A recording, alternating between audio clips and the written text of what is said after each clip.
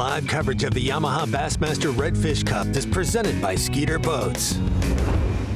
Well, welcome to Bassmaster Live, and as you have guessed by now, it's a little bit different this time around. About this time every year, we get ourselves a little touch of the redfish fever. We love this. The multi-species, many bass anglers are multi-species guys, and this is the species that we are targeting this time around, the redfish. You are looking at Winyah Bay, Georgetown, South Carolina, our headquarters for this event right here. We'll lay it all out for you, starting with our Yamaha rules of the game. 10 two-person teams fishing for 3 full days. A new scheme on the weigh-ins, 4 redfish per day, not 2. Inside that South Carolina 17 to 23-inch slot limit. Heaviest 3-day total, of course, is going to win, and $75,000 for the winning team.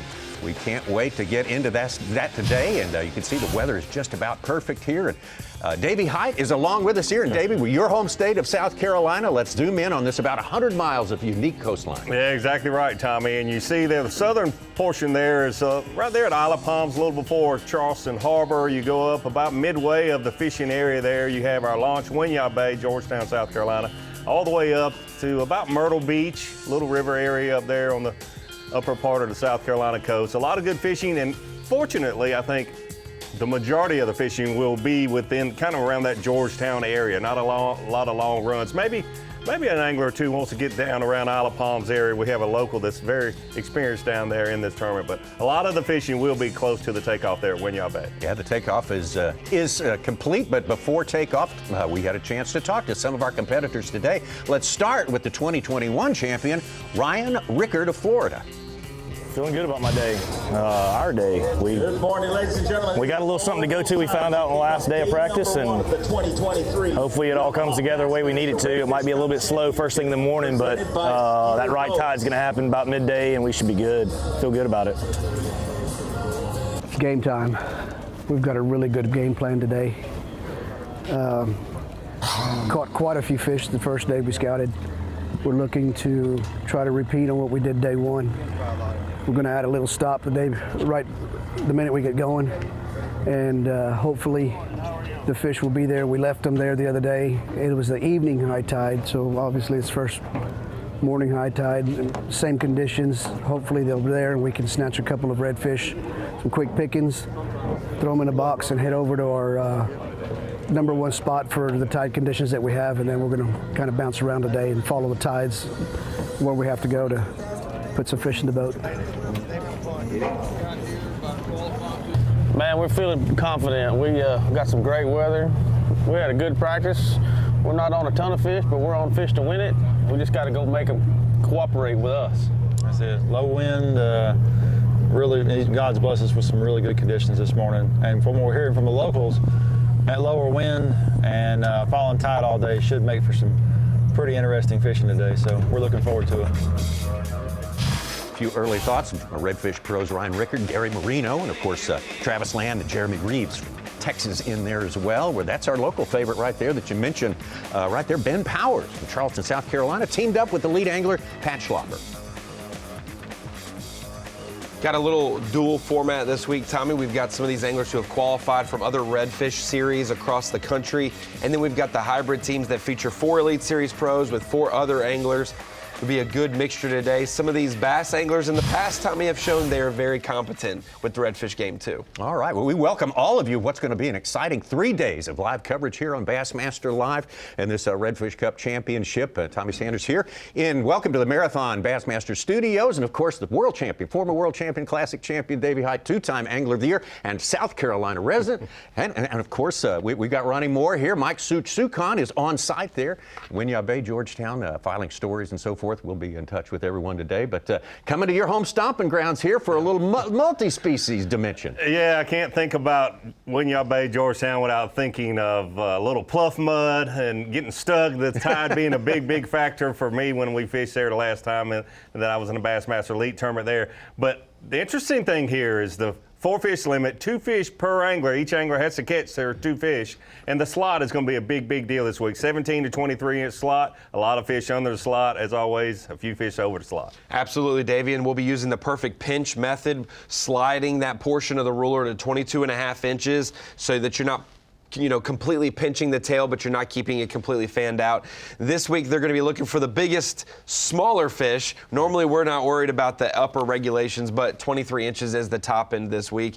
And the tide swings. We've done this in Texas the last 2 years, Tommy, where a lot of these anglers are used to 1 foot over a 12-hour period. We're going to have 3 to 4 feet every 6 or 7 hours for these anglers. It'll change daily. That's something that some of these other anglers who've qualified past years, they really got to figure it out and switch it up this year. In Texas, it was wind. Here, it's going to be tide. Those are the big issues. Two good things to get you set up for this competition. And right now, we're going to get out on the water. Of course, as we mentioned, the launch took place about an hour ago. We're going out to last year's, our defending champions from Metairie, Louisiana, Eddie Adams, and from Mandeville, Louisiana, Sean O'Connell. A very, very formidable red fishing team.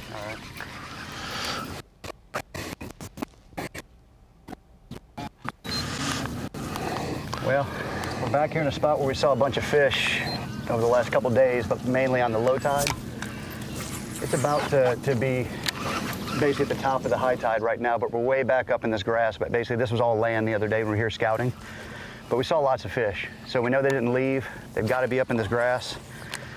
So we're throwing some weedless baits and throwing spinner bait through this grass and just hoping we can find one of these fish that are sitting up in the grass. Yeah, this area seems like a lot of fish when the water's low, but you take 10 eggs and turn into 200 eggs, spread them fish out. They fall in few between. But hopefully we can bite this morning. We knew it was going to be slow this morning. I mean, definitely not a shocker to us.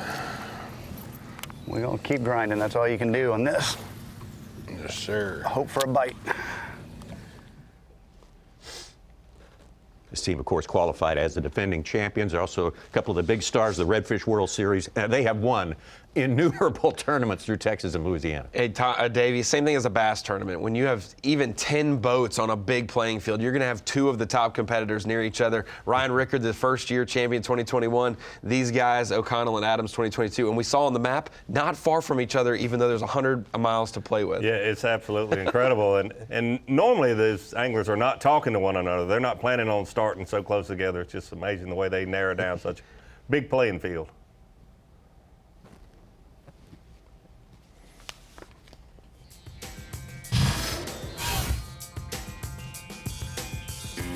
We go from our defending champs now. Let's make ourselves a move here as this field's starting to get spread out and set up in this vast bass fishery. Gary Marino of Baytown, Texas. Tony Viator from Winyah, Texas. And here from the Elite Redfish Tour.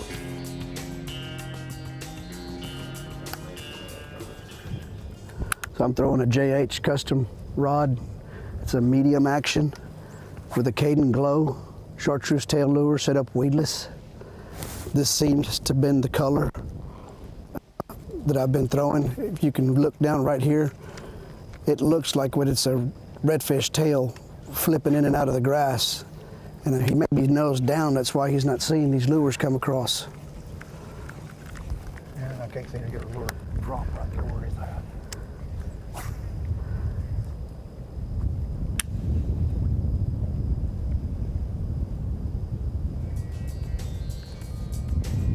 See the high water and all that vegetation. It's kind of difficult to bring just any lure through there, and those very important to throw something that's weedless this time of day. A lot of water there, like you mentioned earlier, Ronnie. About a 6-foot tide swing. From ultimate high to ultimate low, and various factors can contribute to why it comes out quicker, comes out slower. But they said the Atlantic much more powerful than the Gulf of Mexico in terms of tide swings. A little northeast wind they're calling for, which will definitely affect the tides, but it seems to be very, very light this morning. Almost yeah, not no predicted wind. to be very much throughout the entire tournament here. Not much more than 5 miles an hour. Easterly generally today, switching around for the last 2 days. Yeah, which is a big deal, especially with the moon that we have. If you had a stronger northeast wind, we could have a 7.5 foot tide change instead of it's normally about 5, a little over 5, 5.25 to 5.5 foot, but be 6.5 this week because of the moon. 21 champ Ryan Rickard there, along with Justin Atkins, Elite Pro. Right now, my face is tickling. Yeah, from all the bugs. No, it's we've got good conditions anyway. And practice, and it made it hard to get up here and see.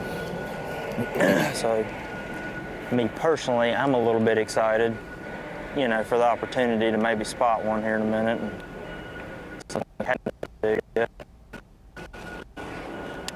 Water's still really high, and you know, a lot of our luck obviously was on that falling tide.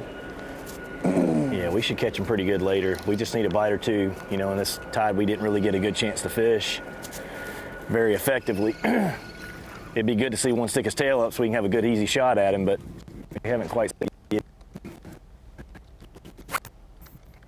Tell you what those anglers are learning about. They're not hydrilla gnats. They're locally known as no-see-ums. No-see-ums. You will learn about those up in that grass in the marsh in South Carolina this time of year, no doubt Kind of a relative of the buffalo gnats and yes, black yes. flies, they call them up north, the same Yes. thing? Yeah. They will bite you. Justin Atkins, 4-year Elite Series veteran. Second place, he finished in Champlain. Good wrap up to his season there, or near the end of the season. Won the Forest Wood Cup over in FLW as a rookie, one of the few to do that. Won that in South Carolina also. So maybe a South Carolina local carry on for this week.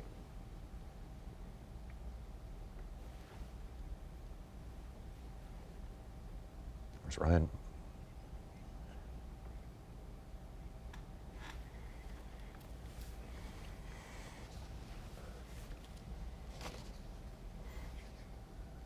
Still waiting for their first bite of the day. Not waiting to get ready to fish here, but not on the water, unfortunately. Elite Pro Scott Canterbury from Odenville, Alabama, and Krista Miller, his Redfish Pro partner, having a few equipment issues this morning, so we'll see how that works.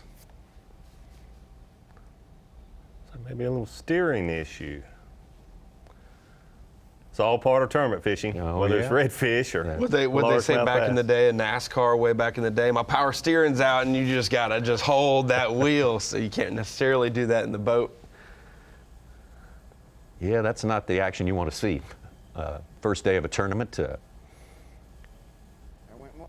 Attending to equipment issues is never fun, but hopefully they can push through it, and we'll have plenty of time, hopefully, to get the job done. They weren't catching them on high tide anyways, Tommy. This is the worst tide for a lot of these anglers, as it'll fall throughout the day. They may be missing, the only thing they're missing is frustration on the water. They're having frustration on land. It really is a good point, Ronnie. I mean, if you catch a fish in the first hour or so under these tide conditions, it's definitely a bonus.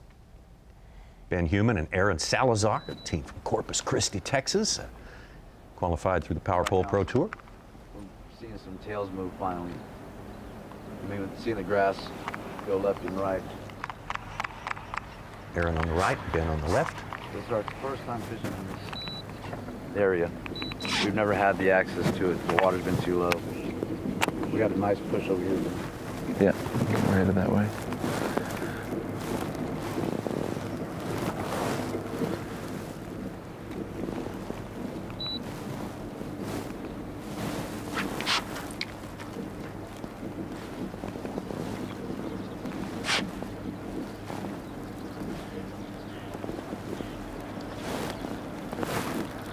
So how are you guys feeling about today? Weather's much nicer, so we're enjoying that part. I'm not bundled up. It's been nice. The water's a little higher than we thought it was going to be, but we're making it work. Yeah, we feel pretty confident. I mean, like I said, we haven't had access like this kind of water, so we're definitely pumped. We've been seeing a lot of stuff where people are catching, and it's always in grass like this. So we got a little different game plan. We're staying away from a lot of people. We're not trying to be in the action with everybody. There's going to be a lot of guides out there, and I don't think a lot of guys are going to want to come and put their boat to the test. So that's what we're hoping on. Yeah, Live 4 had to switch to shotgun mic on channel 2. Tommy, I don't know what it is, but year 3 of doing the Redfish Cup, picking it back up, it seems like every single pro team that qualifies through any Redfish series, there's always a very tall individual on the team and a not as tall guy. That is, we do have the Mutt and Jeff factor going on. Some guys use towers when they're fishing, some don't, but some guys have a tower beside them that can see much farther when they're trying to visually spot these. It's probably the strategy of picking your partner. You can't use towers in this particular event, so you need a tall guy. One of you needs to be able to see. Like First you and year. Such would make a heck of a team. We would. I think, Such get up on my shoulders. We equal about 10 feet in total together. First year we had the former NFL pro Nicky Savoy out there. And Travis Lynn. He was the ultimate tower for sure. That is right. Get up to a very formidable, on the minds of a lot of these guys, this team right here. Cody Shivison. Fred Myers, Panama City, Florida, Redfish World Series champions. Last spot in. Coming from behind this year. Won it. Last team to make We've it in. actually had a good start. We had one fish on a point behind us that just barely didn't make it, too short. And then I lost one that was a pretty good one. I would say he's probably an oversized fish, but we don't know because he got off. But we're just waiting for this tide to kind of fall. Any bite we get right now is a big positive, big plus for us. High water bite's been tough, but we're looking for them to come to us since this tide's starting to fall. So any second, my partner here, Cody, he's gonna catch them. I like the confidence. There's popping corks we've seen so far this morning. Outside the grass, usually that's we're just doing the low tide. Very simple pop bobber technique here. Oh, and just like that. Yeah. Fred almost popped me, but we got basically a popping cork here and a jig head and a gulp shrimp. And what we got going on here is we got some shrimp that are flowing in this inlet. They're hitting this marsh, and these redfish are picking them off. And you'll see there's kind of some seagulls and birds working. Anytime you see seagulls around this marsh in the fall time, they're picking shrimp off the water. And it's either going to be trout or redfish that are making those shrimp kind of come up to the surface and pop. So all this pop bobber is doing is mimicking, you know, either a fish busting a shrimp or that shrimp flicking away from a fish. So it's a very simple thing to use. Anyone can fish this, and you're going to catch all kinds of fish with this, from flounder to trout to sheep's head, you know, and obviously redfish. I mean, prime example is we fish this stretch, we've already caught 6 or 7 trout.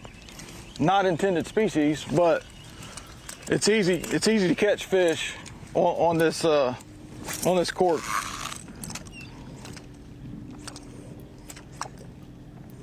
Fred Myers there made the comment yesterday. Of course, it's high tide going out right now. He said if we catch any keepers on high tide, those are total bonuses for us. Oh, yeah, absolutely. Yeah. Got my introduction to Fred Myers last fall after the Redfish Cup, Tommy. Went to Florida, shot a feature with Drew Benton, and one of Drew Benton's best friends from Panama City is Fred Myers. He's the one who's the salt guy. When Drew wants to go red fishing or fish out in the bay or the Gulf, Fred is his guy, and so I got to get in the boat with Fred and learn a little bit about him. And he said, I'd love to be in the Redfish Cup one day. Won 150 grand, I believe, in their victory to qualify for this. That's the camera boat, I think. Okay.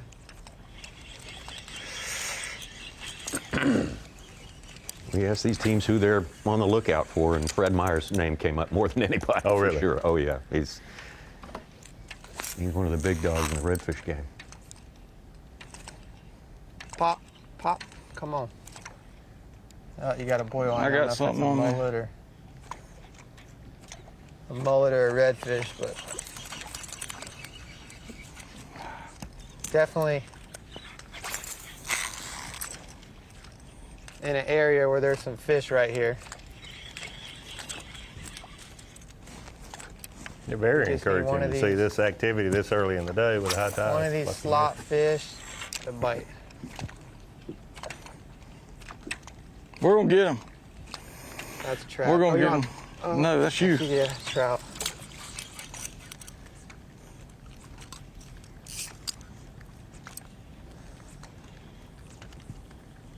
That's Travis and his partner. Yeah.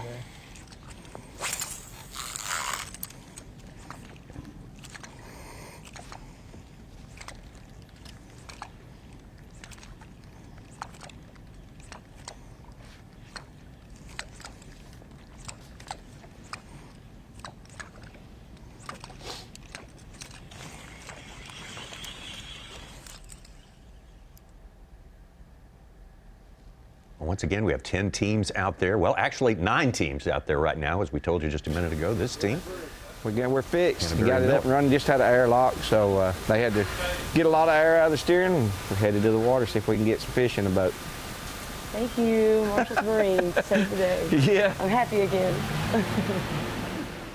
They are happy again, and that's a good sight right there, getting towed in the right direction this time. Good folks there at Marshall's Marine.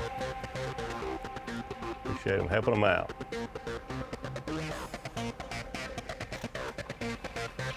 We'll have the full 10-team complement out there on the water fishing in just moments away. We're looking forward to seeing some fish catch and crank up as these teams get settled in, ready to go. We'll take a break right now and be right back.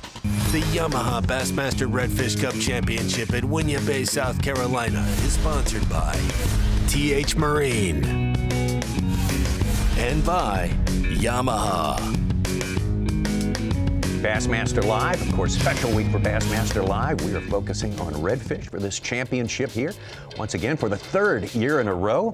Let's get out to this team now. Ben Powers, who's a local guide, Charleston, South Carolina, and Pat Schlopper, the Bassmaster Elite Series angler from Wisconsin. That's a big move.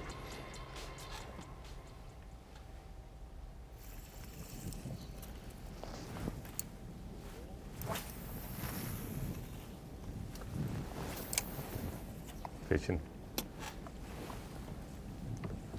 God, it looks good where you're at. I know.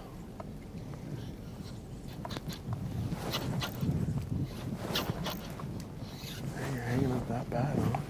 What's that? Hanging up that bad, huh? Oh, I just got in the grass. No, I'm in the barnacle. There must be a lot of barnacles out in front of it.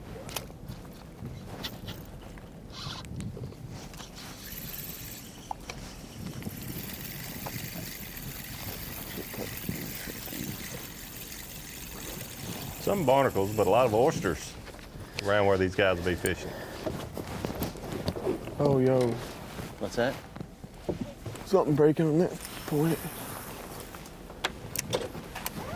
I gotta get out of this.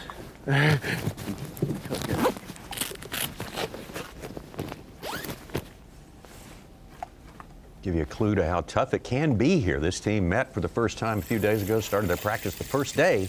They did not catch a redfish. Ben was feeling like he was on the spot there. But since then, things have considerably brightened up for them, they said. Yeah, I'll say Ben is like a seasoned elite pro, playing coy with us in our stories and saying like, I'll give you a little bit, but I'm not gonna say much because I'm in this tournament. I'm not just previewing the tournament. I don't want to give away too much. Maybe he's playing cat and mouse with us. All right, we're going to take a move from Powers and Schlopper, not too far away. Could be several miles, considering the vastness of this fishery. The Ken Mullet and Jeff Mullet, cousins, not brothers, from Sarasota, Bradenton, Florida, qualified by the Power Pole Pro Series. Yeah, a little south of Schlopper and Powers. All right, we're having a little problem getting the service for that duo right there, Ken and Jeff Mullet. 40 we'll get miles with them up. later. We'll head up halfway up our playing field. Actually, we're going to go to the top end of it, Tommy. Let's see who we're going to land on. Looks like we're going to, yeah, Aaron Salazar, Ben Human.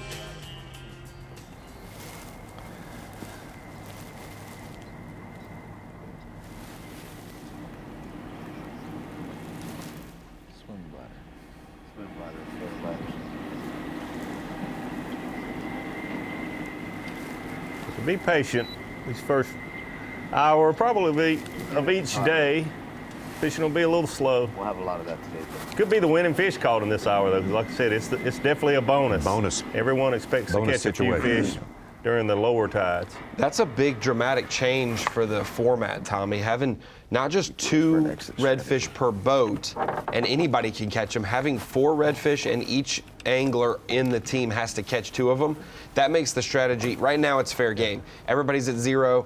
Anybody catches one, it adds to their total. But once an angler on a team gets 2, if his partner doesn't have 2, it's kind of like, I got to put my rod down until you get a limit, because my 4-ounce upgrade could be straight 4 pounds to your total, and that helps the team more than me upgrading. So I want to, you know, I'm going to cast out and hand you the rod if I'm better at casting. I don't think they can do that. No. It adds to the strategy, but it also is going to add to the drama. What would it be like if one angler catches 3 or 4 keepers, the other angler only one and loses one?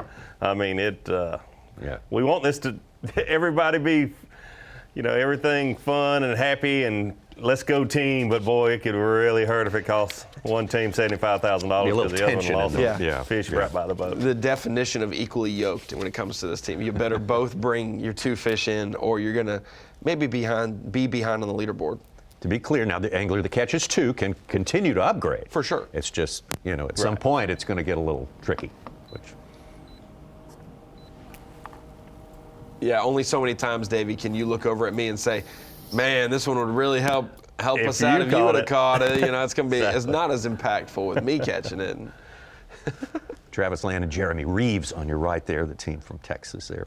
Travis from Seguin, Texas, and Jeremy from Orange, Texas, one of the stops this past year for the Bassmaster Elite Series.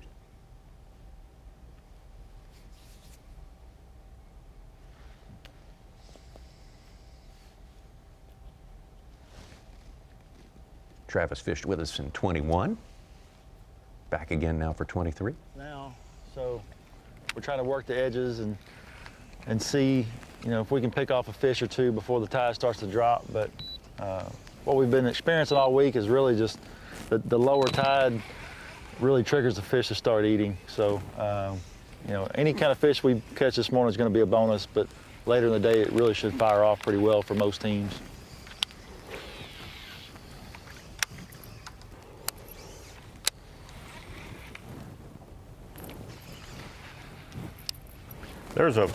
With the tide change every 6 hours, there's going to be a dead period in an 8-hour tournament. Sure. But really, they have the best tides for a 8-hour fishing tournament. For, you know, it's high this morning, but most of the day will be a falling tide. And if you had to pick one, I would say that would be the best. To have most of your day on the outgoing. Sneak up on a couple.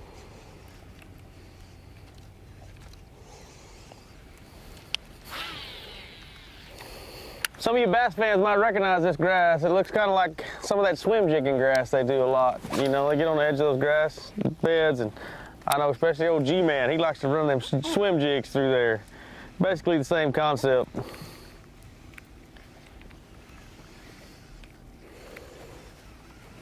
These redfish pros watching the Bassmasters, you better believe it. The tide starts to a falling, man, they'll start eating. And a woman. As we look at the tide chart, I think we're just about at the top of the tide right now. So this is the highest it's going to be all day. So we're basically, we're throwing a modified type of Redfish Magic spinnerbait, like a Strike King Redfish Magic spinnerbait with a Gulp paddle shad on the back of it. And it seems to have been the ticket all week, but this higher water, we'll see. Yeah, very similar to talking about them watching bass tournaments. With the high water conditions like this, spinner baits, chatter baits, swim baits, those are the things that you'd use fishing for these redfish or for bass. Believe it or not, though, I think the fish actually bite better, those type baits with this high water.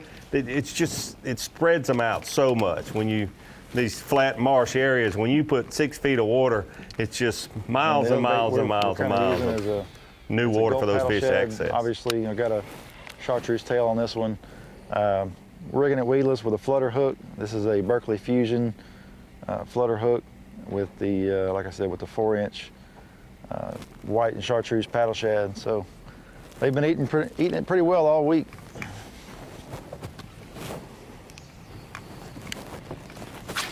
Anglers are doing a good job showing us their baits and their techniques. They really are.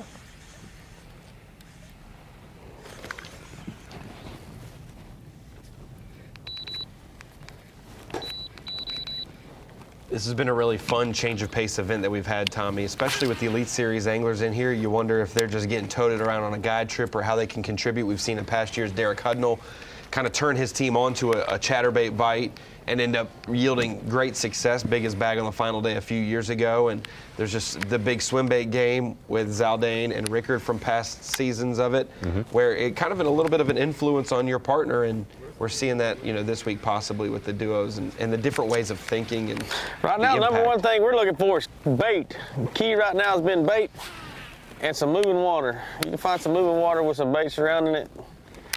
These fish seem to be cruising those banks pretty regular.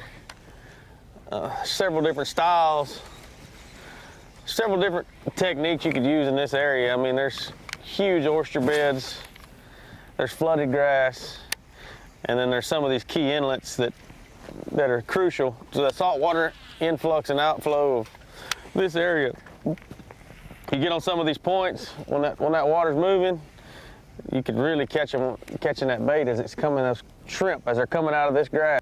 So right now they're up in that grass. Oh, there was a little hit right there. Right now most of them are in that grass. There's a bunch of little bitty holes in that ground up there, and they'll get up on their tail. They'll get up on their head with their tails out of the water and suck little bitty crustaceans and crabs out of those holes. So once they start to transition out here, that's what we're waiting on.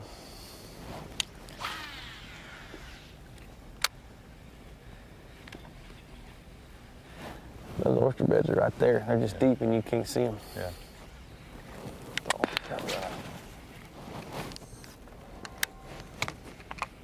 We talked about the bass versus redfish pros, and we asked some of our anglers. You ought to be able to barely tick the bottom for a of bass guy to become a good redfish angler, or a redfish angler to become a top-level bass guy, and most of them said harder to be a bass guy. And what do you think was the reason they said?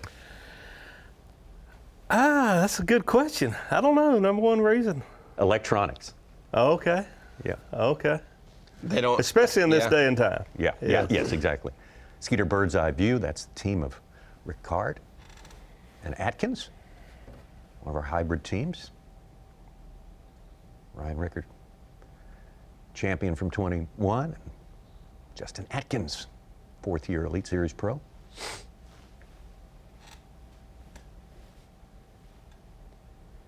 A lot of these anglers are not going to be able to sit in their high percentage areas for long, whereas you get in the Texas body of water, you get in your area and you can kind of wait for those fish to swim around you. Here, you kind of got to get as far up to as the water will let you and start working your way out quicker. You can't rest in your area and just evaluate for hours to come. It's got to switch hour by hour, especially as it starts to fall and get closer to low tide. And obviously each day it shifts by an hour. So it's real difficult for someone not familiar with the area and the tide's moving that much. And you have to be really careful getting caught back in a flat area and not being able to get out of there, just being trapped. You want to really be back in these flat areas for the most part this time of the year and this time of the tide. But you have to be real careful, and if you're not familiar with the area, you can certainly get trapped back in one of these big flats. These Texas, Louisiana, Florida teams have had to spend a lot of their practice time learning how to get around this place. Yep. It's a big ask.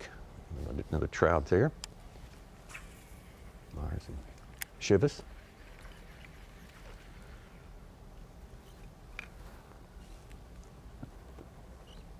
Keep thinking they're going to see them.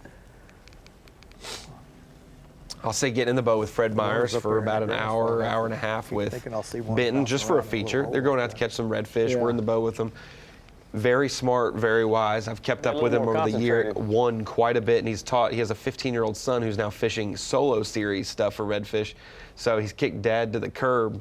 When Dad's out of town for a Bassmaster Redfish Cup, his son Carter's still competing and fishing, and so it's good. It's cool to see them, the stories behind each of these redfish guys. And I don't ever grip anything tight.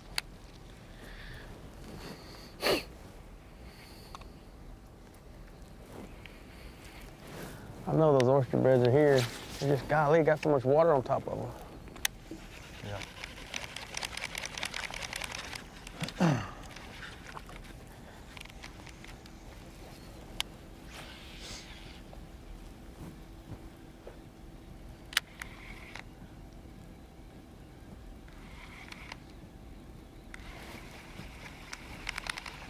I'm gonna go back to that spinnerbait for a minute. Do you there, boo-boo. Whatever you want to do.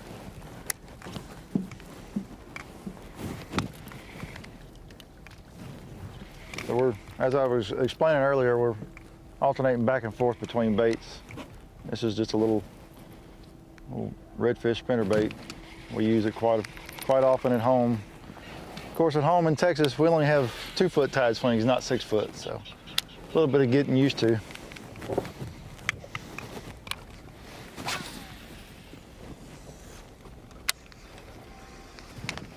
You tell yourself early in the morning and before takeoff, hey, the tide's not going to be good. Anything's going to be a bonus, but all that goes away pretty fast. So you have a camera on you for about 45 minutes. I tell you what, haven't coming caught, from South Texas, haven't caught even fishing along the Gulf Coast, under or an over, let alone a slot fish. Right. You know, you get into a lot of deeper water grass that grows on the bottom, and those crystal clear flats, big flats that go on forever. There's a lot of different type of marsh here that we're not used to seeing, and the number one thing we're not used to seeing is these big old oyster beds here. Man, there's oyster beds as big as your boat, and they're 5 or 6 foot tall. So it can get pretty treacherous getting around out here if you don't know the water like us. So we've just tried to be slow, move slow all week and be careful. We've been pretty fortunate. We found fish in a lot of areas, so we just need to make them cooperate a little bit. But I tell you, this marsh is beautiful, and I'll definitely be back. I love it down here already. Yeah, we're used to fishing I fish the upper Texas coast, and you know, we fish a lot of smaller ponds and things like that, like Travis was saying, not necessarily big flats, but we have the same widgeon grass, eelgrass, coontail grass, things that, you know, grass that grows off the bottom vegetation. And what happens is it's kind of like what we're doing now. It's obviously this is native grass, but you know, I guarantee you there's fish up in this grass. It's just too thick for us to get in there, and they're in there eating those fiddler crabs and crustaceans like Travis was saying earlier. But you know, back at home, you get in a pond full of grass, it's clear, the bait kind of congregates in and around the grass, and therefore it attracts to your redfish and flounder and trout and things. So we'll do a lot of sight fishing, you know, trying to get up on a tower and see them, or off the deck of the boat. And it can really be good if you're in the right area. But the bad part about the upper Texas coast is you get a little bit of wind, and a lot of times it gets dirty, especially if you don't have a whole lot of vegetation on the bottom. So, you know, we fish in Louisiana quite a bit too. So, you know, all up and down the Texas Gulf Coast, Louisiana, Florida, it can all be good. But as Travis was saying, this is new to us, and it's really intriguing to come down here and learn new water, find out what these fish like and the areas that they like to congregate. Because there's definitely, you know, you find them in one little area and you want to key in on certain things like underwater oyster beds or oyster on the bank, or whether it's a soft bank or a mud bank or a sand bank. There's, you know, once you figure out a pattern, you can typically find other bank lines that are holding fish, you know, so they have similar amounts of bait and things like that. So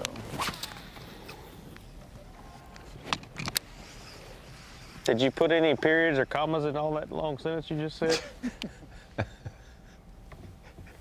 Don't stop him. He's doing a great job. Jeremy Reeves laying it out, the whole game plan. That was very instructional. We'll see some of those oyster beds when the water gets lower. It'll be very interesting for viewers that haven't ever fished or been around the South Carolina coast there. Lots of big oyster beds in the area that they're at, around Georgetown. Let's get back out to the team of Myers and Shivas. I've got a super addictive personality. Florida anglers.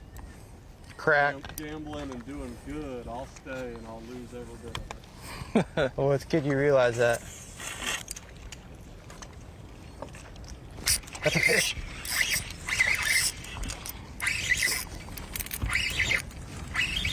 Ah, he looks short, but it's a redfish. Then we got a 17 to 23 inch slot limit they have to fit between. That's going to be a close one. Right flavor again, but just he's going to be in that 15 to 16 inch range. We're going to probably catch a lot of these little fish today. He wanted that gulp.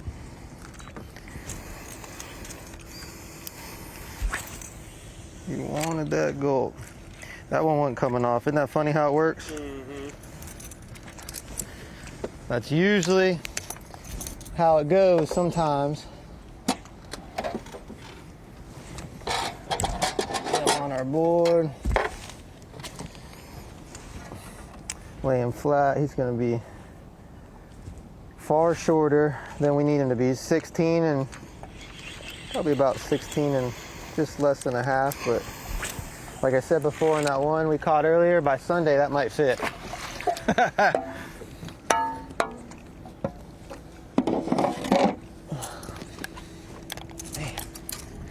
That's just how it goes sometimes. You get a couple bites that just don't go your way, but we keep plugging here. We're gonna, I think, as they would say, hopefully the cream will rise to the top. Cody Shivas giving us the picture on how these fish are measured. We've got a special piece of equipment. You're going to get into that later, I know, the Ronnie. perfect pinch. It's just a little bracket you put for those upper end fish for sure. You don't need it if you're trying to hurt yourself. But if it was a lot closer to 17, they'd have to do that. But hey, Shivas and Myers getting more bites than anybody else, it seems. Absolutely. Jeremy Reeves told us we're sort of right at the top of the tide. Right, it's a slack time right now, which all these tidal fisheries we go to with bass, that's always a very slow time. Absolutely. It'll be better when we come back here in just a little bit. And we will be right back.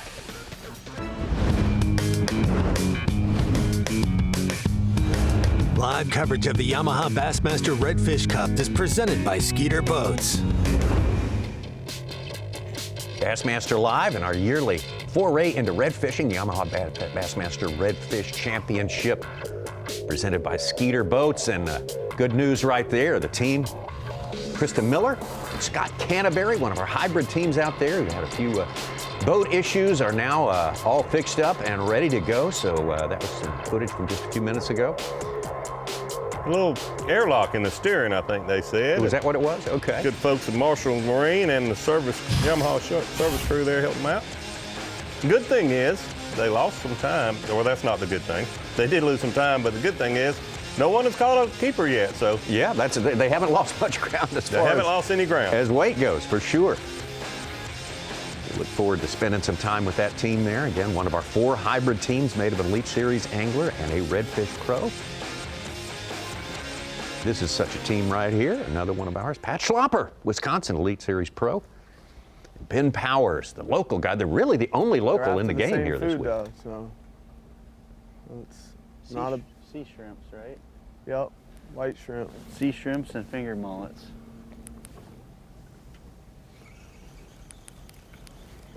Powers from the guides. And they'll Charleston the area, so not surprising to see him down south where he is. I do have that gulp crab. I think it might be a little higher than when we were in here. Ooh. So yeah.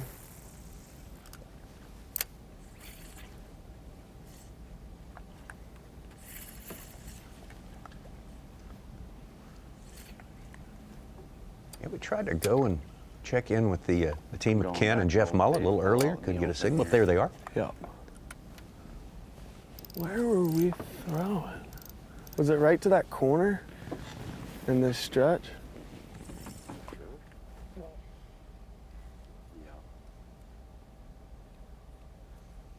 Oh, we're up here. We got our flood tide spot that hoping to see a tail. We were here pre-fishing Tuesday night and saw a couple fish in here. Just haven't seen a lot of tailing fish this week. It was really, really windy. We still saw a couple, so we're just hoping to come up here on this high falling tide and get a bonus fish. But a lot of mullet, but have not seen a redfish yet. They should be here. A lot of activity. Is perfect, no wind. It's just no fish. That's a big, big problem. We're trying to move through as slow as possible. We got about another 15 minutes till the tide starts falling out to where we can't fish up here anymore, but just hoping one pops up. All the commotion out here, just a bunch of little mullet out here. We're just looking for a tail shimmering up in the sunlight.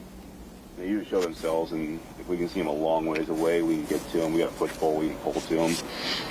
Right now we're trying to move the trolling motor through as quiet as possible to see if we can see something. What's that in that grass right there? Nothing again.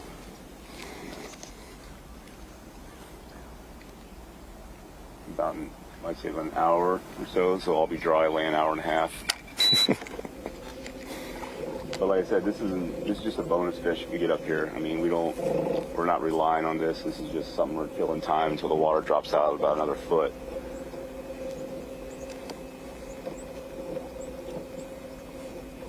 Show yourselves. It's Ken Mullet on the right, Jeff Mullet on the left. Other than if your last name was Redfish, I mean, what a better name to be Redfish team partners, Mullet and Mullet cousins. That's awesome. That is. That's it. All mullet. And then when it drops out, when they have to come out, I wonder if we won't see them tailing in this area here from the ditch. Yeah, exactly. Because it was deeper right here on that edge too, wasn't it? Yeah. And then roll, yeah. Series pro named Jeffrey Slim Jig or something like that a couple years ago. I think that was in the 90s, wasn't it? Yeah. Really?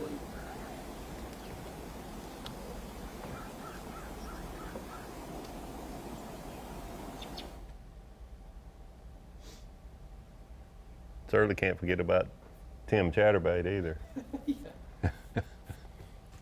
We're not going to get any bites right here. They're going to be way up in that grass.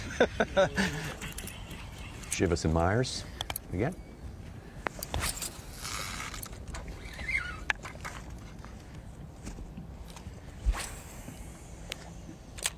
I'll swap back real quick. No, you're good. It's only 10 boats. A lot of different strategies. About half of the anglers up in that grass, but not these two, and we've seen them catch more fish.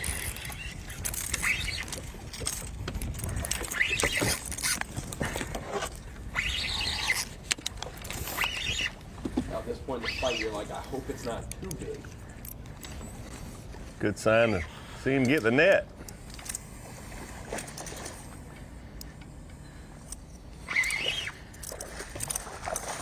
Bring him to Papa.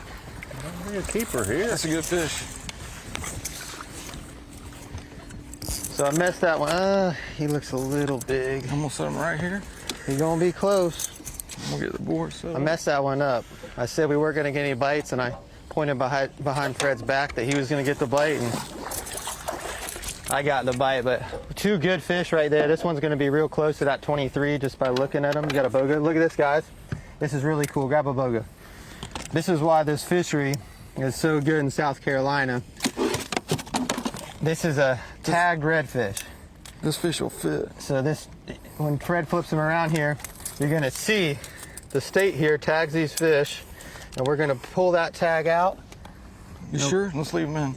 You can, but yeah, we can. But when we weigh that fish in, we're gonna pull that tag out, and we're gonna turn that in, and they're gonna get all the data on them. All right, we're looking for 23 or less. I think this fish is gonna make it. He's gonna be real close. He's gonna make it, no problem. Yep, there's one. 22 and 3 1/4. Cuddy, you want to? Well, this fish is tagged, so it don't matter. Yep. We don't have to mark that one, unless we catch another tag one. Ooh, this fish is good. Good heavy this fish. This fish will make a ride today. Fred, hold him up. What do you mean? He wants to get a picture. Oh. All right. So that's a good fish right there. So that fish was about 4 3/4. That's a good fish. 22 1/4. He said it's about what, 4 3/4? 4 3/4.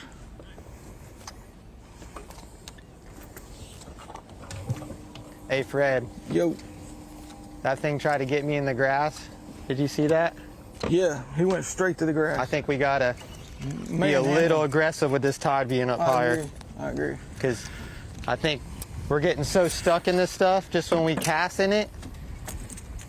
You know, we're going to probably run the risk of breaking one or two off, but I don't think we're going to catch them if they get up in that. The two that I had, I could feel the grass. And Yeah.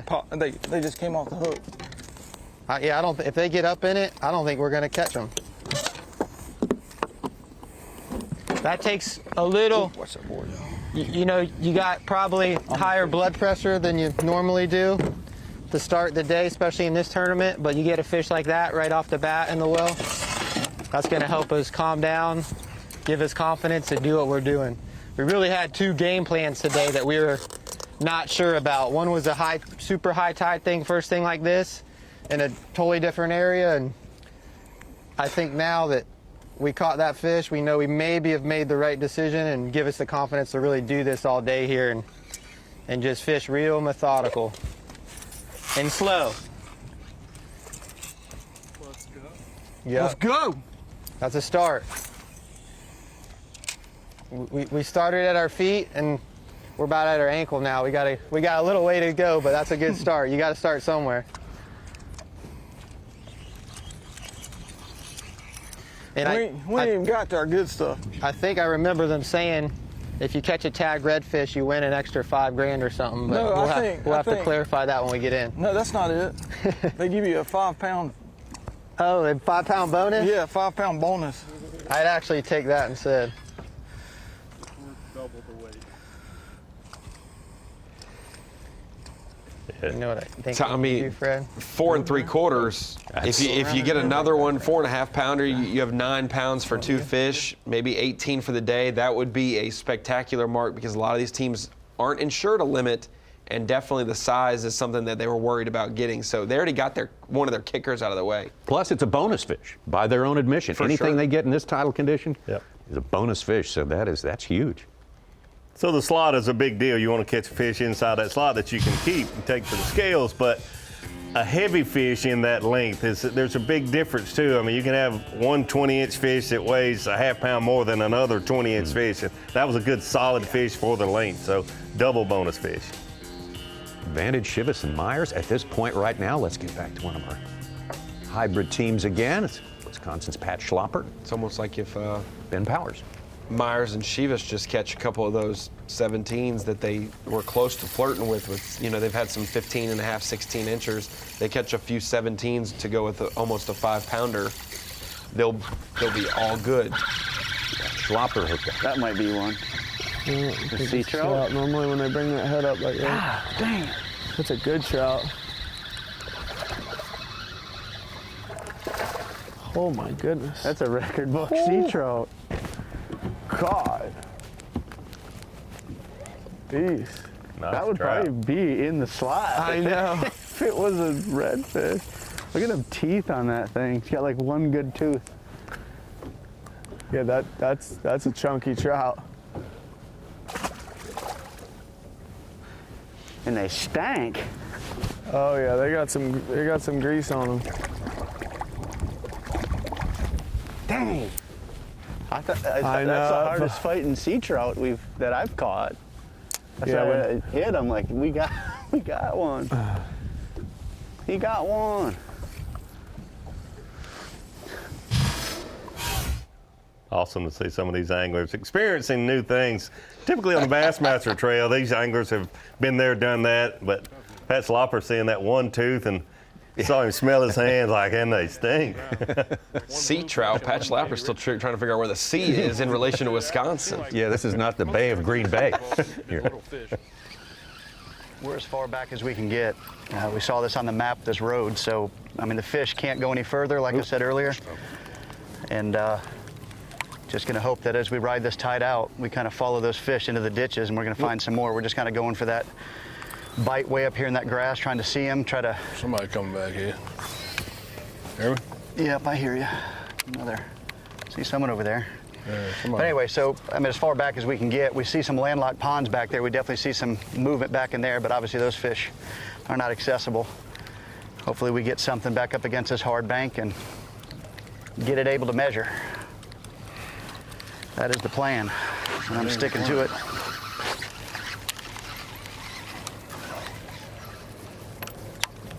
They're gonna keep on coming. We got both. Hey, right in front of you, 1 o'clock right there. See that? It's going to get real. Yeah, right there. A little behind it. Real right. Got 3 former champions in that 2 box there. Brian Rickard on the right, and of course the team of O'Connell and Adams on the left. O'Connell and Adams are well suited to fish at the front of the boat because one's right-handed, one's left-handed. One bend to the right and one bend to the left, and that bend to the left is it. Definitely a bonus there.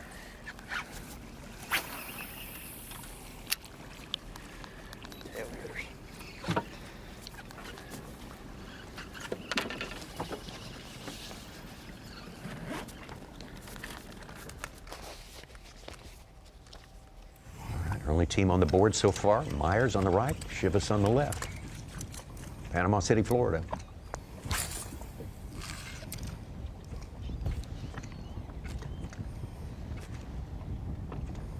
Come on, baby. They've been outside the grass line all morning. The only team like that. I think it's a trout.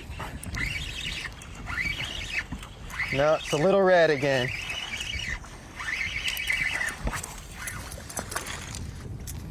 Probably not going to keep, but the next time Chivas sets the short, hook, but I'm it just could gonna be measure him his, just to be sure. His limit filler for himself, Yeah. you know, number I 2 think for it'd be him. so key to catch 4 fish that we got to measure everything, even though he's going to be a little short. I'd hate to throw one back that is even remotely close.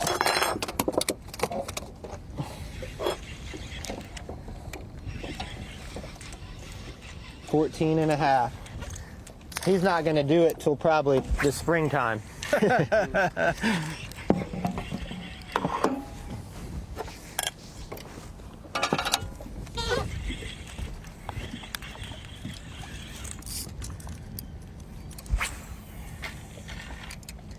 Ooh, that looks good. That looks good.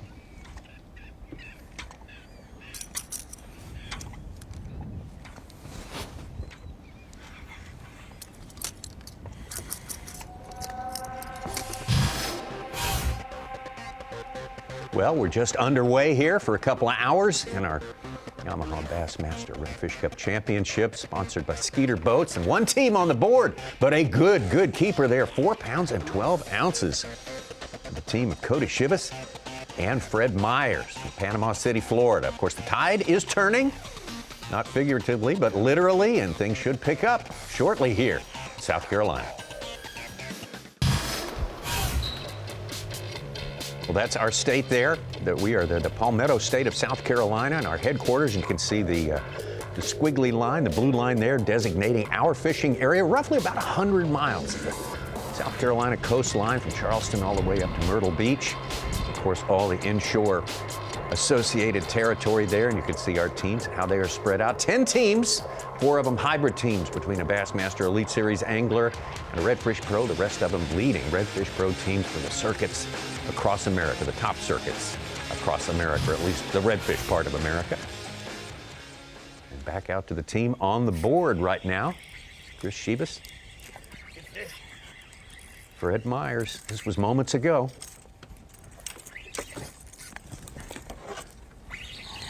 Doing a little something different, fishing outside the grass, popping corks with artificial shrimp.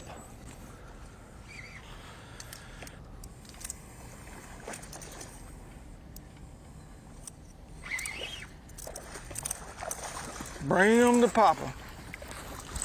That's a good fish. So I messed that one. He looks a little big. I'm gonna set him right here. He's gonna be close. I'm gonna get the board set I up. messed that one up.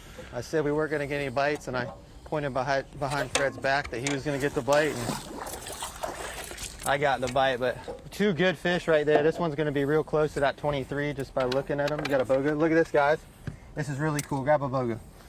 This is why this fishery is so good in South Carolina. This is a tagged redfish. This fish will fit. So this, when Fred flips them around here, you're gonna see the state here tags these fish, and we're gonna pull that tag out.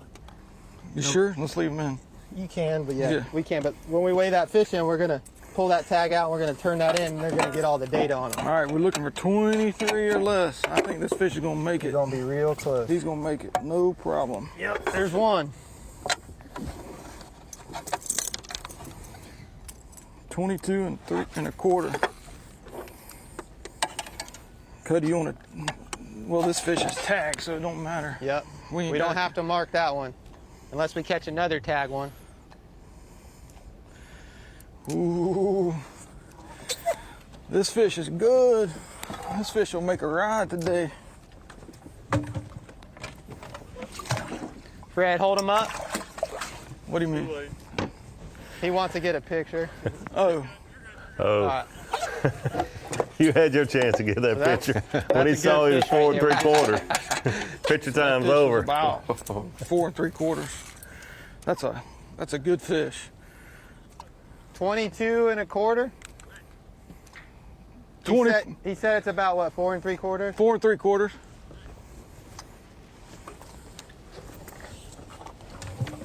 Hey Fred. Yo. That thing tried to get me in the grass. Did you see that? Yeah, he went straight to the grass. I think we gotta be Man, a little aggressive with this tide being up higher. I agree. Cody and Fred have had a couple bites this morning that were under the size limit and lost some fish, but now they catch a good one, and the size is good as well, almost 5 pounds. That's a great recipe. They're getting numbers and quality mixed in.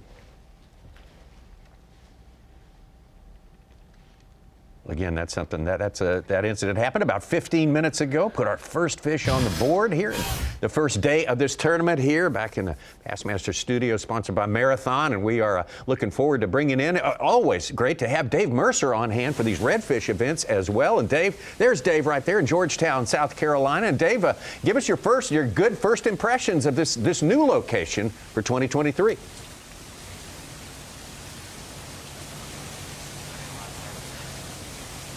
Well, I got to be honest, guys. I found out about 12 hours ago that we weren't going to Port A. I had a wicked golf cart booked, and I was ready to go, but excited to be here in Georgetown, South Carolina. I mean, just such a historic district, such an incredible spot. I mean, we've been here multiple times for the Elite Series. We've had some college events here, and every single time we came here, all I heard from the anglers is, man, if this was a redfish tournament, it would be lights out. And here's the whole deal with this year's tournament. You want to make tournaments bigger and badder every single year, right? Well, they've definitely done that. This tournament is twice as big, basically, not in multiple ways. First, we used to be a 2-fish limit. Well, now it is a 4-fish limit, so it's double as big there. And that makes the reason that change was made, guys, and I love it. I talked to tournament director Hank Weldon. So why, because I initially thought, well, it's just the area that, different limits from different areas, that sort of thing. He said, no, this is a team event. We got redfish teams, and we have the Elite Series / Redfish Pro teams. And he said, we want to make sure this is a full team event. So it's a 4-fish limit, but you got to catch your 2, and your partner's got to catch their 2. So you can't have that hot angler kind of dominate the tournament. The other way this is doubly as big, well, more than double, is we used to be dealing with a 1-foot tide difference, and now our anglers are talking about 6 to 7 foot tide difference. But here's the best part. This is like a beautiful a kettle boiling, let's just say. It's a nice morning here in Georgetown. The sun is shining. It's perfect weather. The kettle is boiling right now, ladies and gentlemen. This fishing's going to get better and better as the day goes on. So stick with us as the kettle boils throughout day number 1 at the Yamaha Bassmaster Redfish Cup World Championship. So, Dave, I have to ask you, speaking of the kettle boiling, when I think of Georgetown, South Carolina, this time of the year, October, it's oyster season. I got to ask, are you going to eat some oysters, some fresh, raw oysters when you're in Georgetown, South Carolina this week?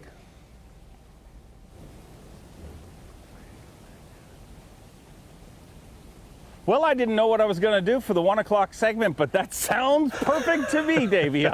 Oysters, I'm all in. Oysters, I've already been invited out shrimping, so we are going to get up to no good this week. But it's definitely going to involve eating some delectable sea creatures. Dave, thank you so much. Dave Mercer, of course, will be in charge of the weigh-in coming up later today. I believe that is going to be at 3 p.m. Eastern Time right here on Bassmaster.com. And we'll be checking in with Dave again before that. Against that hard bank, we saw a few pushes. We're just not seeing any good see fish. one tail. So we did see a tailer, but we actually didn't catch it. So we're going to start working our way out. We're grinding a little bit here right now, so we're going to work it pretty fast and just keep making casts, and hopefully we jump something up and we get lucky here. So, but definitely lose the tide pretty quick, so because we're stalling real fast, so the boat's dragging. So we got to get out of here before we get stuck and eat lunch back here. Yeah, it'd be done for the day. Oh, stump, stump, stump. Dave surprised me there. I thought I would hear something like, oh, I'm not going to eat one of those nasty raw thingies, No, but it sounds like he's all in. He's adventurous. Yeah. Defending champions there, Adams and O'Connell. Eddie, Sean O'Connell from Mandeville, Louisiana. Pretty. Eddie Just, from we're hoping to see a few more fish back here, hopefully get lucky. I wonder if you can see where our ditch is. Look at that. Everything just looks so small. Yeah, I know. It's a small little push. I think it's a lot of mullet, potentially. I don't know. Rat reds.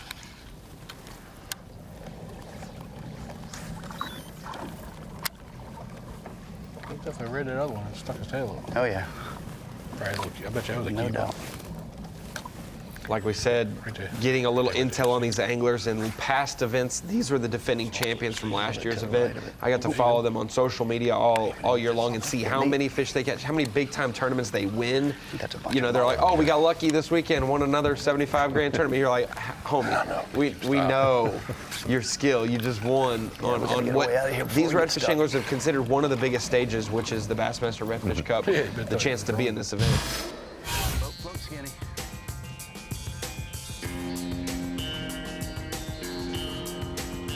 Go from our defending champs here. Now on the water. Good news for the team. Scott Canterbury and Krista Miller. Krista from Florida, Scott from Alabama.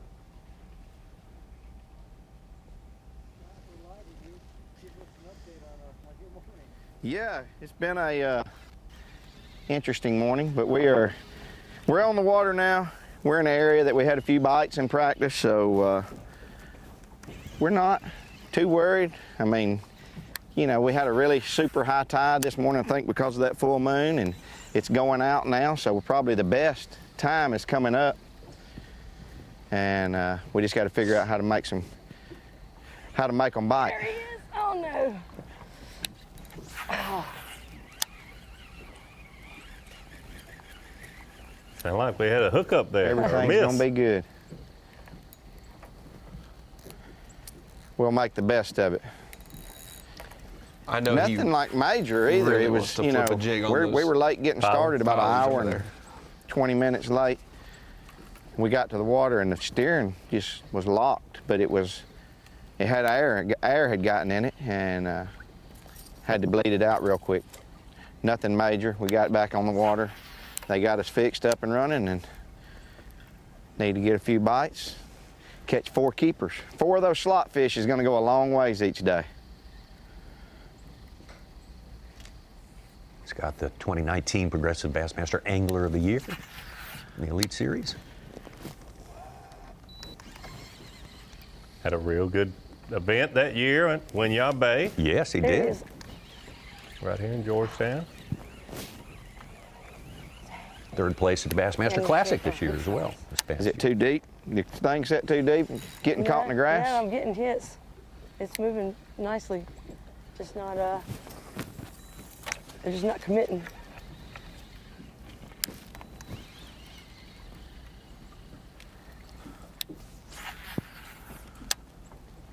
Krista Miller, his partner, a full-time guide. Krista said, this is a new experience for me. I don't do competitions that often. I've got to change from teaching to trying to win, but she's got a good guy in the boat to help her out on that part, and she can teach him pulling along it under. the way. A few things I'm sure about redfish.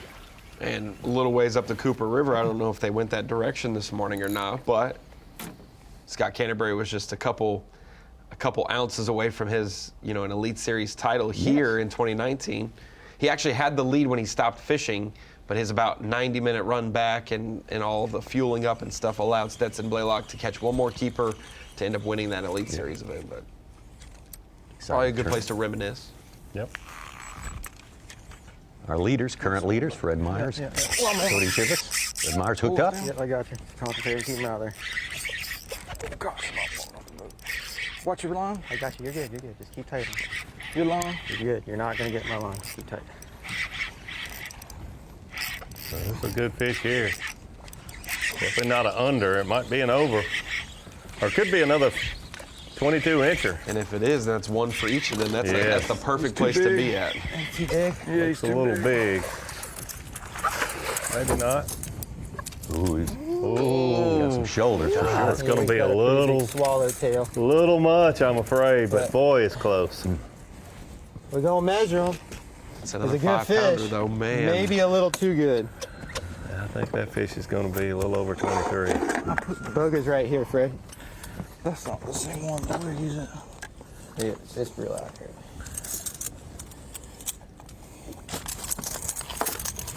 Good, healthy looking fish, though.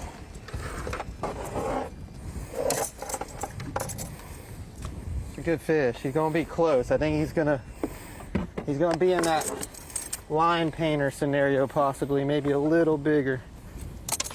Oh, turn Trey, will you? I'm gonna get back to fishing, Fred. Watch your hook limit. 23 is the top end limit.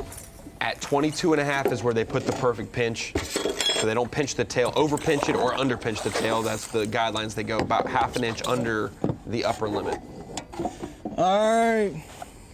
He's gonna be a little big, but moment of truth. Make sure everything's right.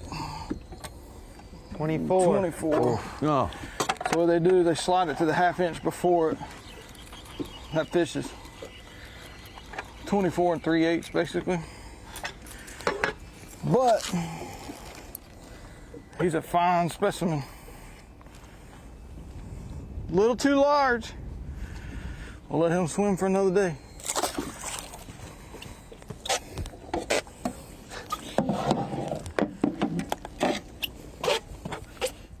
Be a different problem than we're used to having, Davey, when they're at the weigh-in saying, yeah, Dave, we would have won this tournament. I just was catching too many big ones. All of them too big. And everyone, at Media Day yesterday, every one of our elite anglers said that I'm really mad about that. I do not like that aspect of this kind of fishing. There he is. Come on. Let me read Travis Land. Reed's hooked up. Hi, kid. Texas teams. Feel all right? Yeah. Looks all right. Yeah, he's good. I can get him out of the grass. You're good. Take your time. Come up with the trolling motor. I got you. He might be big. I don't know. Yeah, I think he's too big. Just get him here. Come on. Hang on. A little bit big. A little bit big. It's the right kind, though. Here you go. Yes, sir. Got it. How it's a bite? It's a redfish bite. It's a redfish bite. Freaking 8-pounder. That's the kind we like to catch at home. South Carolina won't let us catch those, dude.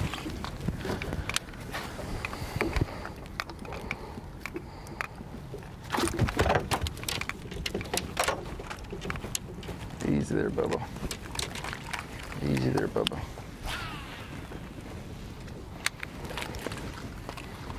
Come on. Where'd that bite come from? Right off the end of that little grass point on that oyster bed.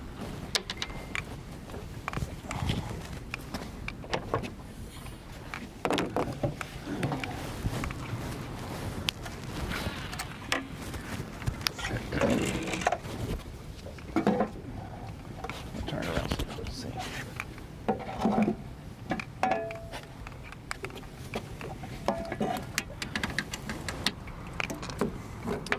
So what we got here, we have a check-it stick, Bassmaster check-it stick. What we're looking for is fish between 17 inches and 23 inches. As you can see, we have this tail pincher here, so we put it around the base of his tail, slide it to within a half inch of where he needs to be, and he's sitting pretty at 26¼ inches, so a little bit big for what we need. Let's see how much he weighs. Right at 6 pounds. So you catch one that's catch a fish that's 23 inches, he's going to be 4 1/4, 4 1/2, something like that. At least that's what we're hoping for.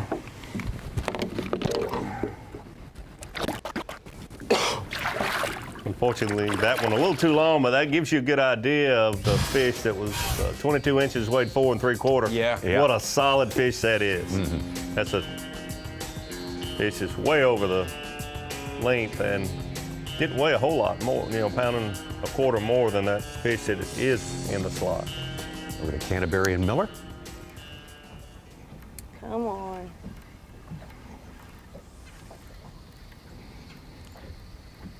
Something swirled right there. There's always different ways to catch them, and I've caught a few just like I'm bass fishing. So I'm going to try that. And she's trying redfish techniques and figure out how to get it going. It's interesting how the differences. Redfish are sort of like bass, the way they feed and everything. So it's actually really a fun deal this week and a learning experience for me, being a full-time bass fisherman. I mean, a week ago today, I was in, even a week ago, 5 days ago today, I was in Portugal bass fishing in Europe across the sea. So it's crazy that the passion, you know, we all have for fishing in general, and then come over here and catch redfish has been awesome. Oh, there's a mullet. Guys call them spot tails and everything else. It's just redfish. That was a bite. Yep. Has he got it? Nope. That was a bite. He's fixing to get it. That one wasn't grass. That one there was a bite for sure. There's a look at that tournament right there, the Team USA, the World Black Bass Championship there in Portugal, taking the gold. Great job by the Americans there. We're all trying to get a higher international profile for bass fishing with one thing in mind, right, Ronnie? Yeah, the Olympics may be on the forefront in a couple years, who knows. 20 different countries represented here. I believe the U.S. was in second after day one, ended up having to come back. They took the title. They also won the Pan American Games here in Hot Springs, you know, about a month and a half, 2 months ago. So Team USA has been in full force, and yeah, maybe the Olympics one day. I know it wouldn't be the Olympics without the Elite Series pros on Team USA or Japan or Canada or Australia. Right, there you we got go. a couple countries with some guys wanting to get in there maybe. Bass fishing, very, very international sport for sure. The Olympics, hey, it could happen. I mean, we just now recently got golf in the Olympics, so, you know, I think bass is a good next entry into it. So we'll keep our eyes on that situation as the years advance. We've got plenty more fishing from here in South Carolina. We'll be right back. The Yamaha Bassmaster Redfish Cup Championship at Winyah Bay, South Carolina is sponsored by Power Pole and by Skeeter Boats. 3 days of live coverage, red fishing action from this Yamaha Bassmaster Redfish Cup Championship presented by Skeeter Boats. Beautiful, beautiful country here on the South Carolina coast. We've got a playing field about 100 miles long. All the associated inshore environments here in this beautiful part of the world. Davey Heights from around here. Davey, you're a multi-species guy. You spend some time in this area. Oh, I love being down in that area, especially this time of year. A lot of folks think about the ocean in the spring of the year and the summer, but boy, the fall of the year is beautiful. Great fishing, you know, flounder, trout, redfish, obviously, shrimp, oysters, all that fun stuff. Have a shrimp season there in South Carolina also, so it's a great time to be on the coast of South Carolina, no doubt. We'll fish a little bit longer. That's cool. Jeremy just stuck the first fish of the day. First bite I ever had on wow. Sucker was fine, but about, just broke completely. I told him he needed to overachieve today, but not quite that much. Yeah, he was a little long, but happy to have him. At least we know we're doing the right thing. You know, we're in the area. There's a lot of fish that's been holding in this area, but need the tide to really come down a little bit. Okay. Tide's moving, so it's always good when it happens live, isn't it? Tide's moving, so it's time to get to catching. Listen to Jeremy Reeves, Travis Land in the bottom left there is who it's we're gonna get better. hearing from right now. It's gonna keep getting better as the day goes on. We hope. So what we did, we switched, or at least I switched. You know, we've been kind of power fishing all morning. Really just kind of covering water, trying to find feeding fish up in the grass and things. It wasn't really working. We really hadn't had any bites. So I slowed down. We went over to the top of some oyster humps that are usually out of the water. With the higher tide, I just started fishing off the bank, probably 4 to 6 foot of water or so. And I was just bouncing on top of a 3-inch, I think it's called a sugar and spice, gulp shrimp with a Berkeley Fusion flutter hook. And never really felt the fish bite. It was picked it up, but it's really hard to tell whether it's oyster or whether it's a fish. Picked it up, felt him, you know, a little bit of tension, and hook sets are free. So, little word of the wise, you guys at home, if you don't set the hook, you can't catch them. So, you know, sometimes we might set a hook on an oyster, sometimes it might be a fish.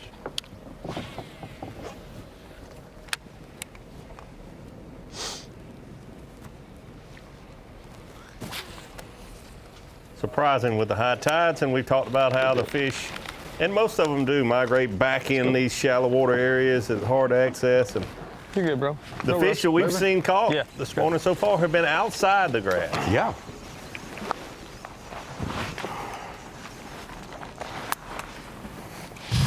We automatically assume water rising, they're going to go as far back as the water allows them. But like they said, shrimp, when Myers and Chivas, when they were getting started earlier in the day, talking about shrimp migrating in here, they could stop on those bars and things, like a line of structure or cover that's not necessarily visible like the grass is. They may stop, and there's their congregation spot that you can catch them on incoming tide and outgoing tide because there's still water on it. Good view there, Skeeter. Bird's eye view. The majority of the fish and the shrimp are back in those areas, but it's so hard to access. Even though a smaller percentage is outside, you play the percentages in the ones that are accessible and the ones that you think you can actually catch. Sean O'Connell, Eddie Adams, of course, our defending champions. They were one of the big favorites coming into the action. Port Aransas, Texas, on Texas Gulf Coast last year. There you go. Come on, baby. A winning team and kept their winning ways going in this very big, important redfish tournament. Ooh, that's a heavy one, though. Yeah. You get the board just. Yeah, just get over those. There's fish. There it was a 2-fish limit, of course, a 28-inch. I'll take that. Top end size requirement, so we had some big ones that showed up, and that's what you had to have to win. Him. I told you the third fish was going to be the one. Absolutely dominated, Tommy. It was very impressive, especially when we had some other teams. We've seen Gary Moreno's of the world, Adams and O'Connell, Rickard. We've seen a couple of these guys multiple times in these 3 years of Redfish Cup events, and so they knocked off the who's who in Texas last year. But like we said, the water they're fishing this year, that's the one right there. It's a little bit different. Oh yeah, no, that's one. Lots of wind in Texas. Hard to find, as a result, hard to find clean water in a lot of good places. That's the one. That's a real good fish. Yeah, really surprising to see them catch those fish as good as they did in the wind. Most of those anglers were trying to get out of the wind, and they were right out in the bay in the strong winds on that day. You can see the wind laid down on the final day. Opened some doors of opportunity, but these guys had laid the foundation pretty well. They were not going to be caught on that day. Yep. Did a good job just switching up baits. I think they caught quite a few of them last day, some top water fish. When that wind was blowing, they were using the vibrating jigs. Found the right area and adjusted with the weather conditions. So many things in play, spoons, other different techniques. Some guys up in the marshes doing the pop and cork techniques with some shrimp. They won that event by almost 4 pounds last year, knocking off the defending champs, Rickard and Zaldane. 3 ounces, a brand new champion this year. Your 2022 Yamaha Bassmaster Redfish Cup champions. Eddie Adams, Sean O'Connell said their greatest attribute is being able to recognize it when they're in a good situation. And don't leave if you can help it. Drew Cook is also back again as an Elite Series representative. He got 3rd last year. He has frequented quite a bit. He fished with a guy from Texas, Kevin Aiken, who we also fish against the tournament. I've been there a fair amount. We kind of knew some decent locations where fish were going to be holding. and obviously understood the technique of how to catch them as well. Here, obviously, neither one of us I've actually never been here. Eddie, have you been here before? No, never been here. You know, we try to get a little bit of information here or there. We just, you know, usually we try to not do that kind of stuff ourselves. We like try to pride ourselves in going and trying to figure it out. But this is a tough place to figure out in 3 days. Would have liked to have come here early if we could have. It's just a lot of area. Obviously the tide's just throwing a whole nother element on top of just a lot of just sheer volume of area you could fish. So night and day difference as far as what we were doing, as far as we knew where the fish were in an area from here to the trees, and we kind of stayed in that zone for that tournament. Moved around a little bit, but here we're going to be covering from here. We're going to go all the way back out. We've got another spot over there, and we're just trying to follow trying to get to our spots as the tide falls, I guess. So, you know, it's all tidal driven, even our fishing is. So that's kind of what we're doing. We just missed a good fish here a second ago. So see that right there? There you go, right there. Come on, sucking something right there. Might be seeing a little bit of fish here in this area as the water's moving. So that was weird. Had a good follow just a second ago. Would have liked to have had him. Yeah, it was definitely the first keeper we seen. Come right behind the bait. So again, just the grind. Just keep on going. Yeah, I mean, big difference before we were fishing. You know, we were fishing 2 to 5 feet of water at the last tournament over big grass flats like turtle grass or whatever they call it in Texas. But real clean water, long casts, plenty of wind. Real fast drifts. And, no trolling motor. No trolling motor, covering a lot of water. But again, we had a little better pre-fishing. We caught some fish pre-fishing. We felt pretty confident we'd catch a few fish. I mean, we struggled a little this morning, but I still feel like we're going to get a few bites here as this tide starts to drop.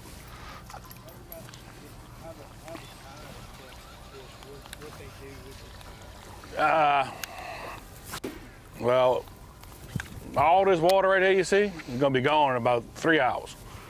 It's going to be, all this water is going to turn into this one creek here, and the fish are going to have no choice but to kind of pool up in this creek, and hopefully we get good timing and get in the right spots when the tide decides to fall, which it should be coming shortly. Yep. I mean, we're all in that grass, and that was the best fish we've seen that won't come up if you beat. So I don't know, maybe we'll be better on the edges out here. I think with any tidal estuary as well, I think the bite gets more aggressive as that tide starts to fall. So again, you'll see the fish get more active. In a couple hours, you'll actually probably be able to see some fish pushing and hitting bait. So we know they're here, and just got to hope they start getting a little more aggressive here and get a little bit better bite. We ain't got many more options, so. We've had a couple shots. I mean, I'll take it. We're still learning, even as the day one of the tournament. We're still trying to figure this place out. So hopefully today pays off. And maybe.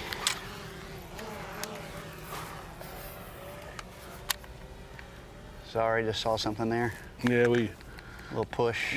We usually don't throw everything that moves, but here you just never know if it's a redfish or what. So any movement, anything that looks fishy, we're throwing to. Here's your TH Marine weather watch right now with beautiful weather.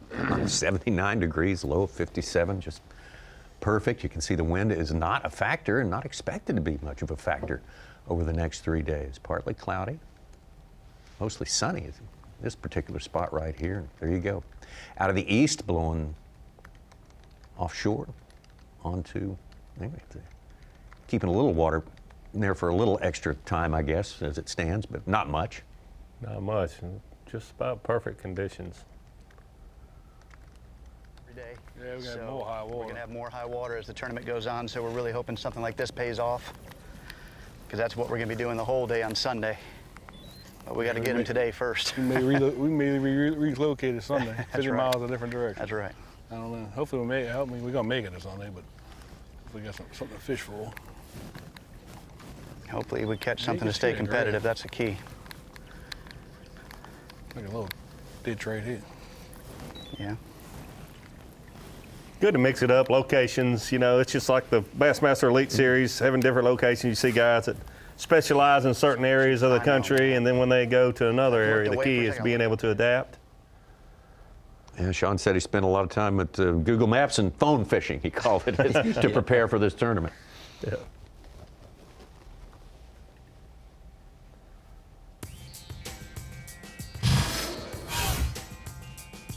Google Maps. Wasn't that long ago we were using paper maps. That's right. Looking at Lake Ontario and the St. Lawrence River for someone from South Carolina. A little difficult. What was the hot spots? Oh, you know it. Kingfisher. You know, I got a few if you need to buy some. Hey, no, I got a couple in my portfolio. Don't you worry. I've got like There's no couple spots hundred. on. I got no spots on them, but there, I looked at them once. There's your leaders with one excellent fish in the boat right there. One of the 4 that they will ideally have at the end of the day. Cody Shivas on the right and Fred Myers. Cody hooked up again. Cody's got the hot hand today. Uh-oh. Doesn't appear to be an under. And that grass is always a concern. I've been saying they've had some issues with that. Might be in that 21 inch I think range. this is a keeper. Mm-hmm. It's going to be close. He's gonna be close. He's gonna be close. Ooh, had to pull him out of the grass like he was a bass. That got my heart racing a little bit. Fred's caught the unders and the overs. Cody's got the one keeper right now, maybe his second keeper. Hold your line tight. I don't know, he's getting shorter. This is a second keeper. He'll be fishing from the back of the boat the rest of the day. He was standing behind Myers there, but I noticed he was still throwing ahead of I him. ain't gonna cast until we measure him. Calm down, Schmitz. He wasn't coming off. All right, let me get this board. Moment of truth. This is the difference between bass fishing and red fishing here. There's a lot of heartbreak when you put these fish on the board and they're close. So we're either gonna high five here in a second or go back to fishing. Am I tangled on something? Yeah, you got a line right here. You're good. I'm saying it's a keeper. I think it is too. Come on, baby. He's gonna be close. He's gonna be That's close. between 17 and 23 inches.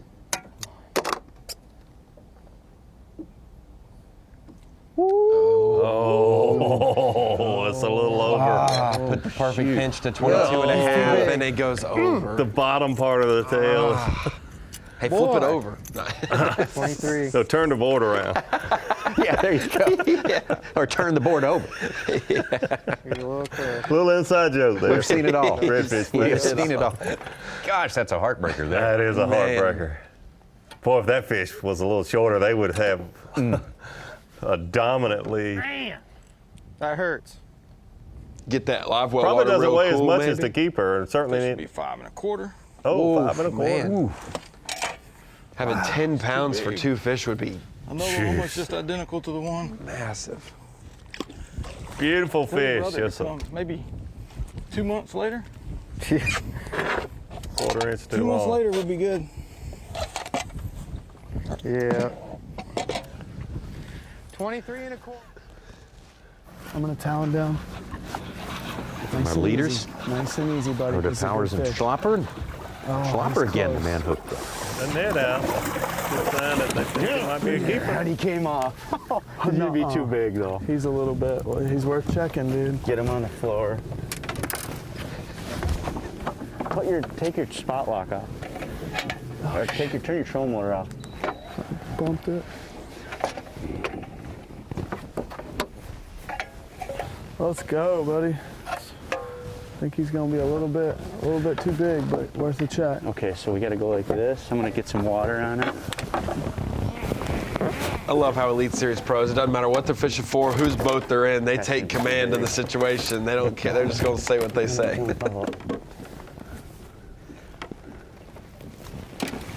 Kind of the alpha male thing that goes along with being an elite angler. Too big. Yeah. Here, while you're doing that, I'll keep fishing. Oh, it's too big. Yeah, Another let's 24 and Yeah, change no. or something. Maybe bigger. No, yeah, he's like, What is he? like 26 inches. Okay. Not gonna happen, but it was fun. Awesome fish. All right, over here, buddy. Awesome fish. Too big. Yeah, it's 26 inches. Well, we've seen some good fish get caught here in the last few minutes, really turning up here, but only one keeper on the board, Myers and Chivas.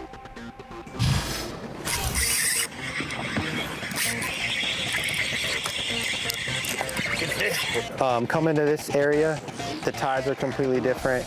That's something we're going to have to adjust to, and during the tournament, we're going to be learning because we only have 3 days for this thing. But catching the fish, we're not going to have a problem with that if we get around them because we're used to having to catch fish that are extremely hard to catch. So we don't have any kind of home field advantage here, but I think the advantage we do have is we're going to learn on the fly a lot quicker than some of these guys, I hope.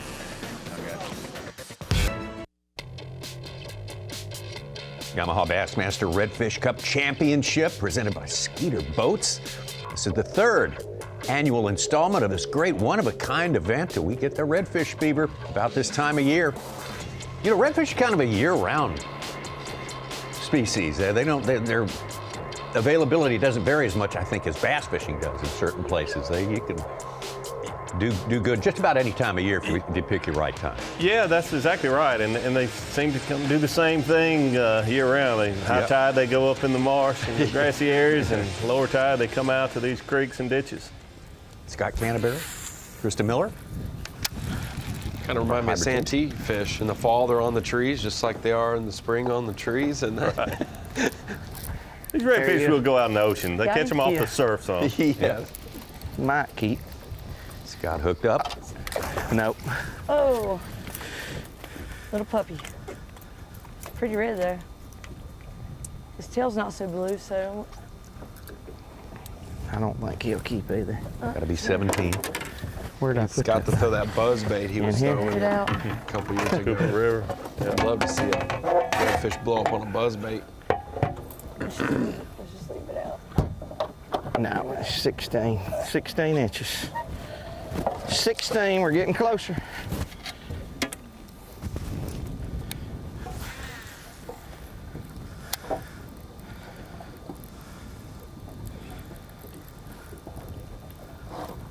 All of our anglers told us yesterday this place is full of 16 inchers and 23. Of course, you hear that from bass fishermen everywhere. Chatterbait, the only thing I catch any of. I say that, I caught that other one on a little minnow thing. Yeah. Practice for bass fishermen, the cup is always half empty, never half full. It's almost It's almost like they took all the fish catch data and said there's a bunch under and a bunch over. Let's make the slot right here. And that's how all these size limits come to be, and we're shocked that there are fish just below and just above.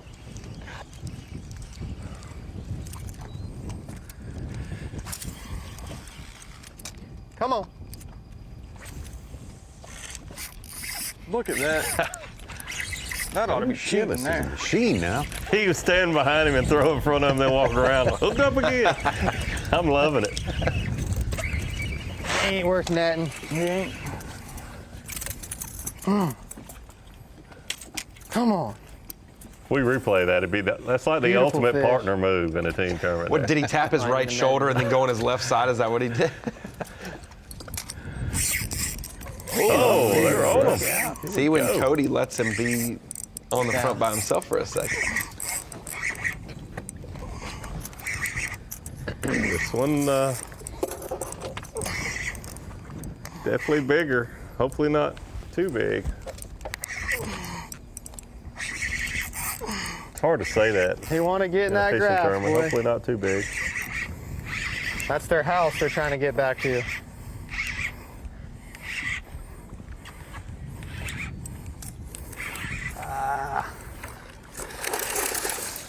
He's too big. Oh. If we were in Florida, we'd be high-fiving because that's a 26 and a quarter. That's a 26 and a quarter right there. That's what we call a Florida stud. Too large.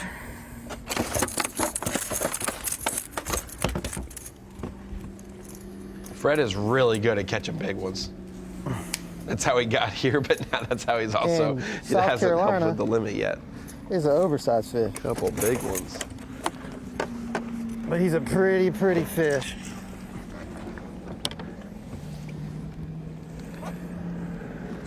£6 1/4 pounds.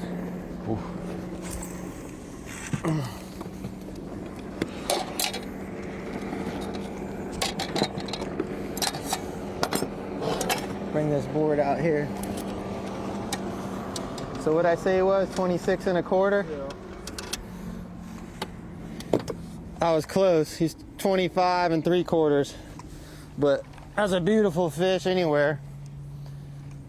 Just a little too big for this one, unfortunately.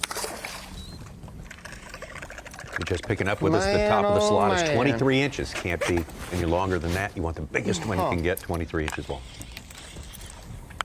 Sometimes that's just the way it goes. Watch Chivas here. If we get to see it, it'll be awesome. Now, he's already caught one of his keepers, so we need Myers to catch the next fish, but you hate to fish behind someone, so this is how you make the move. Oh, sorry. Bad throw over here. Man, didn't mean to do that. My bad. That I threw in front of you?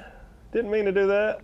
Said something's wrong with my rod guide up there or something. I don't know. Let me just make another cast out there. Just slide move. You can't blame a man for going for the juice. That's just... You can't hold back. No, uncontrollable. And then you tangle his line and make him get retie. How you got a nick in your line? Got him. Right.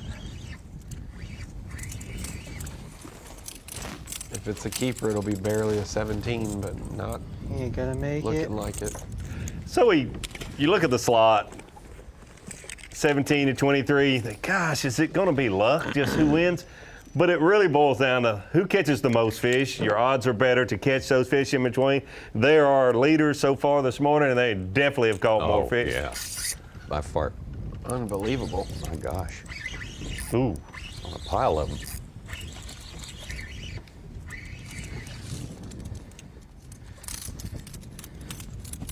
Another one. Good population. Another one. Red drum around Georgetown, South Carolina. Just. No, he ain't gonna make it. Rigging a cork's not the quickest thing to rig either. He got me up top and below. So.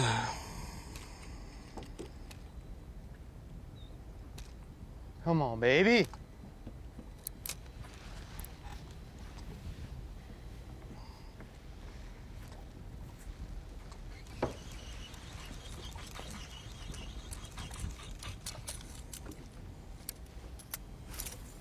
A lot of these anglers talked about, Tommy, yesterday in those interviews, how they admire Bassmaster Elite Series pros, professional fishermen that make their living all year. These guys do win big tournaments, make some prize money. There are insurance agents, there are, other professions that these guys do. They guide maybe. They're not all just based on tournament winnings and sponsorships. So they admired that model. And I know in bass fishing, we're in the stage of our sport where the goal of these pros is to make more money, to get it to another level and grow it. And these redfish pros come from with a different perspective of we are at the top of our game qualifying for what we would consider one of the best events that we could fish, yet we're still not to the point in our sport where we can do this exclusively all year long. Yep. That and this tournament being by itself, you don't have the pressure of points and making the classic, making requalifying to be in a certain league. I really want to throw a jerk shot. Different mindset. It's fun to watch. Here we go. Here we go. That Schlopper. Getting his share of hookups today.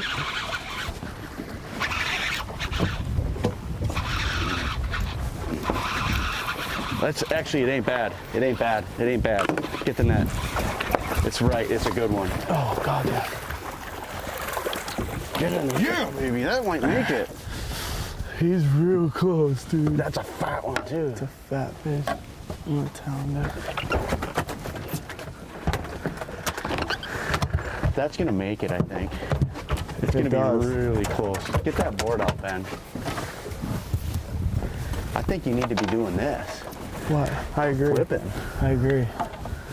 I'm kind of doing the same thing. Okay, flip that stand up, and then let's get it where he can. Right down there.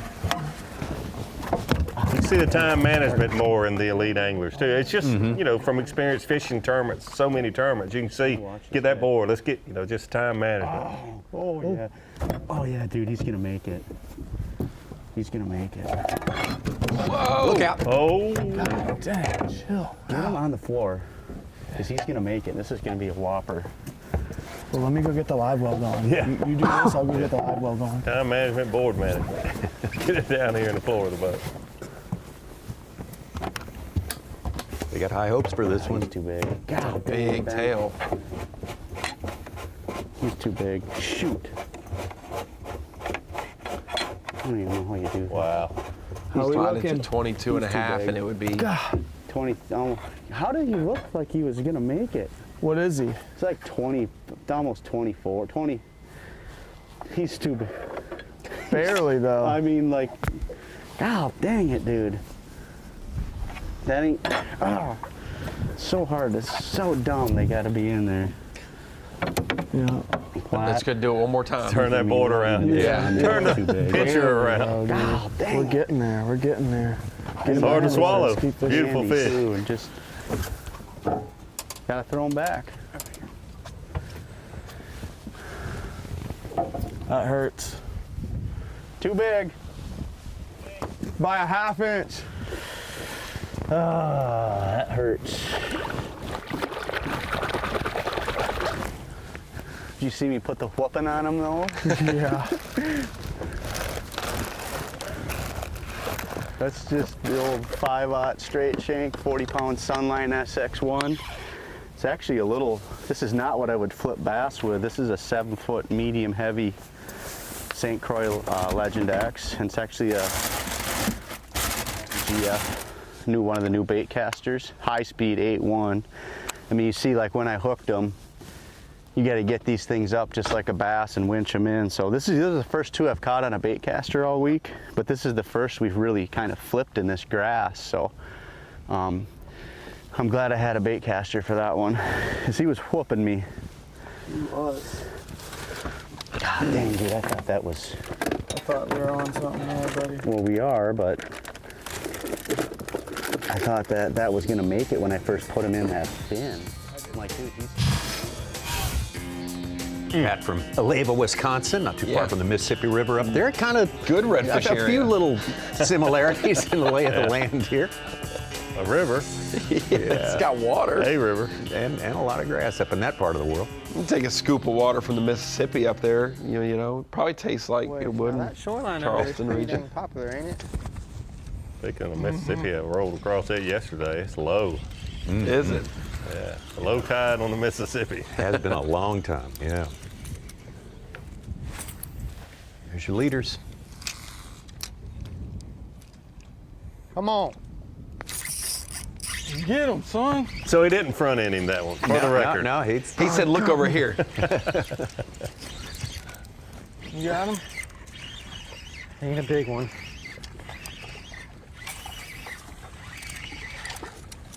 I thought he might have been a little better. You're up close. Yeah. He tried me.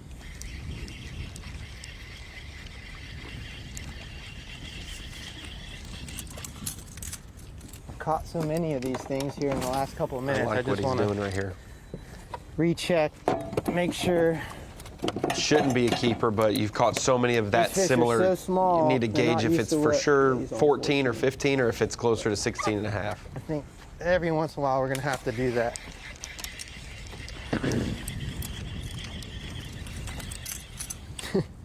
Almost called my shot on that one. Measurements are different parts of the country. You get accustomed to knowing what in South Carolina, you know what a 17 and between a 23 is, but Nice you go to other parts of the country where those numbers are different, you definitely need to lay them on the board. It would have been nice, man.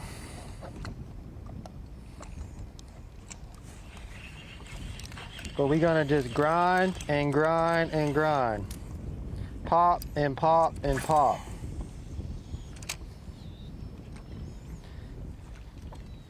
It's gonna be a little different than probably what you witnessed with them swim baits. That was really cool though. Super cool.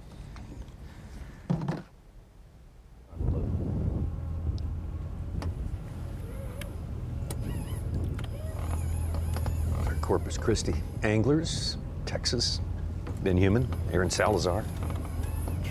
They were probably really stoked when they qualified for this, and then they found out that it wasn't right near Corpus Christi over there in Port.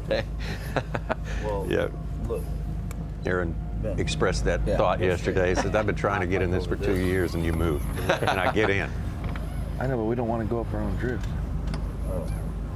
Aaron, who is on the right side of this duo right here, talked about he's a light tackle fly fisherman for all kinds of species all across the country, steelhead, bass, redfish, doesn't matter. Like he just will travel and fly fish and light tackle fish for so many different types of fish, but redfish is definitely his specialty and favorite.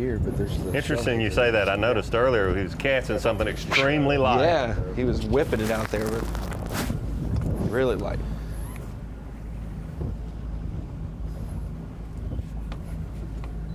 I had to wait a couple casts to decipher if it was like the size difference between them, if it sounded different casting, you know. It was just a lot of rod action and not very much distance on that fly he was throwing.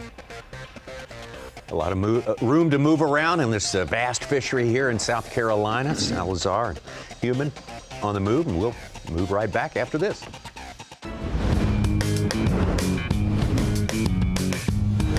Live coverage of the Yamaha Bassmaster Redfish Cup is presented by Skeeter Boats. These are the heavy hitters of all of the redfish world. The #1 teams, the #1 anglers. You don't get here by mistake. You're here because you can fish. We rely on each other a lot. I mean, there's no doubt. Just whatever we do, keeping each other pumped up.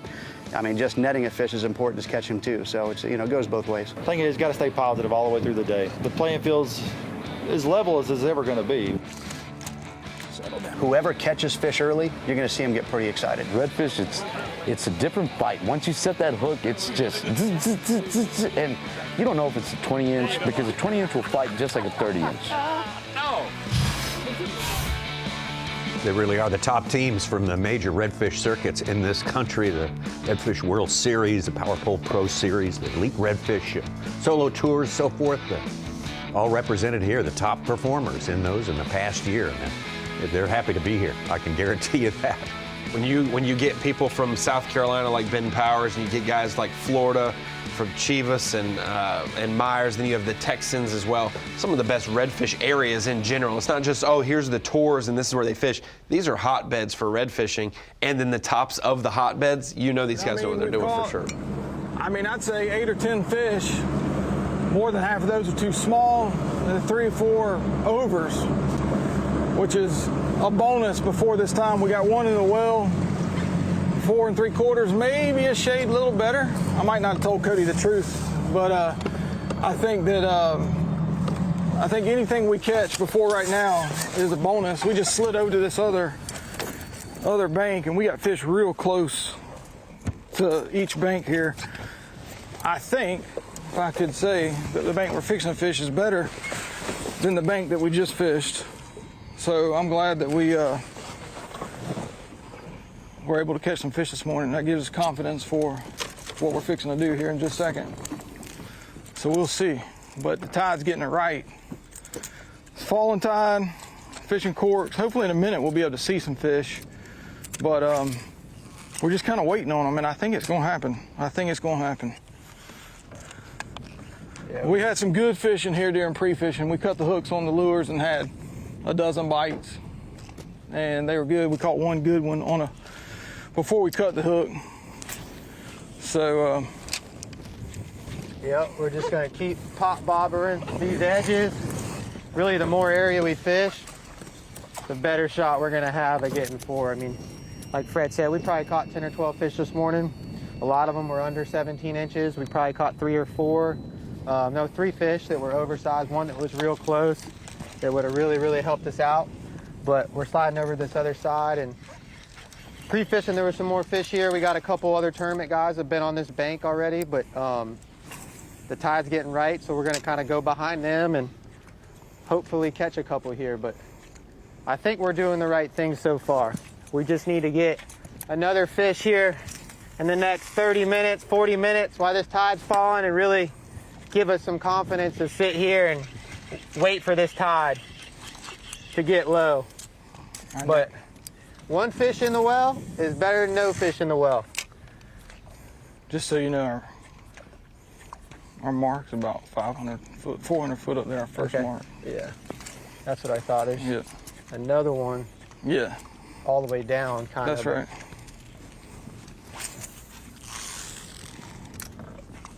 I think if that's the case, we probably need to sit there for at least 30 minutes, 40 minutes. I agree. You know? Which one? The first one, because that's where we first caught the 4 1/4, you know. You might want to check that and see which one, because we didn't, some of those were there before we fished it. Fish down this road. Yeah. I put it on standby. Okay. Yeah, check. Make Leaders, sure. Myers and Shibas there. Line casting with those noisy corks there, you know. Everybody watches, everybody redfishes, wants to reach that part of the day when you can see them, when you can sight fish to them. And they feel like that's coming up sooner rather than later. Dwayne Eshtay, Drew Cook, our first look at this, another one of our hybrid teams here, Dwayne Eshtay. Texan by way of Louisiana. Hope everybody done had their first cup of coffee. Me and Drew's out here. Today we're blind casting right now, throwing gulp shrimps, trying to get some feeding fish here. We came in here on day one of pre-fishing and caught some fish in here, so we back in here. Was just able to come in here because we had to actually come under a bridge, and we was close. We had to wait for the water to fall. We got a falling tide right now, so it was tight, but we had to make it. I got the Mr. Drew Cook here. It took us 3 tries, but we finally got it. Had to kind of push the boat down a little bit, but you know, we didn't really think about that whenever we were making our game plan for this, but there was a bunch of flooded grass out in front of this, and we threw it a lot of fish first thing this morning.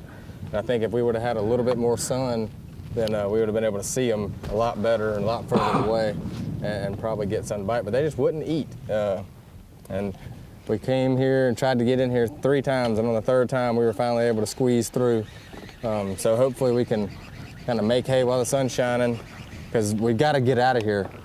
And that, I would say, probably 2 hours before low tide here, we won't be able to get out of here. So we gotta really get in here, catch some fish, and kind of get going.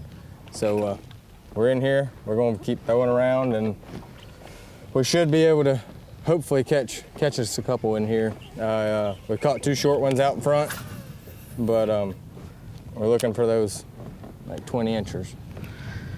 Yeah, Drew, let's explain these people. We're in South Carolina, up here on the East Coast, fishing out of Georgetown.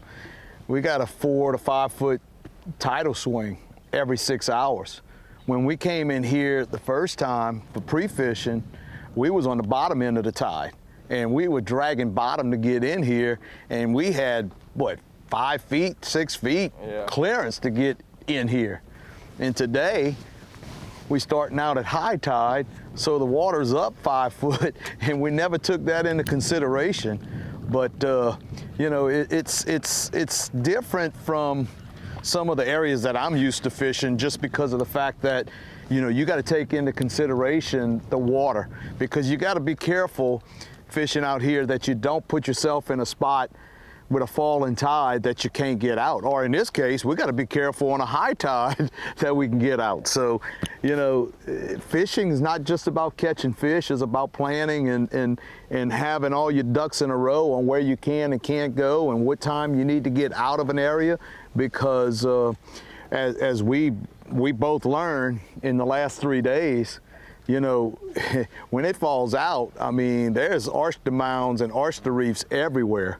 And you can easily get stuck. So, you know, it's not just finding fish, it's being safe and making sure that we can get out where we don't sleep out here at night.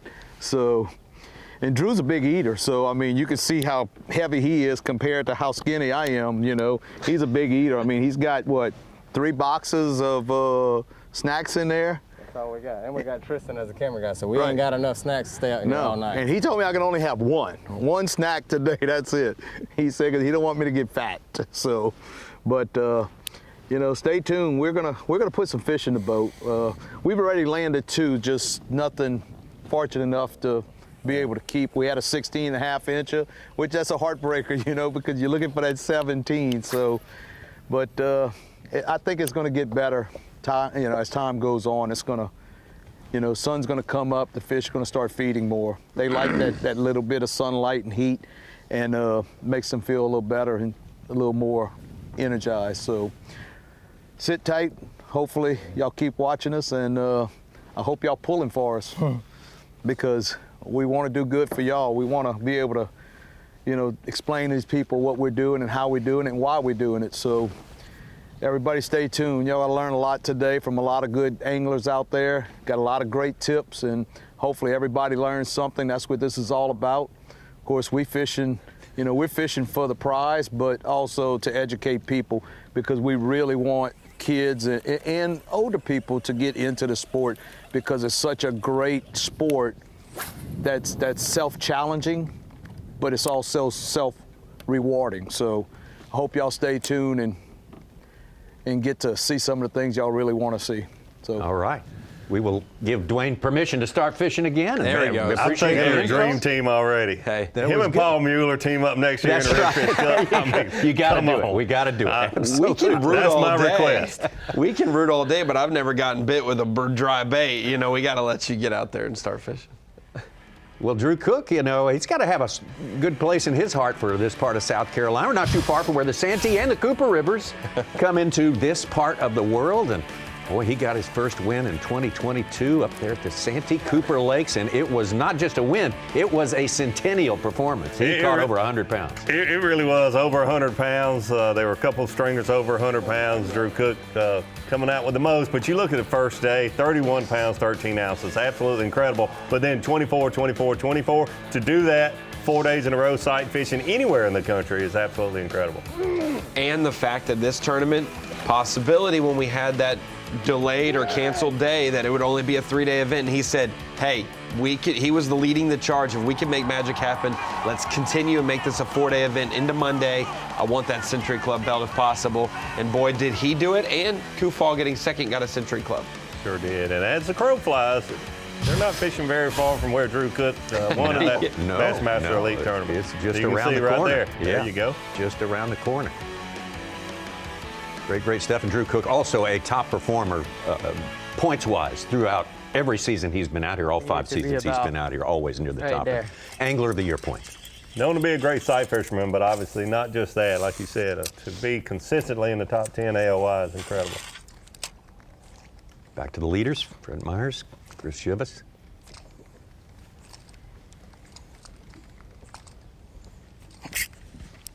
I got him. Yep.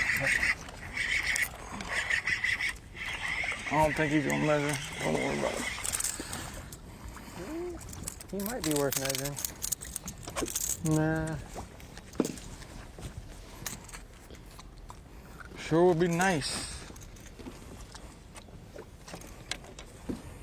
That's the right flavor, just a little short. I'm gonna say 15 1/4. Boy, these little ones will get away from you. Yeah, they will. Almost 16. Good little fish. And the difference between a barely 17-incher for them, when they call out with a 22, it's going to be a significant call for a team upgrading this week. If you get a barely keeper and you get to the other end. A very busy couple right here. A couple of anglers getting it done, catching plenty of fish. Of course, you made the point, Dave. You go through numbers, you might find yourself on top. Yeah, no surprise seeing them catch the numbers of fish. Only one keeper so far. I think things will get better for all these teams, but most of them said anything in the morning will be a bonus, and they have had a lot of bonuses. Unfortunately, some under and some over the size limit. But it's also interesting how many fish they've caught outside the grass. We've heard so many anglers talk about, and for me, traditionally fishing this area With high tides, you want to go back in those grassy areas, and they've caught all those fish on the outside edge of the vegetation, popping corks with artificial shrimp.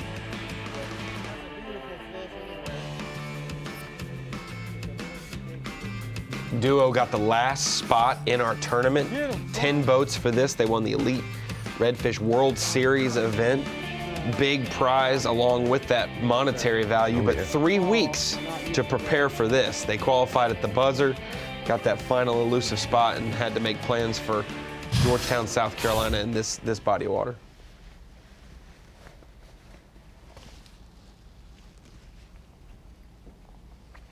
That's like light line and tight drag. Light leaders and tight drag. Oh, my bad.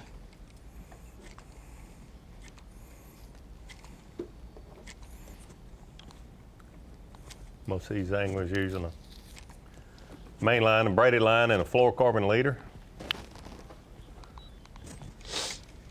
15, 20 pound test braid is the most common, and 20 to 30 pound fluorocarbon leader.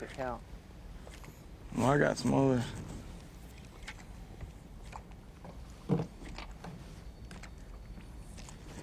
Come on, baby.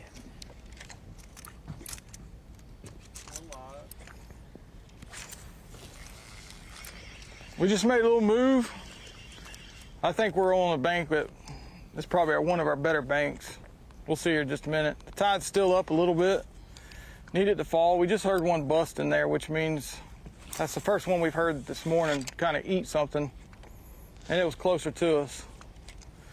Had a good little rally this morning right here behind us. We hope to do the same right here, but again, that tide, we're just waiting on this tide to fall and bring those fish to us. Because if you see that grass, all that grass out there has water in it. And those fish like to get up in it and eat. And as the tide falls, they come right back to us. I'll probably say that a dozen times, but when it starts happening, you just got to be at the right place. And we're just kind of fishing slow and waiting on them to come out. I wouldn't be surprised if we go over this a couple times, to be honest with you. Eventually, we hope to put down these corks and sight fish, because they'll come down and we'll see them pushing. But there's just too much water in here to do that right now. You called it, Tommy. They're all thinking about sight fishing. Yep, we need to get a fish here.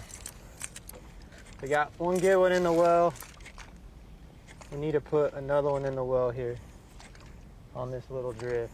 It'll make us feel a lot better. You think everybody's gonna come in with 4? I don't think everyone is going to come with 4. I think it's going to be tough to get 4 all 3 days. You know, this slot's 17 to 23 inches. It's a tight slot, pretty unique size fish.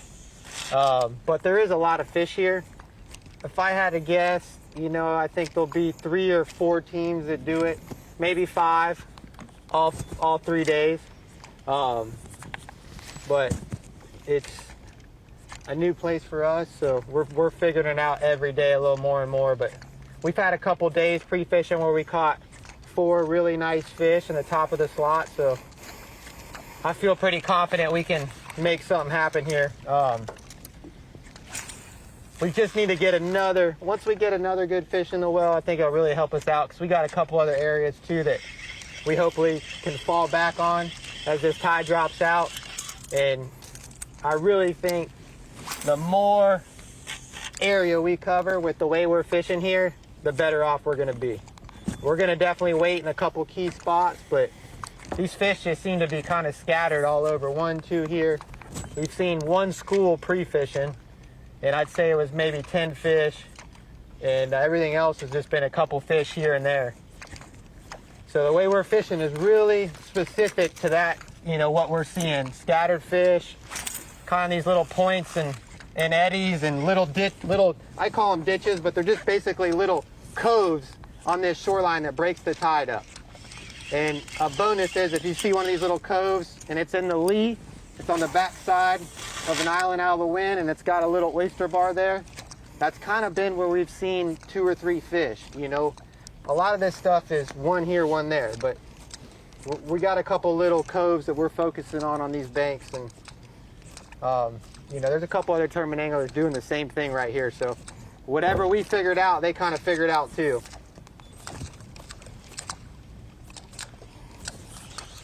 But we're gonna get one here and make us feel a lot better. Like we just ate a couple of homemade cookies or something.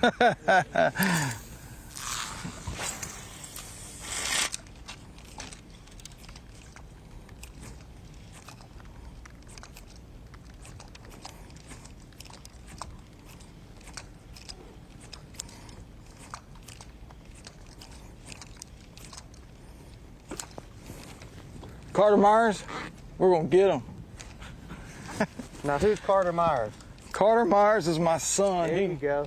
He just fished a solo tournament last weekend by himself. He's 15.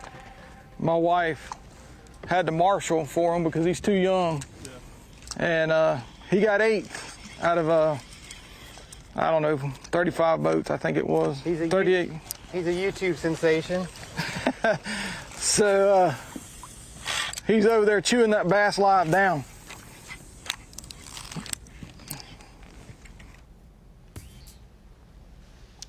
Dad's made him proud so far. The duo, Yeah. Chivas and Myers, have been dominant.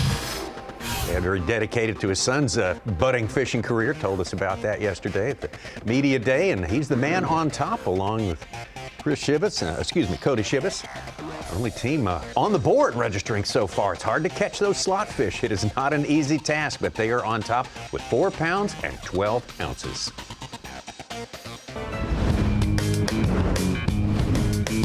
Get closer to midday Live here. coverage of the First day of Yamaha fishing. Bassmaster Redfish Cup This is Yamaha presented by Bassmaster Skeeter Redfish Cup Boats. Championship. On the move right now, team of Ryan Rickard, Justin Atkins, one of our hybrid teams. Justin Atkins from the Bassmaster Elite Series. Ryan Rickard, co-champion in 2021 with Chris Zaldain, the inaugural year of this Yamaha Bassmaster Redfish Cup Championship. Runner-up last year as well. Yeah. Good, strong record here. And a full-time guide as well, and down in the Tampa area. Is that Dave Mercer? It could be. He's trying to stay on top of it. Kind of looked like Dalton Tumbling for a minute there. Now that wouldn't surprise me at all. Well, look at this beautiful place. I mean, it is a maze of really, really likely looking spots, but not every spot is equal. One team has found a pile of them, obviously, and a team of Cody Shivas and Fred Myers putting a lot of fish in the boat, but still only have one keeper to show for it, but a good keeper nonetheless. Here's Dwayne Eshte. Good cook. Looks like Dwayne is hooked up. Good thing see him getting that net. It's one that hopefully is within the slot. Oh, yeah. Come on, baby. Come on, come here. Come to Uncle Dwayne.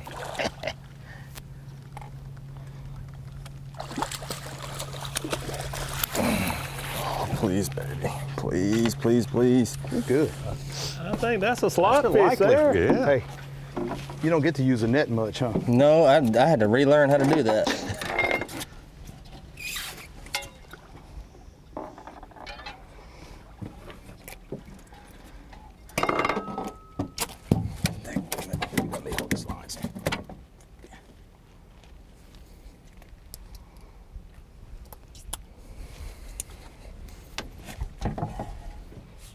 Sir. He's got to go in the boat.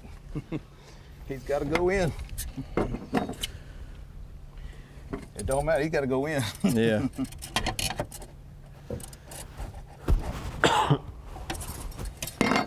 Right at it. You put him. Yeah, we'll put him in the net. Here, fish. I'm gonna do this. I'm gonna take care of this. All right. There's a bunch of them up there. Did you see all of them when you set the hook? Okay. Now. Come on. Swim. Get your butt the right way. There you go. There you go. All right. Eshte gets on the board for the team, but also for him, 50% of his battle done. One of his 2 fish he calved. Taking care of these fish. Getting a live well. We got a lot of crap in our live Bill? well. Oh, so we got a lot of stuff in our live well, not crap. You want to just use this front one? Huh? You want to just use this front one? Nah, this is good. I got to take it out anyway.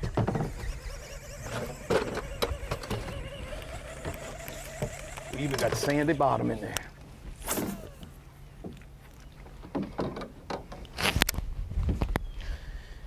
Bite it.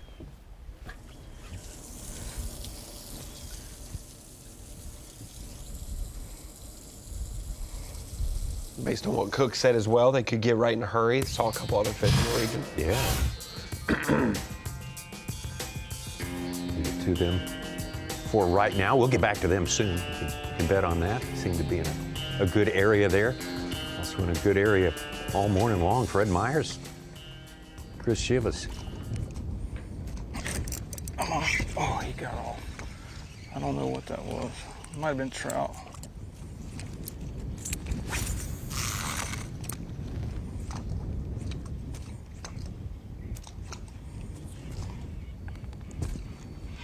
You're home.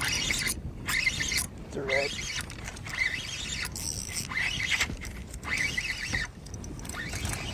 Good measure. He ain't gonna measure. He is the same as about the 8 or 9 other ones we've caught like him.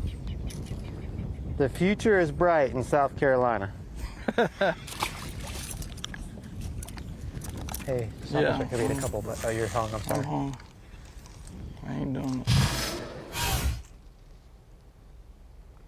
As that tide gets lower, those popping corks, the length of the leader is real important. Those oyster beds get That's what I started the other day. Didn't think about that. He ain't the one.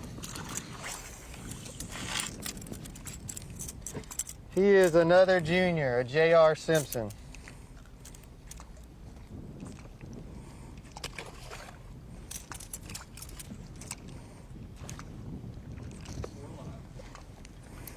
Well, we got a little bite going here. That's what we wanted. They're just not the right size. They gotta grow. We've been on the 14 to 15 inch fish here really all morning. A couple bigger fish mixed in, but I think eventually we're gonna get a couple right bites in here. But we were just saying, this looks so good right here. If we were redfish, this is where we'd live, and we've caught 3 fish right here. Just not the right class of fish. And we got a good little strip right here. The same as what we're fishing right here in front of us. So the potential is looking good. So just because we're not catching the right ones, again, just like we said all day, all this morning, we think the fish are still coming to us. And actually we know they're coming to us because the water's falling. The less water that's up there, the more fish get out here. It's a pretty simple concept, and again, we're just waiting on the tide. But the whole time we're waiting, that clock's going tick-tock. And we're getting a little more nervous about getting another fish in the well. But we knew this going in. We were gonna have to kind of wait here to make this work. Have the confidence. 3 o'clock. 3 o'clock, so. Oh, you're down, Fred. You're down. Better fish? Yeah.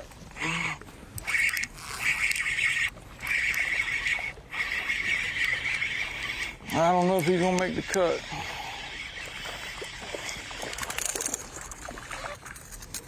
He's long or longer, skinny, but I don't think he's gonna do it. He's close. I think if he puts that perfect pinch where he's supposed to be at 16 and a half, he could get him there. That fish is close. He's too short. It looks like a minute.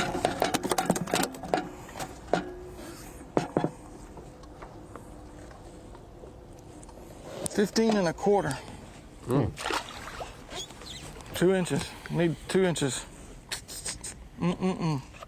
That's a story all morning. 2 inches less or 2 inches more, either one. Yep. We gotta keep plugging. We're getting bit. On the right, the fish that Drew just caught. Now he's hooked up again. This might be 2 inches too big. Hammerhead or something? This one might be Live a foot yet? too big. I hope so. I'm talking about you, Drew. Are you live yet? All right, guys. Thank y'all for coming back. We finally got in our spot. We got one 23-inch in the well right now, and Drew's fighting another one. And we got our fingers crossed here that he's gonna measure 2, but he sounds like he's a fat one. I do know that. He sounds like he's a toad.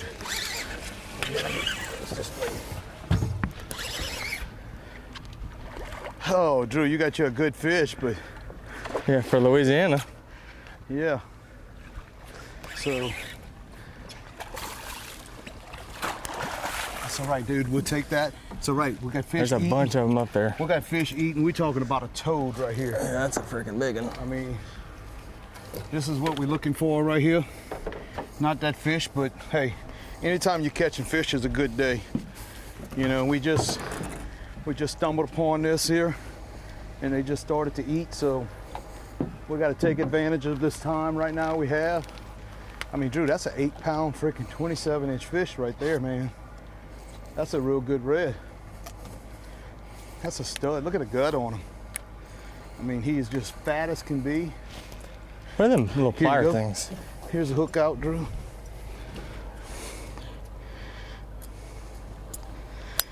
Y'all stay with us here. Hopefully y'all are luck.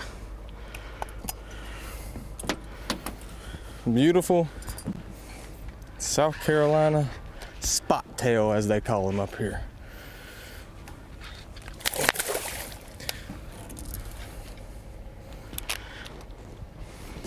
We gotta get back after it. Cook is a multi-species angler to a T, not only an Elite Series champion, got 3rd in the Redfish Cup last year, but he also fishes in one of our other ventures, the SFC. He jumps in and does the mahi and the tuna divisions and different things. Does he? Yeah, Wow. I've seen him in the saltwater. Got to see them weigh some fish in there last year in the Destin event. Pat Schlopper and Ben Powers again. They've been close a couple of times today, but still waiting for one to fit that slot limit. Get a keeper on board. Most of the day down farther south than anyone else.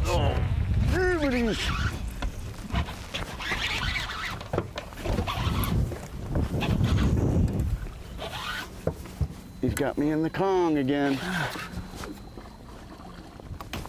Got him all. Oh my God. Pig. Ain't no way this is a keeper. Oh my God, Father.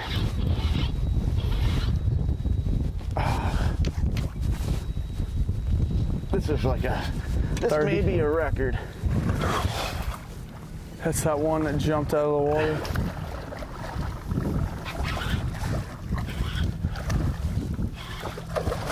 He's a frickin' pretty one though. I don't think he's gonna make her. That ain't gonna make it. Dude, they are so fat in here. God, if we could somehow catch the right Dude, size. I need to tie this on. Or you're straight to braid too, huh? Yeah, dude, they don't care in here. How the hell did you Look at that beast. dinosaur? Dude, that's like a 30-incher, man. Look at that thing. How are you weedless hooking this? I'll show you. Look at that thing's a beauty. Just fat. Do you have another one of these hooks? Yeah, but you're gonna need a stout rod. Yeah. I mean, I couldn't imagine trying to catch that fish on a spinning rod. The only other rod I got with. Let's just keep fishing. Just gotta catch them. I mean, I've got another bait caster. Tomorrow I'll for sure rig you one up. Yeah. I got the one with the Carolina rig on it with braid. We just need to keep fishing and get numbers in the boat. We just need numbers, and you're catching them, so let's get you on them and just keep you on your roll. We'll worry about me when we get there. I am cooking. I got to get these slickers off. Yeah, I was waiting when you were thinking of going.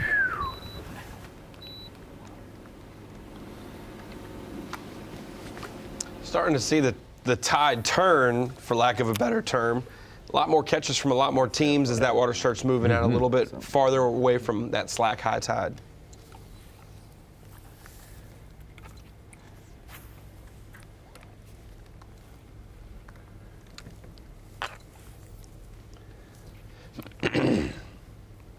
Tons of bait in here, which is a good sign. That means the bait's getting pushed out here, because we were coming in through here earlier, no bait. It's always great to see those drone shots and really get a feel for what the area looks like, but they're especially beautiful down there today. Are they ever?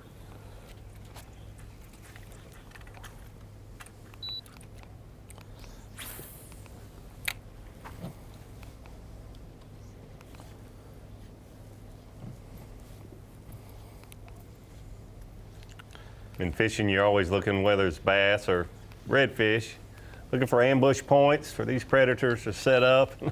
There's a lot of ambush points right there in that shot. 100 miles of it. Tide gets moving and they get set up, and they do a lot of moving with it. It's about time to take off the pants. One of our anglers pointed out something to bear in mind. These fish know before you do when that tide starts moving. Yeah. They're ahead of you.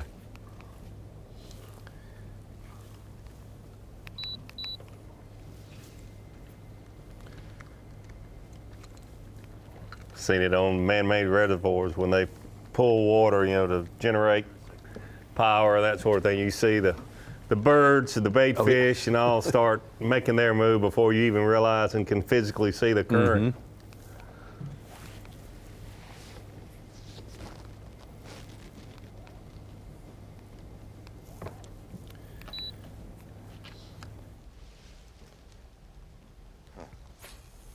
Back to Jeff and Ken Mullet here from Braden, Sarasota area in Florida, east coast of Florida. Cousins, I think you said? Cousins, not brothers, but cousins. Dolphin. Oh, my goodness. Yeah. He's up there thrashing fish right now. There's a school of redfish. See him up there? Bottlenose dolphin. That's the sworn enemy of the redfish That's right there. not what you want to move into your There best they are. redfish on. No. They don't have a tendency to want to eat after that. The redfish, not the dolphin. Yeah. Or the porpoise. Popeye. Flipper.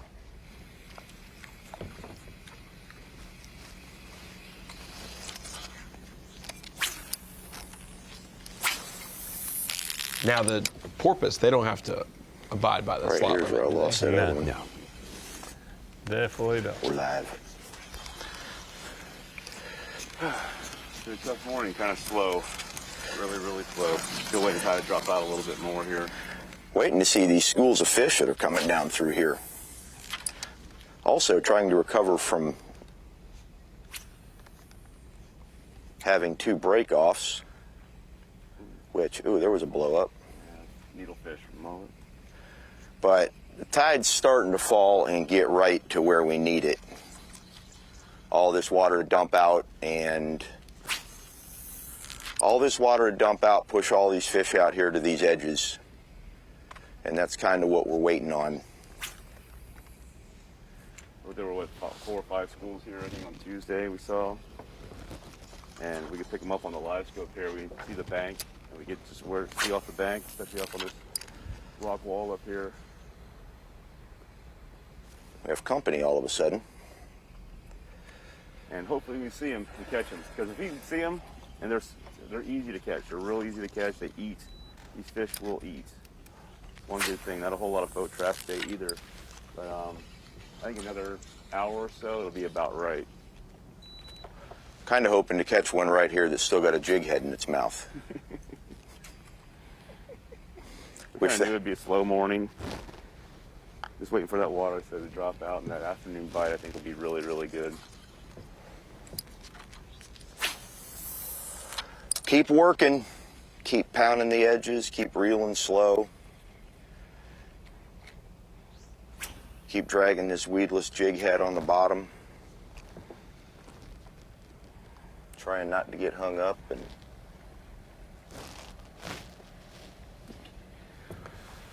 We keep hearing it, but I truly believe it. Better fishing yet to come when the tide falls out more and more. Calm before the storm, perhaps? Yeah. Hoping for that.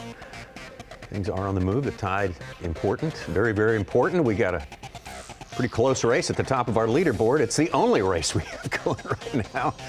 4:12 for Myers and Chivas, and Eshtay and Cook with a 4:8. It's 2 teams. Hey, it is tight for third. 6 teams tied for third. That's right there. So you're right. I mean, Good you know, point. right behind the leader. 7 Good teams point. tied with whatever. They're going to light it up before you know it. We're going to take a quick step away and come right back.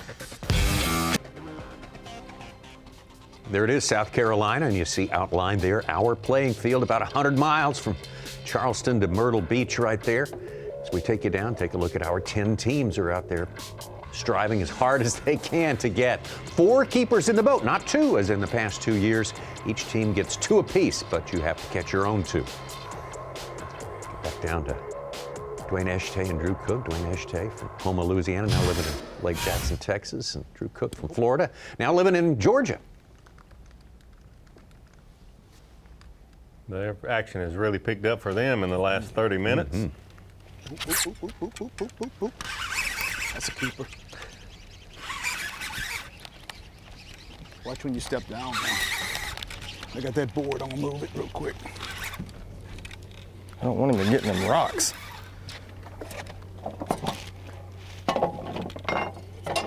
Nuh-uh. Stay out of them rocks.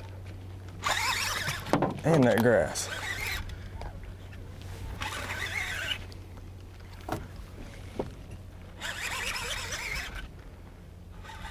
I don't know, boy. Drew the B.A.S.S.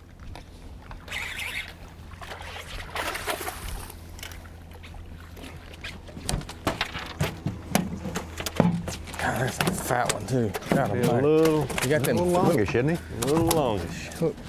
Outers, whatever you call. There you go. That is the first, one of the first that we've seen that doesn't look overly You good? heavy, Correct. but like it could be a throw it out there and let it 21 maybe, you know. Seen a lot of eyeballs on the 17 and on the 23, but nothing in the middle. Dang. 25 and a half incher. Dang. Show them. Fine. Let's put the board back there where they can see it. They want to see it. They want to see the measurements of them. Fine specimen. Been a good one last year. Yeah. We'd be on fire. Pretty fish nonetheless. It's all right. We're catching fish. We'd rather go through them than be sitting here not catching. The right ones are there, Drew. Things have definitely picked up. Just got to go through them.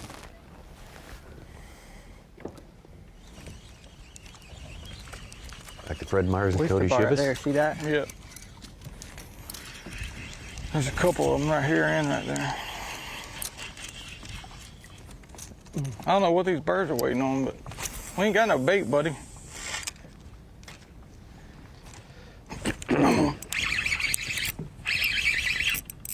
Poster.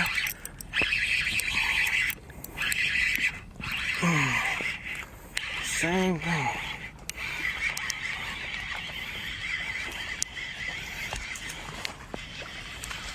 A little longer, maybe. Possible. I don't know. I think he's cut from the same old.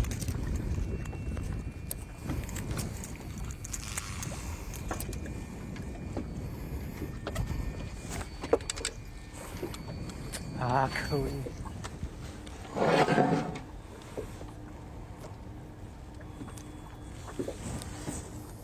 Blue tail. Nope. Barely over 15. Not a keeper. No, sirree. Not a keeper.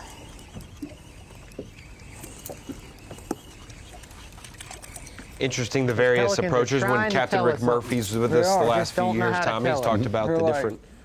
You are dummies. Well, there's just a floating cork.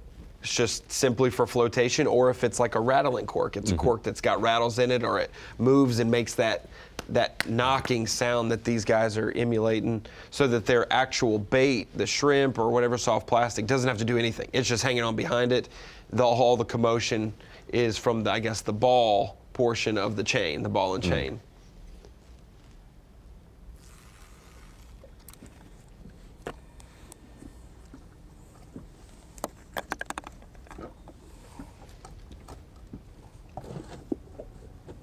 Tide gets lower and the wind lays down. They have to be a little more stealthy. But a lot of the guys told us that these fish are not as spooky as the ones in Texas we fished the last 2 years. For sure. For some reason. Maybe not as much pressure, maybe? I don't know. Probably that. And then maybe just the fluctuation of the tide, and then that strong current and noise that goes along with that current could have a little something to do with it. But I would say pressure, like you mentioned, probably the #1 reason. And they're not sitting in the same spot for too long. Right. Those fish, with you know, long windows of not much movement, they just get positioned up and get in tuned with what's going on. But these fish are swimming in, swimming out. Chivas hooked up again. You mentioned about the rattling, popping cork and knot, and you think that does create noise and all the action, but these guys that do this at this level, still a big believer in scent on those baits behind that. I mean, they definitely looks good. You would think with all that noise and movement of that popping cork rig, around here, which is good to see. wouldn't But matter, but you see him digging in. We're starting to get a little more nervous, but we're gonna keep grinding these little points and oyster bars, and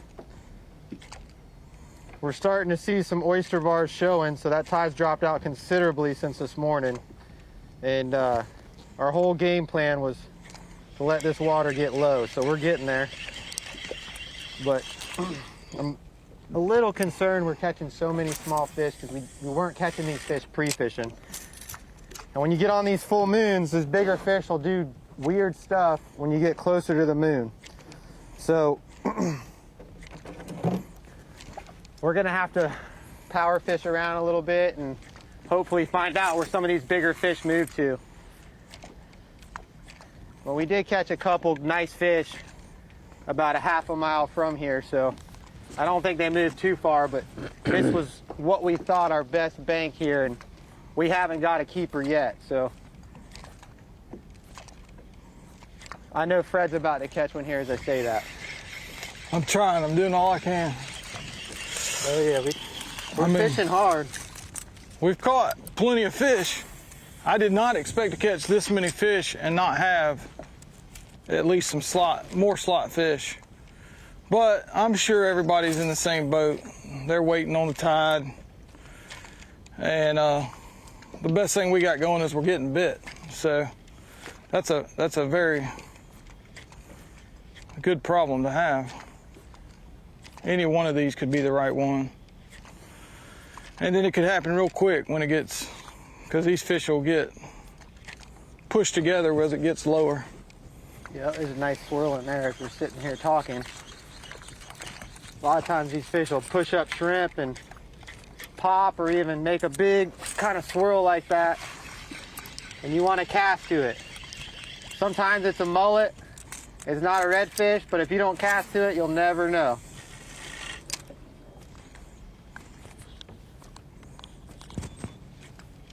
That's pretty. Look at all those birds in there.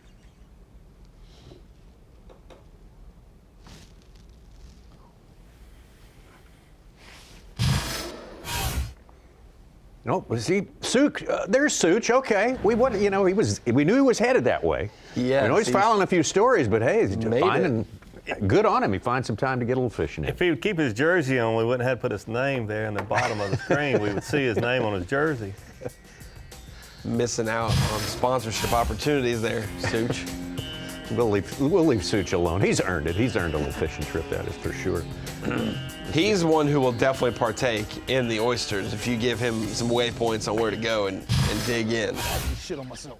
There we go. Back at Eshtay and Cook are on the other team on the board besides Myers. Hey, when I pulled it out of the grass. Chivas. Yeah, wait. Was that live? Oh, it will be, yeah. Oh shit. Hey, here's the keeper, buddy. Yeah, that looks like a fine one. I love how he corrects crap earlier to stuff, and then it's all walks it on back. You know, that's That's a keeper there. Top dig. That We're might just be getting a- deeper. I don't know. Yeah, you're getting a little bit longer. Go ahead. You got it? I like when they said they were dragging bottom coming in before, but then this morning they were dragging top. Yeah, that's right. The water was high. They were going under culvert. Dang, bridge. he's long. Gosh, dang it. 25. Wow, I thought that was a keeper. Getting closer. Thank you, Drew.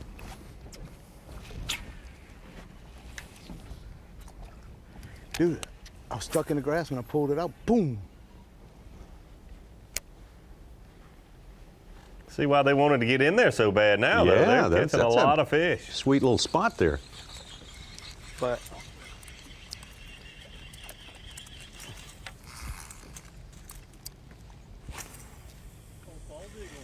yeah, sitting on a channel marker. Which I've never seen one sit on a channel marker before.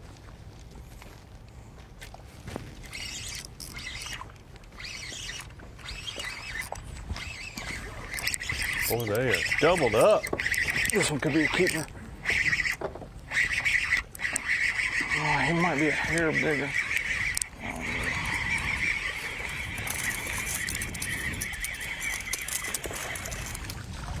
Gosh. He ain't gonna do it, but I'm gonna measure him.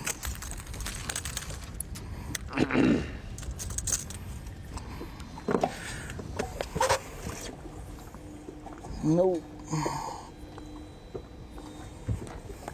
15. Boy, they have found the numbers, no doubt. I feel like they're starting to measure the ones that are shorter than the ones earlier they weren't measuring. This is the smallest fish we've caught.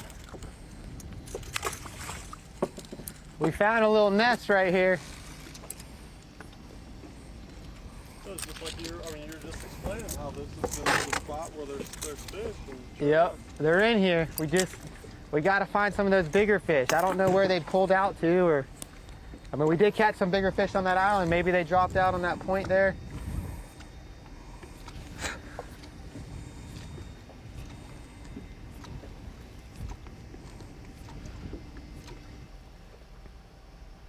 Flatfish.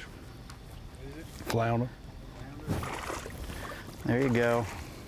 Catch everything but what I want. Oh, Sean, right here. There we go. Swirl right there. Boy, that's eating there. What's the size limit there, Dave? That's not a keeper.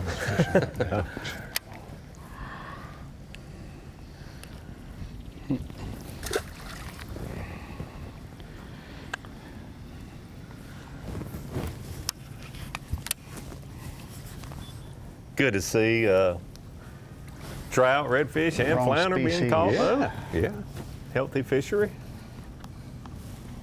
Now, maybe I'm showing my ignorance here, but if you're a redfish between 17 and 23 inches and you're in, that means there's more of you, right? Sure. Because that's the legal fish to take. Yet that's not the way it seems to be in our. I guess that's the way the slot started out, but evidently Well, it might be time of year as well. Could be. We might see a whole, When you don't get the net, the fall normally spreads out bass, but here there's a congregation, but just different size. Nice That one trout. might happen. No, that's true. but he is bigger. But No, I that's don't a really redfish. see him. He might measure. Half inch No. bigger. 15 He was and a half. fatter. Yeah, that's what At least we're not fooled going me. backwards. Definitely fatter than the ones we've seen recently.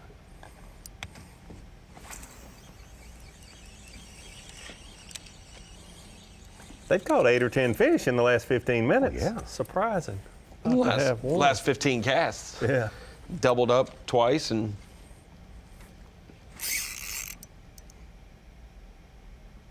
Back to Jeff and Ken Mullet. Ken, the taller of the two there.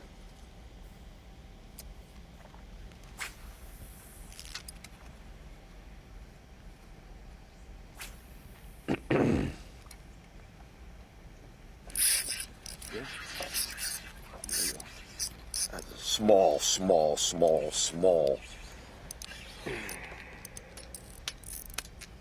Below 17 inches? Yeah.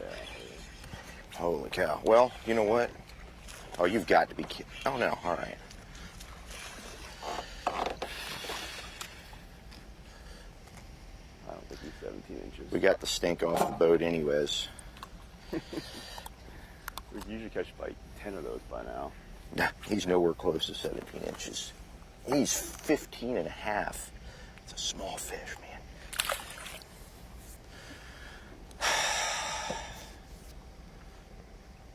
Well, I'm 1 for 3.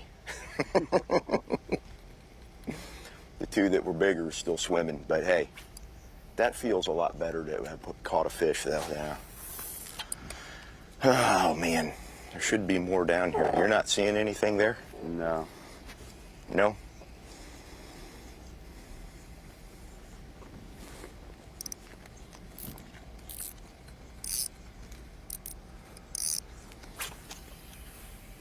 That was just so subtle on the bottom. It was just, I was just basically bouncing it off the bottom again, and he just came up and whacked it.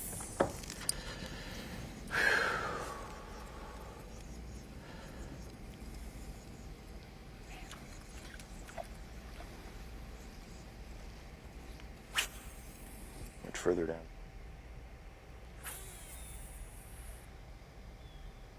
All right, another team that's been on them, especially the past hour. Ashtay and Cook.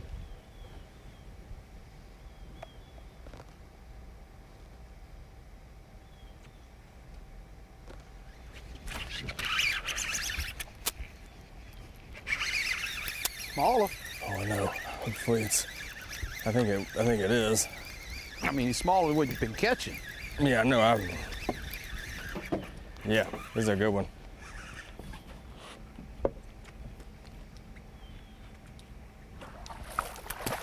Yes. He's a 17. That's a keeper. The keeper, have a new maybe. leader. Yeah, I'd say yeah. I think that's 17. So that's what we want. Get him, hold him. Go ahead. Quick.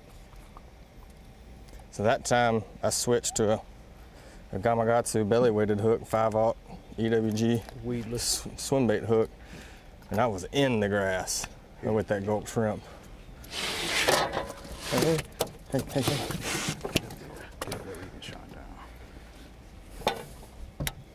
That is freaking perfect. All right, you want to get this front live well fired up? Yep. Put him in the net. Just put him in the net.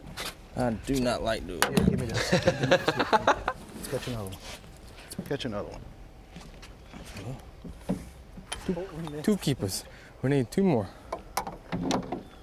That's 1 apiece, too. That's 1 apiece exactly. as well. That's That's a good place to be. Yes. 100%. So what I'm doing now is we have to keep our fish separate. We have to be able to identify our fish. So we have to run 2 different live wells. So what we're about to do is crank up this other live well right here to keep Drew's fish in this one, and they keep mine in the back. So, shit. I'm sorry. Shit. I don't know if I keep doing that. Yeah, that thing don't stay open very well. Oh, I have no idea. That's the redfish guy. 3. Yeah.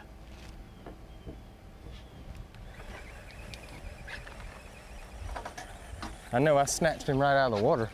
Yeah. I like that.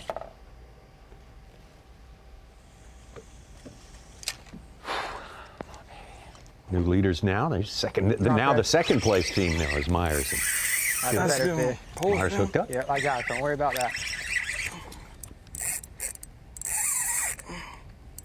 This could be 1 apiece for both of them as well. Yeah. Yep. It's like they knew they lost the lead like 12 seconds ago.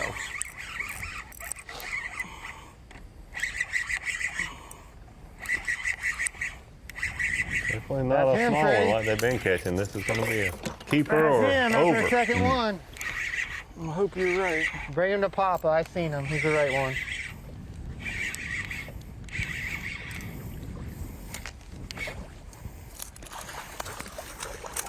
Ooh. Ooh. No. If he fits, boy, oh boy, that's a round one. That is that Boy, freaking if that's Bojangles. less than 23, they are Golden cooking. Corral redfish we were talking 10-pound about we limit, or wanted. 10-pound 2 fish. He is round. He's got a little banana in the net, but he's gonna be close. Man, he's gonna be close. I don't even want to say anything right now, but I'm liking what I'm seeing, folks. Oh yeah, I'm liking what I'm seeing. Woo! Fred, that is a round boy.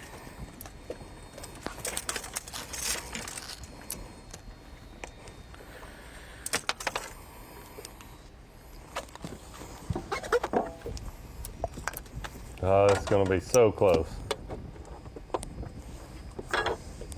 I don't think so. He going.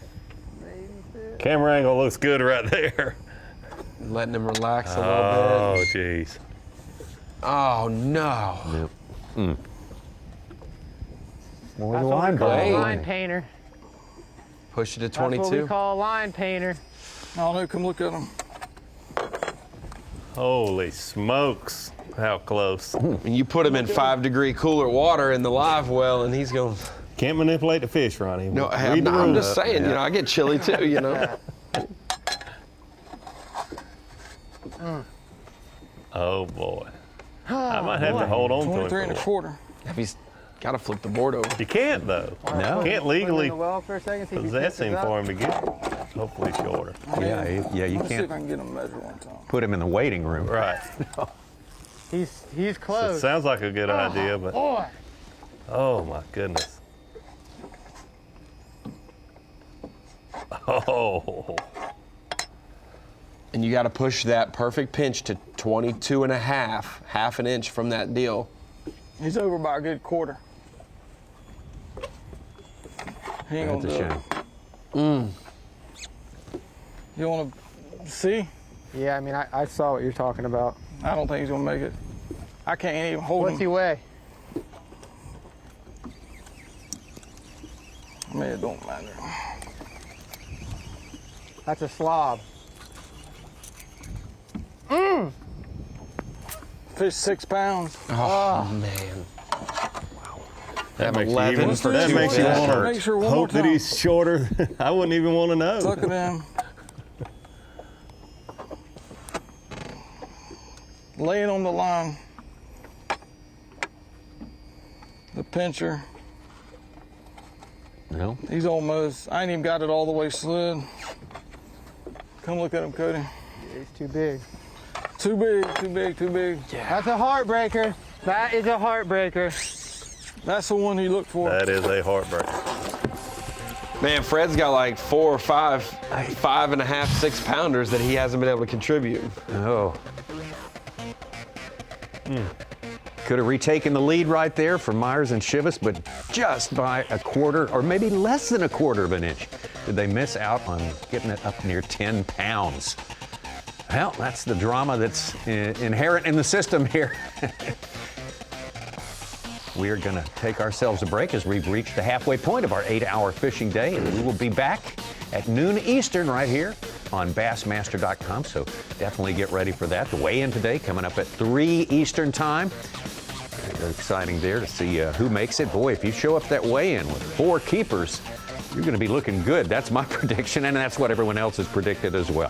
Thanks for being with us, and we'll be back in an hour.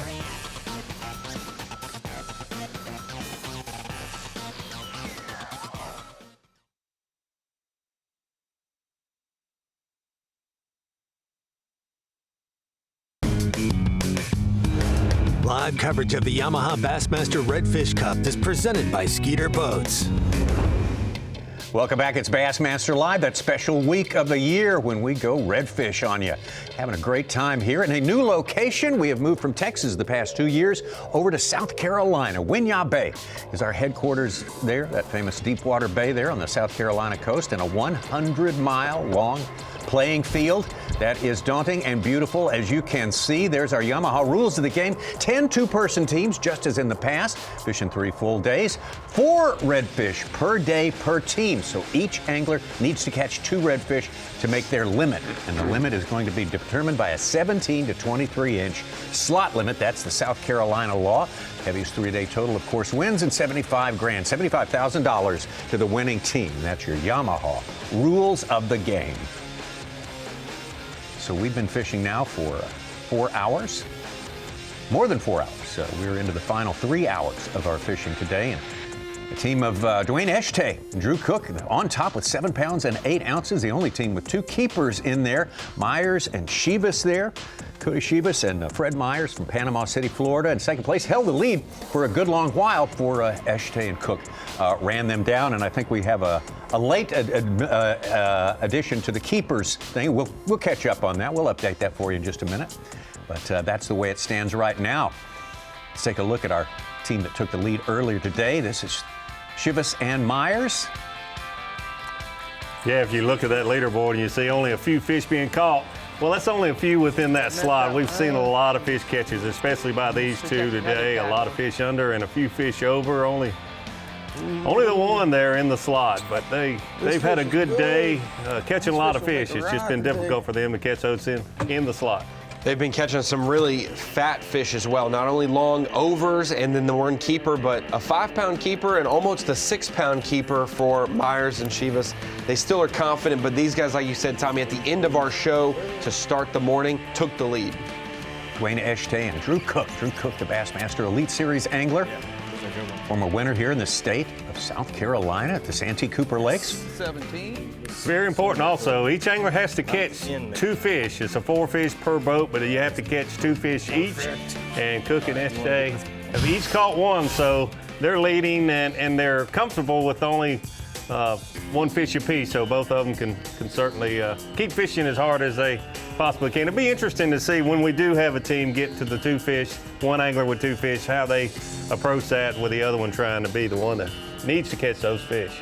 There you can see how our 10 teams are distributed through this 100-mile long playing field. Basically from Charleston all the way up to Myrtle Beach, South Carolina. Welcome back to this place here. This is the Bassmaster Studio, sponsored by Marathon. Tommy Sanders here with Ronnie Moore and the Hall of Famer, 2-time Angler of the Year Classic champ Davey Height. And Davey, this is your home stomping grounds here. And how has it performed so far? And how tough is it to get a limit out there today? It seems like it's pretty tough. Well, I hate to make excuses for my home state, but really and truly, it's been a little difficult because of tide, the higher tide because of the moon. We normally have about a little over a 5-foot change in tide, the depth of the water, but because of the moon, it's more like 6.5 feet. These anglers started out at really the worst tide you could start out at the high tide. The good news is the fishing should get better as the day progresses, and we've seen the numbers. We just need to see some of those in the slot. Yeah. And we've seen a lot of different techniques as well and strategies. We've seen Pat Schlapper and Ben Powers up in the grass, flipping with braided line. We've seen some guys with popping corks. We've seen some other guys trying to sight fish and visually get these fish. And like Davey said, as that water pools out of that grass and out of the marsh, some of those oyster bars are the only piece of cover they may have shallow, or they get out in the middle of a ditch. Some of these guys are going to have a lot better afternoons of catching. Some of these guys this morning, though, on the worst tide, were catching numbers and even some of the biggest fish we've seen. All right. Well, I think generally we can say it's gotten better with each passing hour as far as this day goes. And there's some of those shell beds that we talk about right there, very important features right there in this place for navigation and for fishing. It is. Certainly want to navigate around those big oyster beds and not be real kind to the bottom of your boat, the gel coat. But very different scenery than we saw this morning looking at the Skeeter bird's eye view. A lot of the water and a lot of those fish back in that vegetation, and now you see no water back in there. That's your Skeeter Boats bird's eye view of it right there, and there they are. And I believe it was Travis Grant and Jeremy Reed. The leaders for a portion of that 2021 event we had. Go down. I don't think he's very big, though. He might keep. Oh, yeah, he'll keep. It's a good little fish. Come around the other side. That is Travis Land. Good fish on there. Again, our limit, 17 to 23 inches. All keepers must fit into that slot. Let's do it. Man, I was dragging that thing slow. Yep. Turn the live well on, please, sir. Yeah, it's the only close that back deal. You got to close that valve in the back, Jeremy. Okay. All right, we on the board, boys and girls. We finally got us a South Carolina redfish to eat. Well, we've caught 2 this morning. They've been small and too big. Come here, little fella. Man, these things redfish are strong. But there he is. About 2 3/4, 3-pounder. But he's a fish. And we got to have 4 of these. So there's our start. I don't know how long he is. He's probably about 21. But he'll fit in the live well. Valve's got to be up or down? Straight up.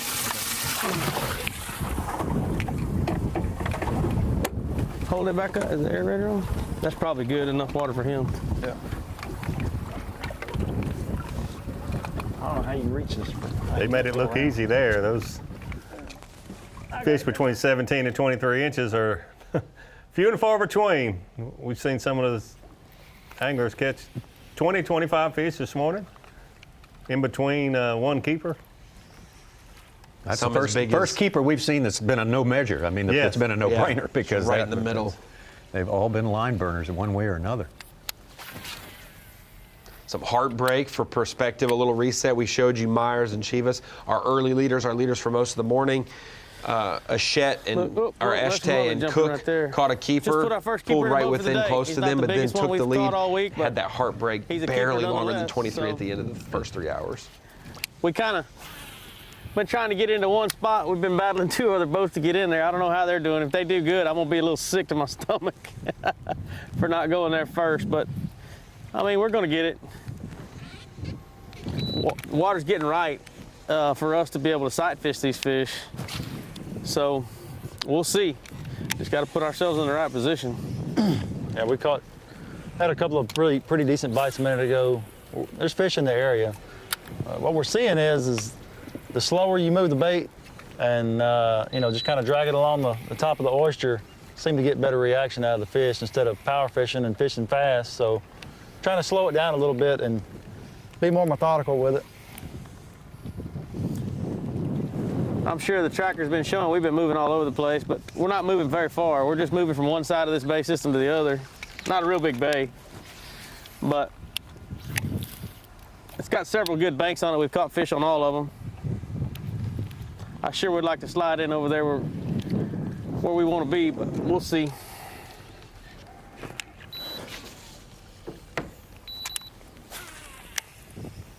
It's amazing the difference a 2 foot of water will make.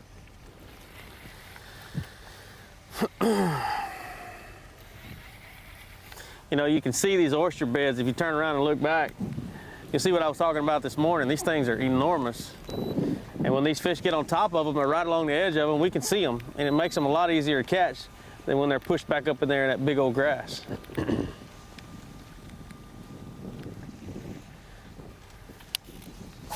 We've seen a few while we've been doing this. We just haven't been able to get them to bite, but they're here, some.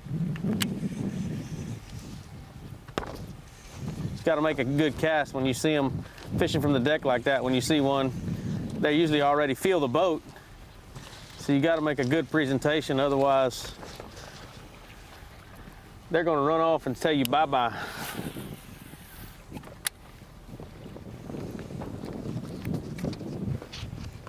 Interesting hearing these anglers talking about getting that bite slowing down. We're going to try to move back over there where we want to be one more time. If not, we may swing by our first spot again. Just fish a little short bank of the first spot, and then we're going to run south. When that water gets out of that vegetation, I was talking to a very good local angler, Ben Alderman, last night, and he said that's when these guys will slow down and use plastics with that sin in them, the gulp and that sort of thing, that these fish get real finicky as that water comes out, and all that bait, they have so much bait around them. It's the time to really slow down. And bottom turns a little as well. It's just really interesting that when it gets out and those fish have so much food around them, it's time to almost dead stick for these redfish.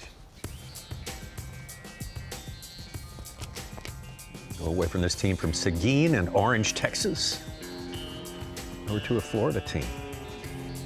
Panama City. Fred Myers, Cody Chivas. Well, you can tell they're up there parallel looking for those fish, sight fishing. Things have kind of slowed down for us. We changed areas. We had a really good day pre-fishing on this bank, and saw probably 20, 30 fish down this stretch we're doing right now. We haven't got a bite yet. The water's still a little higher than it was when we were in here pre-fishing, but we're kind of banking a lot of our confidence and day on this right here, so this might make us or break us here if we can't catch a couple fish down this stretch. The water's getting lower, current's moving fast. We need it to slow down a little bit, but I mean, you can see the current. We're going into it.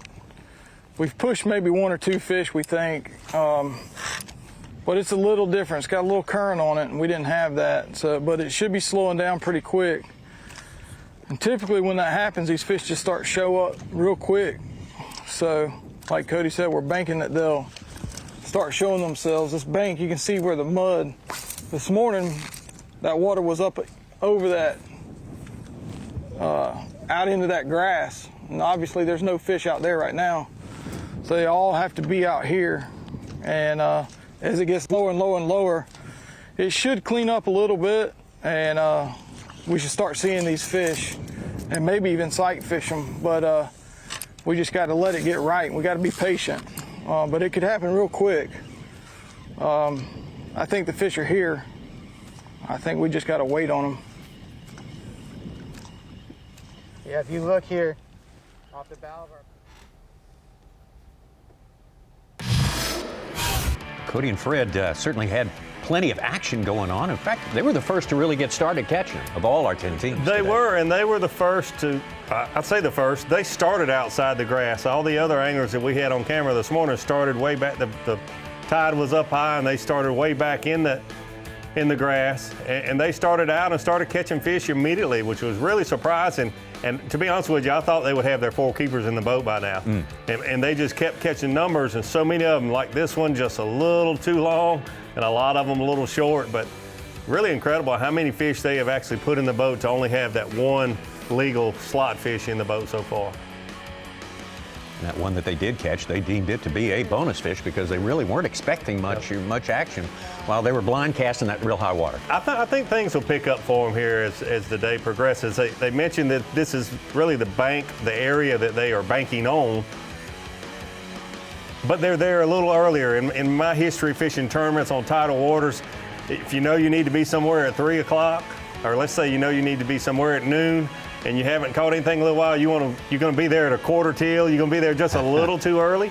So they mentioned it was a little earlier than this when they did really well where they are right now. So I think we'll see good things to come. We've seen a lot of good fish catching, and we've had a lot of disappointing moments with them measuring those fish. Yeah. That one right before we went to break being about 1/8 of an inch over the 23-inch maximum those fish can be was really a heartbreaker for them. And they may sound discouraged, like they haven't done their job. Yes, they're only 1 keeper and they feel like they're way behind, but like we said, this morning when the water's high, all kinds of sizes of redfish spread out, get it populated in areas.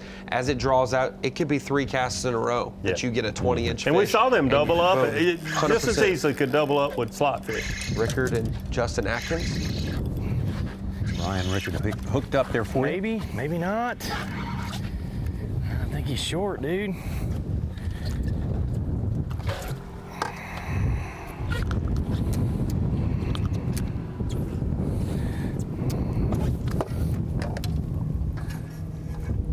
Yeah, he's short. It's 15.5. Dang it.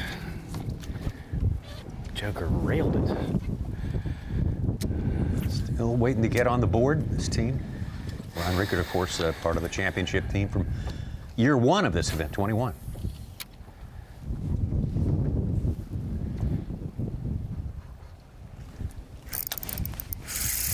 Pat Schlapper and Ben Powers. Same. Yep. Another team that caught several, just can't get in the slot. Boy, the scenery has changed there, hasn't it? No, that one's a good one. That one might do it. They had a couple overs. Maybe. The heartbreaker. Maybe. Maybe. We gotta get the tape out. Here, you keep fishing. deal with that. I'm gonna keep fishing. Come on. Just gonna do a pre-check here. Just not waste time. Oh. He's gonna be close. Just You ain't gonna make it. God dang, 16 why and a can't we half. get one? Excuse me, buddy. You could probably just lay them in there and there. Belly to the board. Belly, there you go. God dang it, go. Take the board outside the box. Yeah, don't forget to leave them in there. I just think it might measure a little different. If you like what? The sun. The sun hitting at a different angle here. They hooked up. Yeah. They're short. Wow, look how tall. There's some of those oyster beds.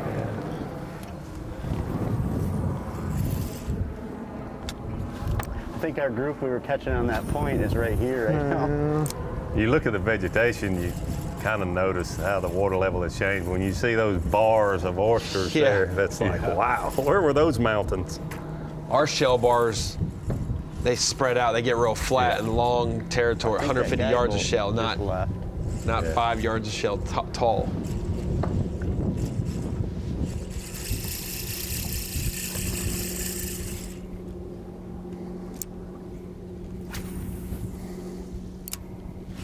Ben Powers is a guy, the only local in this tournament, really, in Charleston. This thing's Schlopper, of course, a 3-year veteran of the Elite While you're Series. in there, can you grab me a 3-inch? White? Yeah. I want to go back to that light one.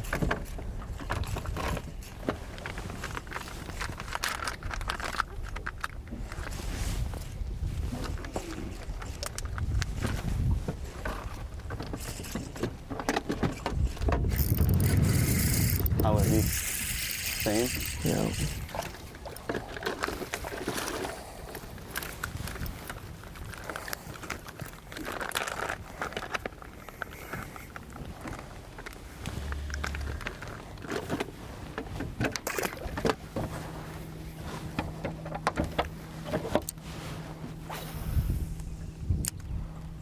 Water's clearing up a lot too. You notice, you can see those shell as they come out, as that water filters out of those marshes. It clears up a lot. These guys will be side fishing here soon, a lot of them.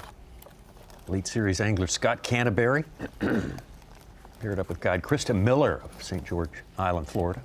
Got a top water on. It'll be fun. Caught a few down there on, walking top water baits is really, really fun. Red fishing with those stick baits. They got to work a little harder to get a top water bait. Their do. mouth's on the wrong side. All right. Start pushing water with the noggins. Yeah. Similar to a pike, they're just not set up to feed on certain. Pike's eyes are not positioned correctly, and a red drum's mouth is not. No. For those just joining us as well, Scott Canterbury's been fishing stuff that looks a lot different than the Coosa River. He was just in Portugal with Team USA and flew back this week to get here and miss a portion of practice time to be able to make it to the meeting yesterday and media day for the Redfish Cup and be here with Krista. And then they got set back a little bit today, had some air in their steering system, got that cleared out and was able to. They didn't need high tide anyways. They were waiting on low tide. Saw some pictures of that lake they were fishing in Portugal. It looked very much like a desert lake. Oh, did it? Fairly new lake as well, about 8 to 10 years old. The tide tomorrow, Davey, it's normally an hour later. That means high tide's gonna be an hour into our show? Yes. Okay. We got Landon Reeves on the board right now as well. They put their first keeper in about 10 minutes ago to join Eshte and Cook on top. Myers and Shivas in second place. But boy, getting 4 keepers at the end of this day will be a monumental chore, but you pretty much imagine someone's going to get it done. We'll find out who. There's plenty of fishing time left. The Yamaha Bassmaster Redfish Cup Championship at Winyah Bay, South Carolina is sponsored by TH Marine and by Yamaha. Wire-to-wire domination at the Yamaha Bassmaster Redfish Cup Championship. you know, year in, year out. We've been very successful together, but it was just a huge stage, so it was awesome. Yeah, definitely got a lot more recognition than would normally get from regular tournaments. I mean, most people follow tournaments as the people looking at tournaments, but it seemed like a lot of my clients, a lot of people actually got to see us in action fishing. You know, watch us this weekend. Hopefully catch a few fish for them. Your 2022 Yamaha Bassmaster Redfish Cup champions. Eddie Adams and Sean O'Connell from Metairie in Mandeville, Louisiana. They're in the New Orleans area. Dominating performance last year. They are our defending champs as we head into this 23 edition. This Bassmaster, Yamaha Bassmaster Redfish Cup Championship, presented by Skeeter Boats. Well, we made a little move. We had a little company this morning, another tournament boat. Obviously, no surprise with that. Kind of doing the same pattern we were doing, just waiting for the water to fall. We were up in that higher grass. We had some shots. Eddie was hooked up. We got wrapped around that grass. That's kind of one of the pitfalls of doing that, obviously. So we kind of lost that fish. But we're in another smaller creek. The tide's falling hard, so we're close to where we saw a lot of fish when we were scouting on that last day. We're coming up this little eddy channel right here. There's a nice little deep hole. I caught a good one out of there Wednesday as well. So we're going to work this a little bit with some shrimp patterns on the bottom with some gulp. Put a little bit of scent on those just so we can work them slow. And again, right now it's still just trying to get that lucky bite to get something in the well before we get to, you know, where those multiple fish were that we saw. Oops, you just made them fall. Yeah, you all right? Anyway, but yeah, we're just grinding still. I mean, we knew it was going to be tough. We're hoping to have a couple of fish in the well by now, but is what it is. Perfect day like today. Yeah, it's beautiful. It doesn't get any better. Winds are low, are lighter than what they have been. The sun's out. We, like I said, saw a few up in that shallow grass. It just didn't make it happen.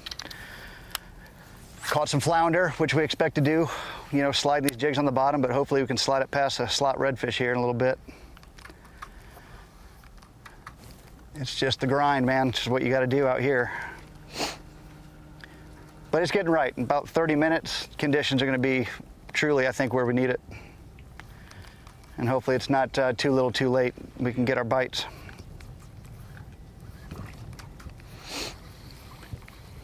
We're not pressing yet. Give us another hour, we might be a little more stressed. Oyster or flounder? Oyster. It looks like he's moving. That's a flounder. Another flounder. Here we go. Gotcha. I got you. Go ahead.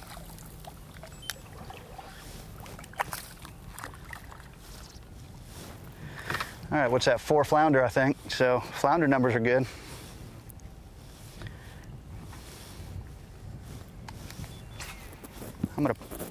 I'm gonna get down below it, fish it like a.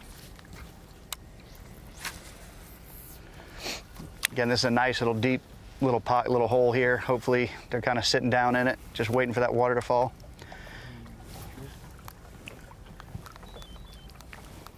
This is that shallow spot right here. I'm gonna pull down, hold on. Yeah, I'm getting lots of little taps in here.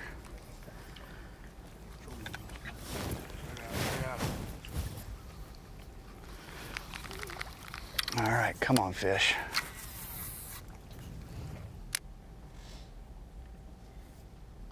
Let's get back over to Canterbury and Miller. Right there. Got one in the boat. And you go to 16 and a half. Yeah, he measures. Yeah. Woohoo! Nice. Where's the line? Board a little bit rough service there, though, but I think we can confirm they got one. We could see the board. That's what we needed to see. It was 17 and a quarter.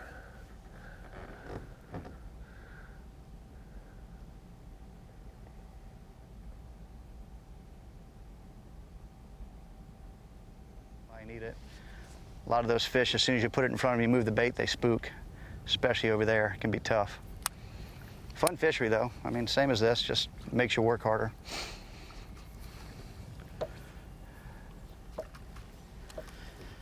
Oh. Come on, let's go. Put a little bit of stink on my bait. So I did an interesting little thing. Whether it works or not, I don't know.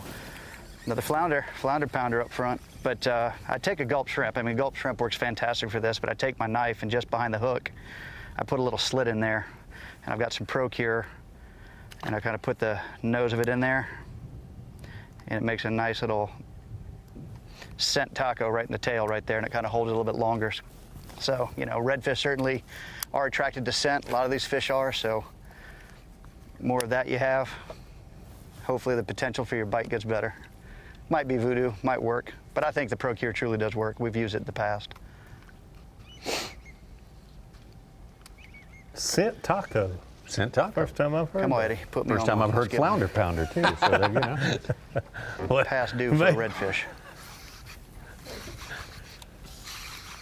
You know what that is? Another one. We are part of the professional flounder division here. Little baby. Good to see the population of that's good, because back home they were slow for a few years. That is a fun fish to catch. All right, come on. Let's slide one past a redfish now. So exactly what is it? Scent taco. Well, oh, did I say that in live? I did, didn't I? That's gonna go over well. Hopefully that got a little laugh, so I'm sorry about that. Oh boy, my wife's probably just rolling her eyes right now. Well, we loved it. Oh boy, that's a good one. Sorry. You know, I guess it's just, I don't know, don't even have an answer for that one. Thank gosh I got my mask up. I'm a little red right now. No, not red because of sun, red because I'm embarrassed. Come on, fish. That's a good, yeah. Bite, distract us. Come on, come on. Just a perfect little current seam here. Anybody who's done river fishing, the way this kind of follows through, you know it's got a nice drop off. Just working that bait off that ledge, and caught a real good one here. Yes, it was too big, but caught, I don't know, 3 or 4 out of this little hole, or I'm sorry, on Wednesday.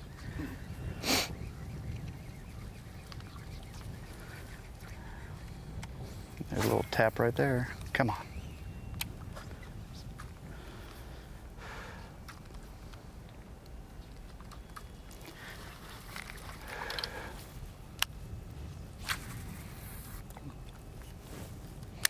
Get a hit. We're just not wasting time. We're kind of burning a little bit of time to give our spot up here a little more time for the water to fall out. It's still a little ways back there. Yeah. Yeah. As you mentioned, Tommy, we've only got one local angler in this event, and it's so difficult, especially with the tide, you know, to be on a new body of water 100 miles, and then every day the conditions are so different, and you try to come up with a plan that's, you know, before you leave the dock in the morning, and you get dealt different conditions every day, and those fish move around, and sometimes it's best if you just forget about what happened yesterday and go fishing, but it's hard to do that. A lot of these anglers did a lot. You know, we heard them say 4 keepers is going to be good, but a lot of them seem to have done better when they were just, you know, moving randomly, just kind of letting their instincts a different spot. work We had for to them get in out of the practice. spot where we was at. Fish was just turning on. We caught I don't know, we must probably caught 15 fish, and 10, 15 fish, and we had to get out of there because the water was dropping, and we didn't want to have to stay in there and get stuck. So we moved to this creek right here where water's coming out. The other day we was here when the water was dead low, the water wasn't moving, and there was fish all up in here just feeding. So we came here. We need to catch one more. We got 3 fish in the live well right now, so you need to catch that one more and you know, have our 4. So Drew's got his 2. I need one more. Pressure's on me, but it's fishing. So you're just one cast away. We just doing what we've done pre-fishing and kind of, you know, just giving it our best shot, and these fish are gonna push out this cut, so we just gotta be patient, hang in there. It's gonna happen.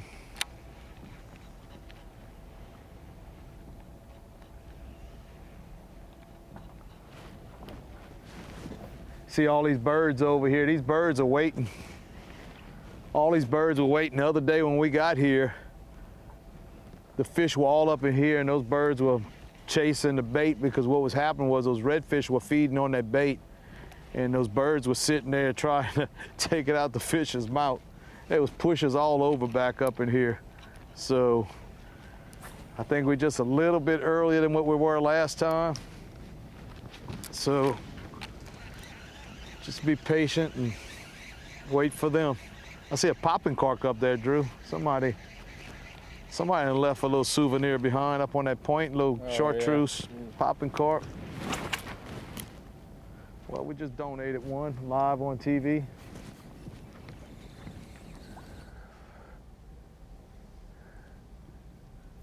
Back to Rickard and Atkins, still looking to put their first keeper in the box.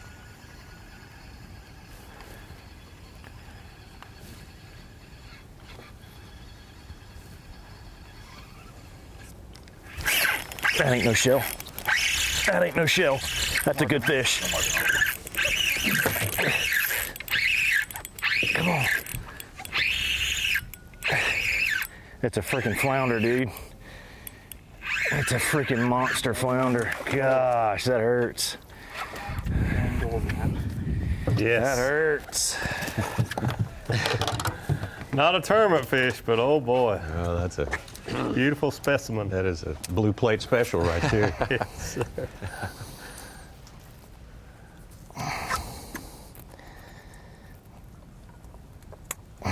Watch the bones.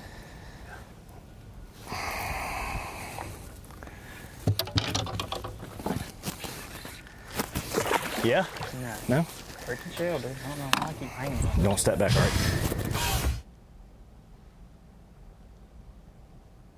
Well, from the sounds of it, the boat of Eshtay and almost Cook 3/4 the way will have full more water and It's time there. in their areas the right. next 2 days, with high tide being a little open later up, into the day. You know, whatever scent you have. Again, this one's real good. This Pro Cure, because it's real oily.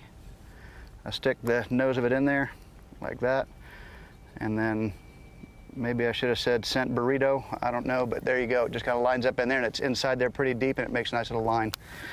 Again, I'll take anything. I'll do anything to make sure I get a bite or give myself an advantage. So, what you got? Maybe. Another flounder. All right.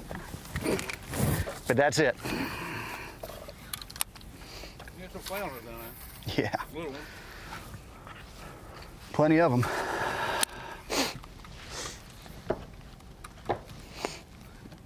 Myers hooked up. Come on, redfish.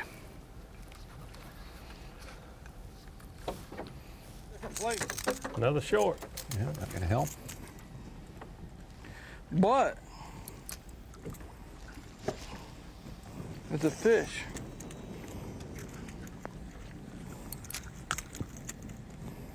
So we don't want to pull the boat up and get that popping cork off, because we're snagged in the oyster bar, and that's where we saw about 5 or 6 fish the other day. So Fred picked up the cork and threw out a little to the left of where my bobber's hung, so he doesn't get hung and got bit. We're going to use my bobber as an indicator to show us right where the oyster bar's at, and hopefully there'll be another 1 or 2 sitting there. Released. A little bigger.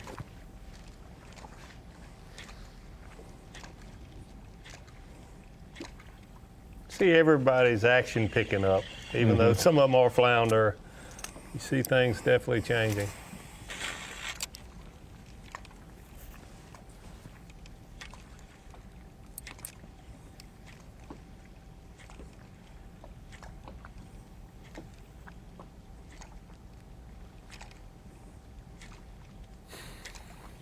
Draw.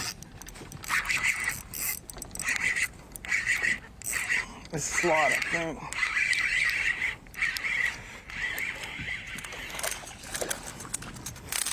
I don't know how to measure him. I don't think so.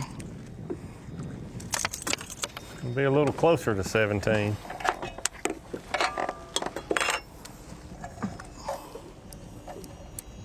Same ones from the other place. 15 and a quarter.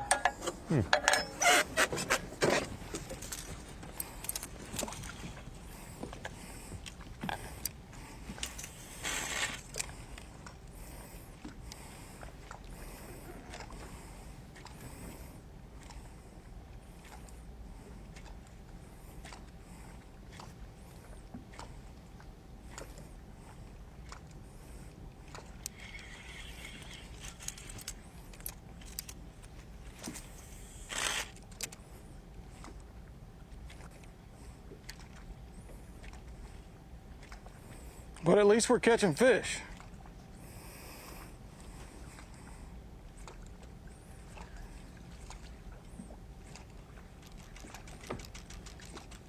No, going up there. Hey, make one more cast in front of me, just make sure ain't nothing sitting in front of my bobber.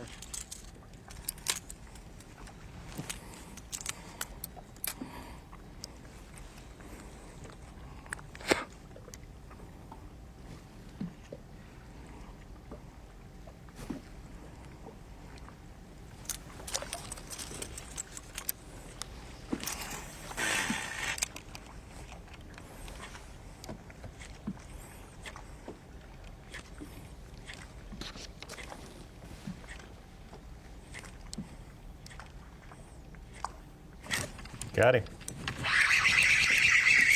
Good camera work there. Mm-hmm.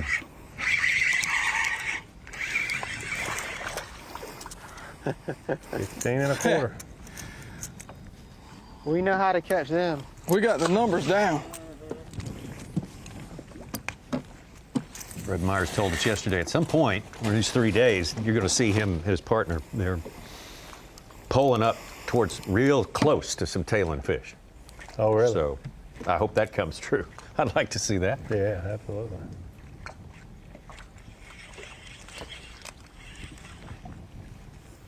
Which, being from Florida and being in this redfish game, that's a specialty of theirs. Sure. No doubt about it.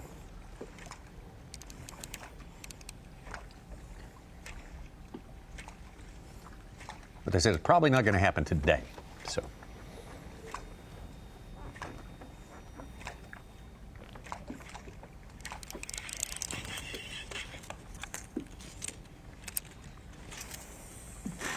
A little bit of payback going on here. He's got his partner hung there. He pulls down. I'm gonna fish this a while. Just like, finally, I can yep. have my way. See how good I catch him when you're not in the way?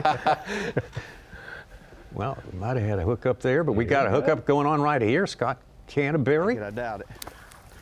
Well, that's closer. It's a little meatier than another 16 we've seen. Boy, they barely get it. Look at that. Oh yeah. Now they gotta do is put it on both. You know what? I'm gonna say it. 17 and a quarter. Okay. And I can be wrong. It's fine. Uh-oh. What was he? I don't know. Yeah, he's about a quarter-inch short, I think.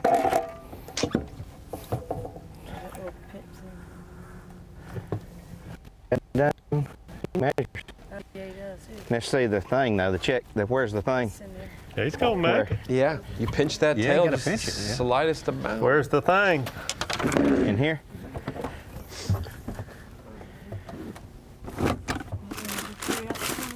No. I mean, it's. He measures no matter what. No, he doesn't. He doesn't? I mean, no. I mean, you got to do it with this crazy thing. Well, it looked like he was 17, didn't it? Right there. Yeah. And you go to 16 and a half. Yeah, he measures. Yeah. He was 17. Woo! Nice. All right. Where's the live? We're back here. I knew I'd be right at least once today. There it is. Now my quota has been met. It's like catching those slot fish. You go through the numbers enough, you go. It's all about the numbers. So there's a little update for you right there. We got Landon Reeves on the board a little earlier when we come back, and we got Miller and Canterbury on the board as well. Still Eshtay and Cook on top with 7 pounds and 8 ounces total All of them looking for 4, 2 apiece before it's all done. Weigh-in time at 3 p.m. today. That's on the way, but lots of time left.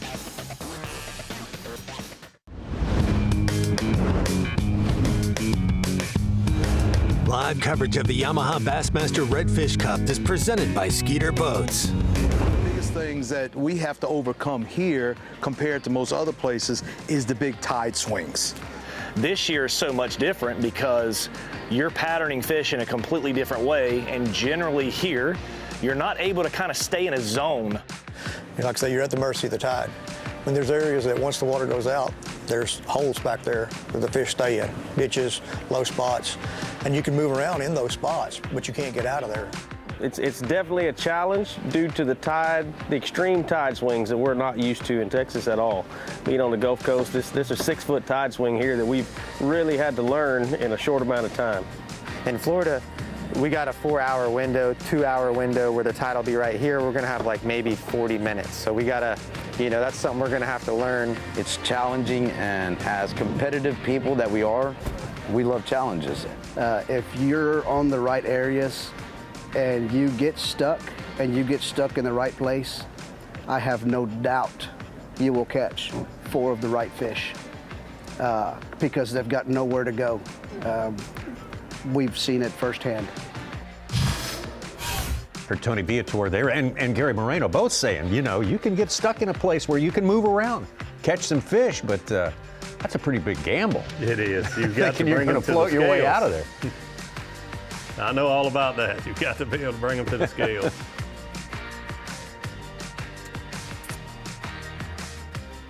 I think the only time I was ever late in an Elite Series tournament in my career was right there. You weren't just Winyah late. We had to make sure you weren't. No, I called and said, Stay out I'm for all alive, night, but yeah. don't wait up on me. Called Trip and said, I will not be at weigh-in. Legendary. You said don't pay the ransom. Yeah. Legendary it was like, sock video. I'm not just going to not be on time. I'm not going to be there before y'all leave. I'll see you at takeoff tomorrow, though. Yeah. I think that might have been a day 2, actually. I think that would have. I think you would have made the cut. Yeah. Come on, redfish. Not a winning stringer in my live well, but a cut stringer. We're not rubbing salt in your wound like we did with Matt Airy, where Such was like, oh, by the way, speaking of the Classic, you got second in a Classic. Right. How's that feel? Look at those beautiful oysters. Right to the left of that right there, right? Dave Mercer going to eat some oysters for us before the weekend's over. Yeah, they're not in the grass anymore. I mean, they're definitely stacking up somewhere. Whoa, heads up.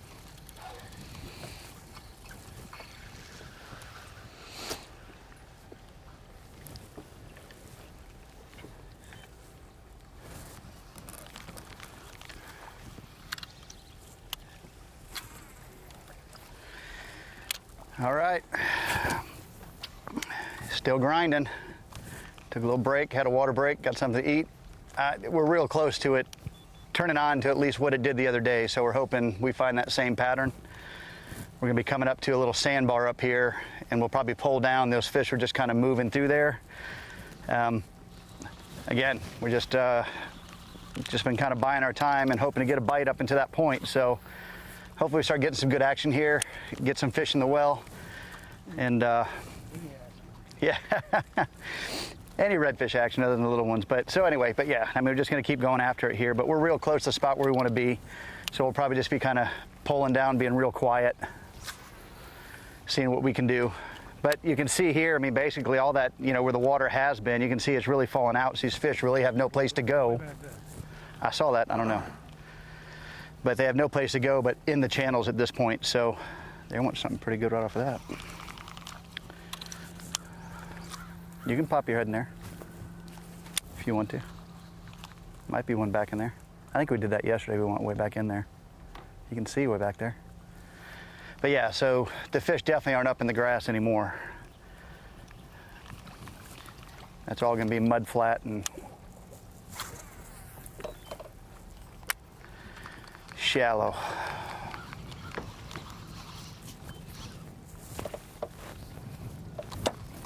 Heads up. There you go. Nothing like being alive and having something like that happen to you. Oh boy. It even happens to the best of us, you see. And I'm not even the best of them. All right.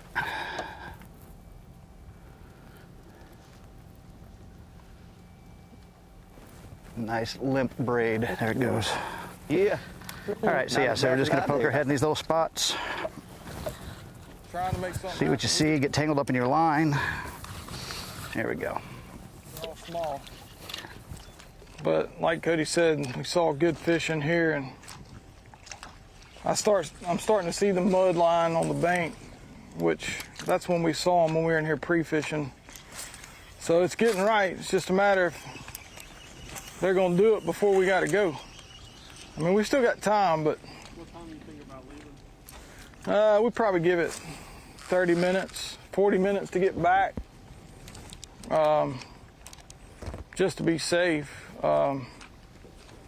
But we need to catch some fish before we really think about that. We're sitting on one good fish still, but we're just hoping it happens quick. And it can. This is a big tidal estuary, and tide is the main player here. And when it gets right, they show real quick. They show up real quick. That's kind of what everybody was talking about during the week pre-fishing. The other anglers waiting on the current to get right, tide get low. High tide's tough. Yeah, the biggest thing for us today, I think, is everywhere we've been catching these fish, for the most part, has been little oyster bars on these banks. And we got 2 or 3 that we marked pre-fishing here. And that was one of them back there, and we got one more in front of us, but we caught 4 or 5 small fish, you know, none of them keepers off of it. And pre-fishing, we saw some nice fish on this stuff, so. And there was a good amount of fish here. Something's either changed or they just haven't pulled up here yet. But we're trying to get something going. You know, the clock's ticking on us. We're feeling it. We still feel like we're doing the right thing. We've had a couple fish today that were real close, you know, that just didn't go our way on the board. And, you know, we were a quarter inch on 2 different fish from having 3 fish in the live well. So we just got to keep fishing, keep trucking along, and hopefully something's going to break our way here. I mean, we've caught enough fish to, I feel like, have more than 1 fish in the well. I'll second that. They have certainly caught enough fish. What we're not going to do is give up. Oh, that's an oyster bar. That's that other bar up there. Yeah, you mark that one too. But we're going to do the same thing we did on that other bar. I'm going to use my cork that snagged on the oyster bar as the marker, and Fred's going to fish the perimeter around my cork, because these fish are going to be sitting around it. Swap sides on me. I'm going to power pull us down, and he's going to just pick this apart. If I don't get home.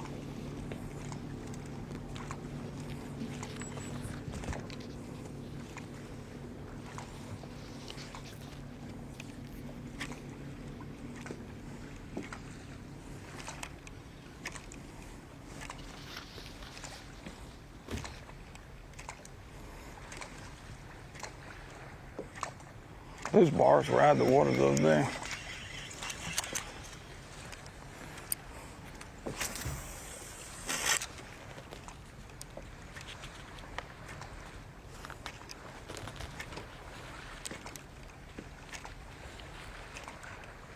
Talking about marking that with his popping cork.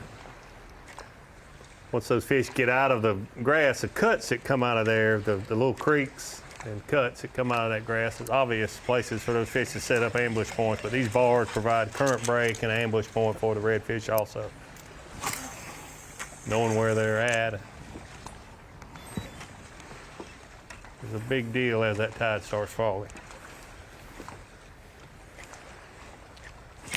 Oh gosh, I think I hit the bar.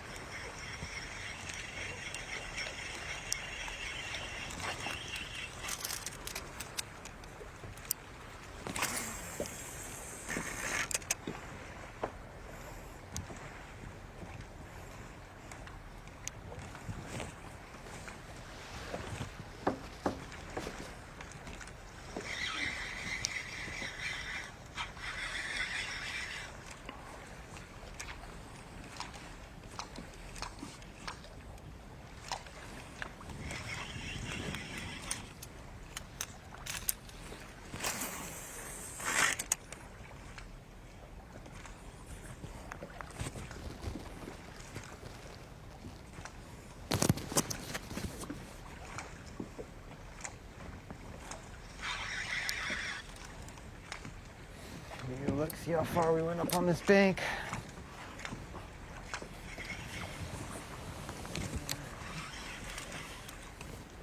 We got 2 more marks in front of us here. Okay. 3 more. The farthest one up is about 400 feet.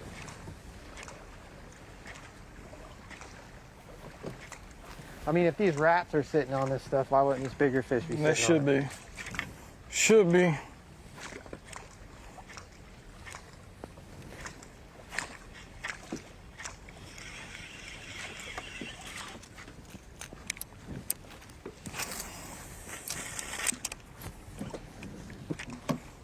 Perfect time to take a water break is when you're snagged on an oyster bar. You know, that's a tip of the day. If you need a water, you want to get a sandwich, just snag an oyster bar. Yeah, I'd have done broke that off already and had a new one tied on. Right? I don't know if you'd have a new one tied on yet, but he'd have been ready to rip. Them cool. What I'd have done is I'd have had some pre-rigged already. And just pulled it out. To where all you have to do is tie the cork on, and you already got your leader and everything already on there. That is smart. You know what else we planned on? We planned on having 4 fish by now. Oh, no. You were playing on the willow skin. Yeah. Whew.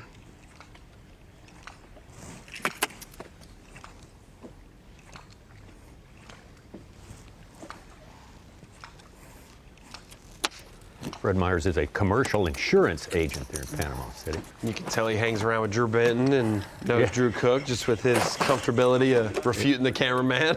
Sure. Seth. Yeah. Well, I mean, when you only got one fish in the live well, the cameraman's got all these bright ideas.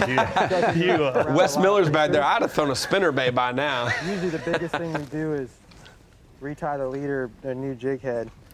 But I will have to agree with the cameraman. They should have some of their stuff pre-rigged. But between the leader, you don't want to hear that at this point of the day. Between the cork and the lid, pick your time. When you pre-rig them, a lot of times they just end up getting tangled up. And it's just... You could get fouled in though, if you were really... You can wrap them. It wouldn't be a bad idea, honestly. We're kind of low on that specific cork. It's like a little bit less of a loud ka-clunk in the water. You'll see some orange ones with guys got tied on, and those have a lead on. They make more of like a plunky, sound. And I think these smaller fish in shallower water, these smaller, lighter corks tend to work a little better. My theory, but that hasn't really held up today.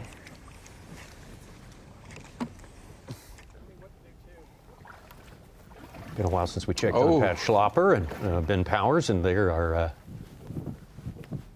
dealing with definitely moving the bottom right now, a little bit. In there. I'm pretty strong, you know.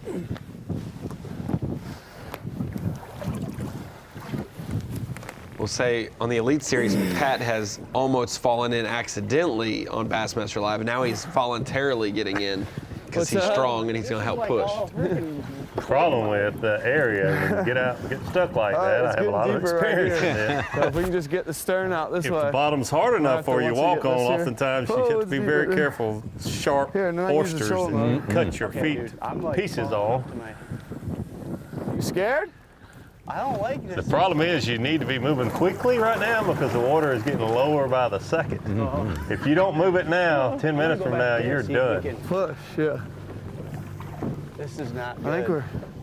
I think I'm good. Push from the back. Okay, let me get back here.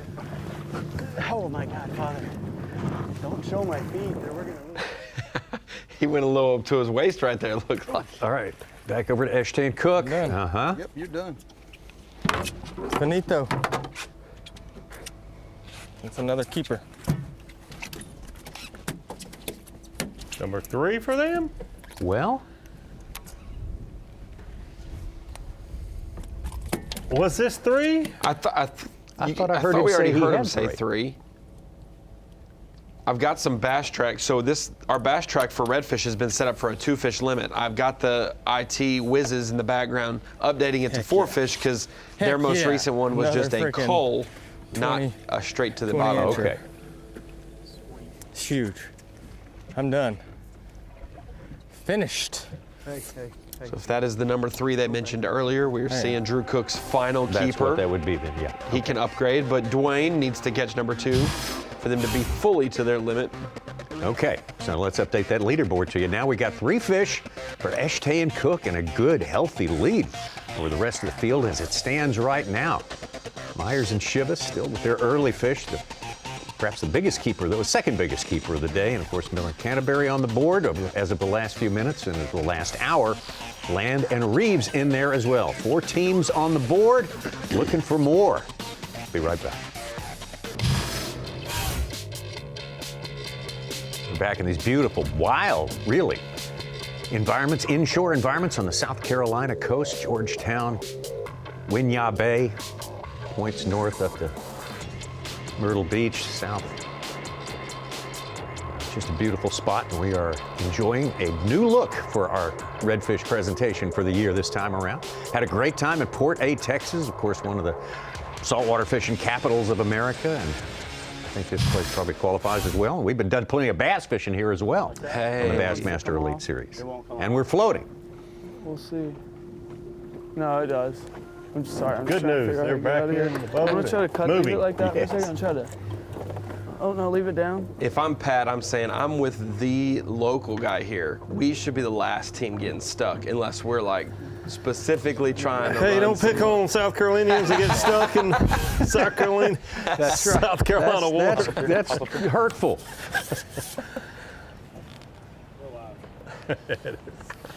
Here we go. All right, we are about 100 yards from the Atlantic Ocean. And this morning, this spot had probably 5 foot more water on it. We knew it was gonna be a little shallow, but we can move around, just got hung up for a second. But we're trying to make it in this little pocket back here. There was a good number of fish there 2 days ago. And just trying to get in there nice and quiet.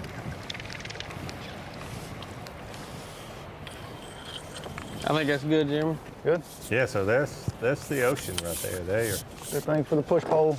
Not as far in, probably closest to the ocean than anyone we've seen so far today. Yeah. This is one of the places that they're referring to that holds They might be big right here. I'm not ponds sure of water that'll hold these I redfish see and some easier to messing around catch, on but this. you got to be able to get out of there in an hour or 2. So weight sensitive, try to get back here. But So we came in here on this exact same tide. It might have been 6 inches higher. Try not to come in here on a dead low tide, but kind of a mid to low tide, maybe, you know, if low tide is 0 feet, we're in here at 2.25 feet or so. We went around this whole thing when we came in here. This is the last spot that we checked. We ended up spooking, what do you think, 10 fish, 15 fish? So key is getting on them nice and quiet, and we should be able to sight fish them. you're gonna have to grab your rod again, son. Push pole? Yeah.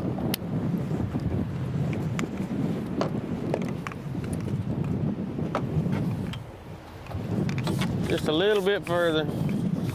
Good strategy here. That's a big old high banks, man. That's a lot different country than what I'm used to seeing, that's for sure. A lot different country.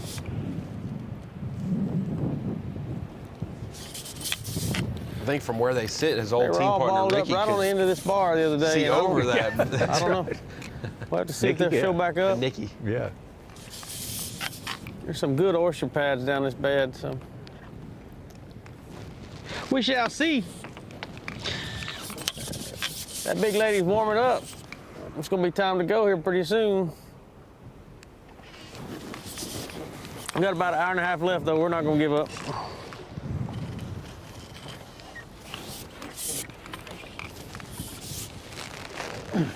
Tell Tommy and the guys in the booth, sure be nice if they come give me a hand pushing this boat. I was about to say, Travis is right there. Yeah. Yeah. I don't know. It's lower than what it was. Here, you gonna put some man on it? Uh-oh.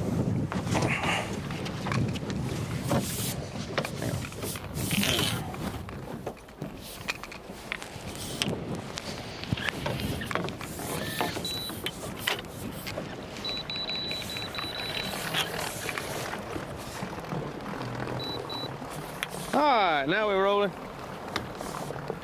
Sorta. We ain't doing nothing. Yeah, I'm thinking it's at least 8 inches shallower than the other day.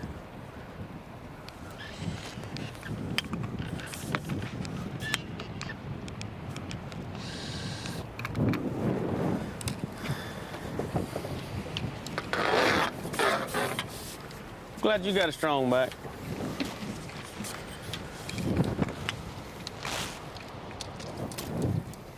We all gonna have to be up here.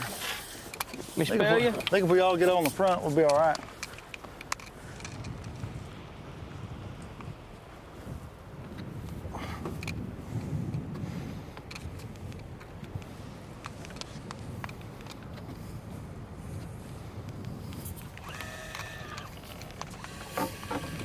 Ain't it fun? What we do is catch a dang redfish, ain't it?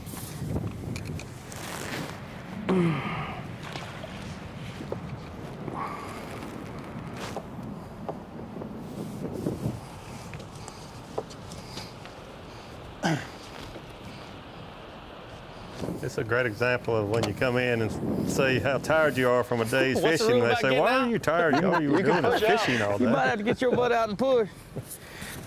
Both of us. Pushing a 2,000-pound boat It's not good across when the boat gets sideways. the sand.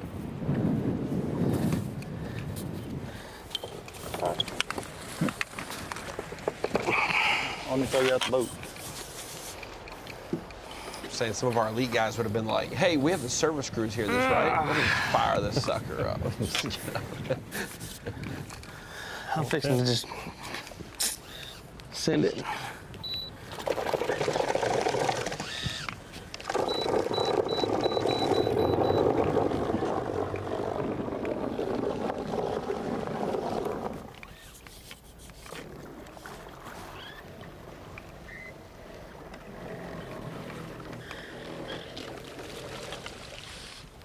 I think you just freed it up right there.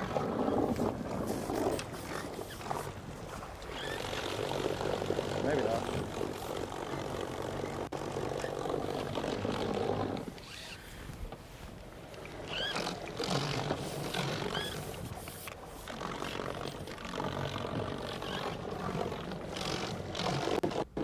I think they're moving. Good thing is I got a lot of Kind of practice. suggests some movement here. Duck hunting, we work a lot harder than this. It would be a mess if it's blowing about 25 right now. wouldn't it? He's a little bit smarter than me. Y'all can have all them ducks you want. Too much work to clean. There we go. All I right. don't like to eat them that much. Are they good in a pot roast? I knew I brought you along this team for something. I'm assuming we're not live anymore. Oh, we've been live the whole time. I don't know if we're gonna be able to get in there. We are not, sir. It We're might already be. back on the bottom. Might be deeper on the edge over there.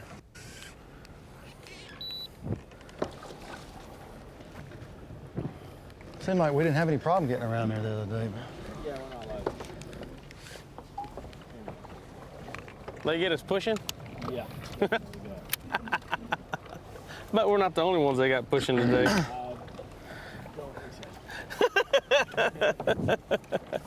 Look here, look here, look here. Uh-huh.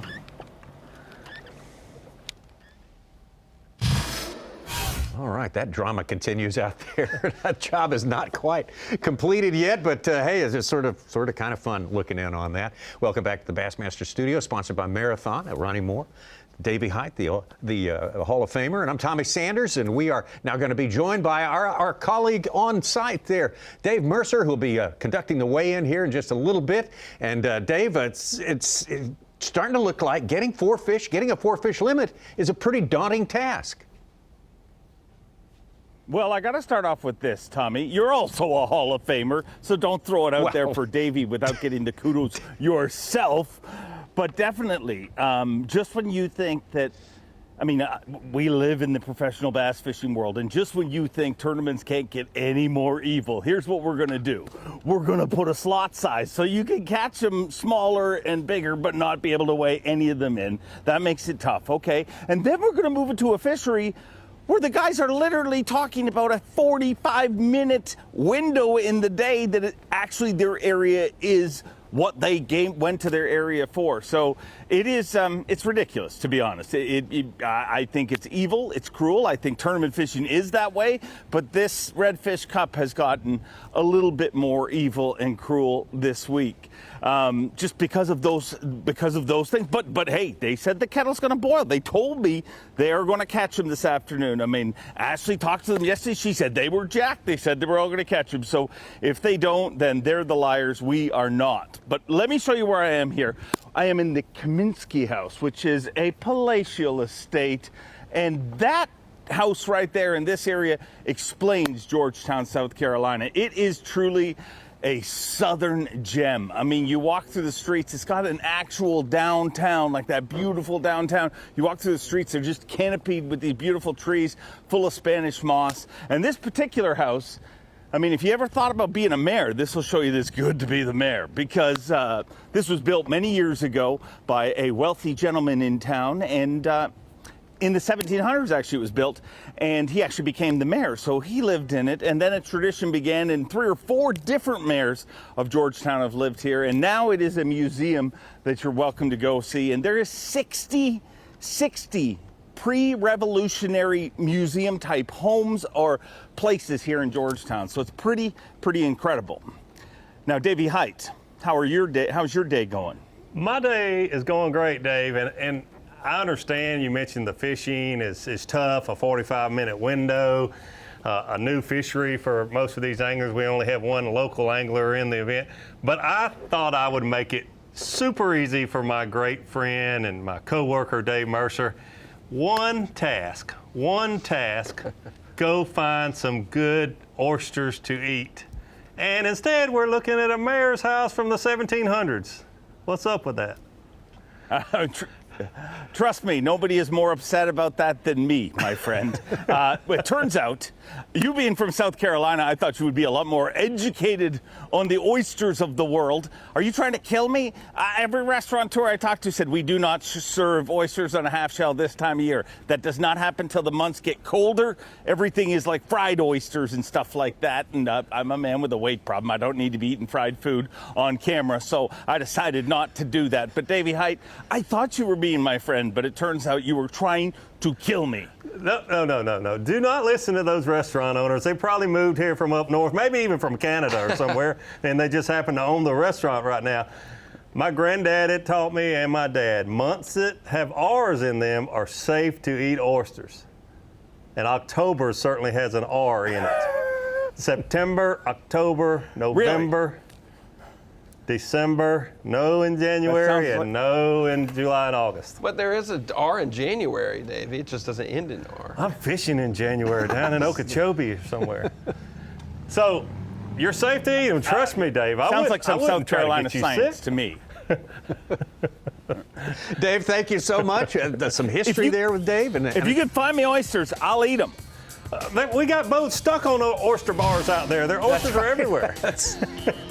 Lots of history, Georgetown, and that's one of those very hard to find, those deep water bays. Charleston's one of them. It's very important in the history of this country back in the 1700s. It's, in fact, the business was so good in and out of there, it attracted pirates. Blackbeard used to hang out here and jack up ships and take their cargo and stuff like that. So it's a lot of history here. You're right. All about pirates on the coast of the Carolinas, don't you worry.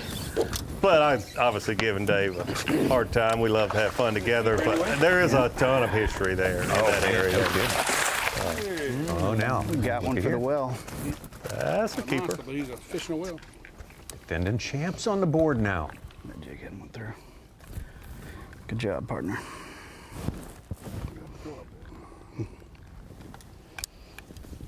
I got him.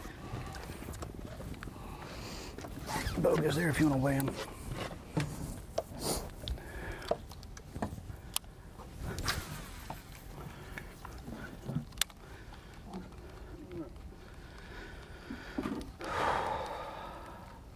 I'm ready for it. I guess 20 incher. I'll take it. Let's try to be real quiet. We're pushing fish right now.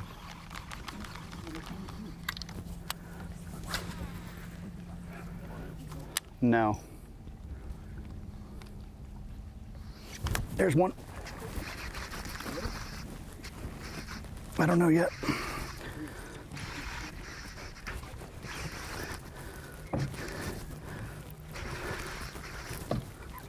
That's a decent fish, Eddie. Decent fish. Another keeper, I think. Wow.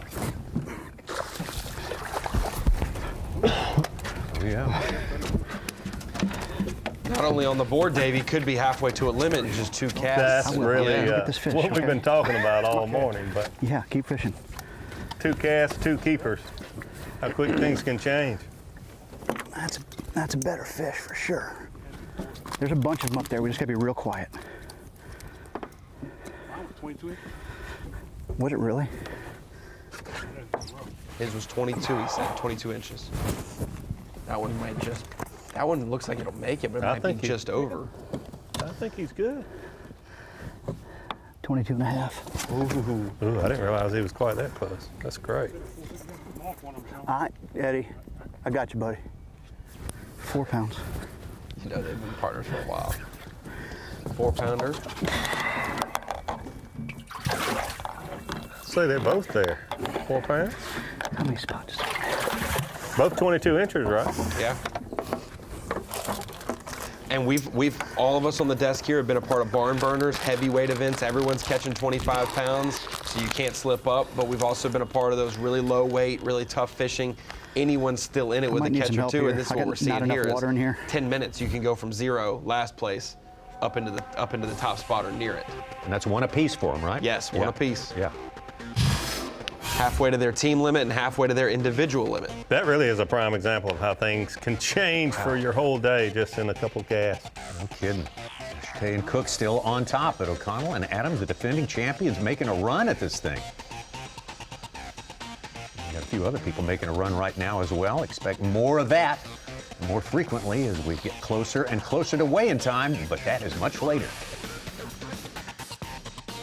The Yamaha Bassmaster Redfish Cup Championship at Winyah Bay, South Carolina is sponsored by Power Pole and by Skeeter Boats.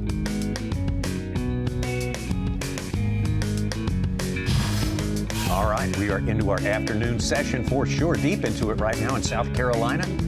Georgetown, Winyah Bay is our headquarters. There's your playing field right there, and there are your 10 teams who are out there contesting this Redfish Championship for the 3rd consecutive year. It's Yamaha Bassmaster Redfish Cup Championship presented by Skeeter Boats. And there are your leaders right now. Over 10 pounds, they're into the double digits now. They've got 3 keepers out of a possible 4. Dwayne Eshtay and Drew Cook.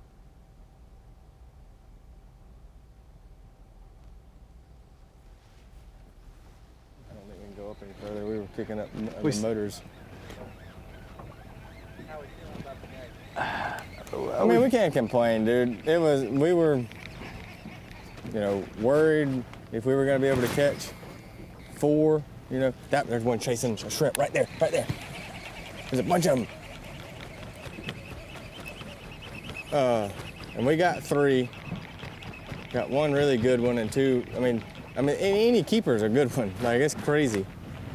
Just how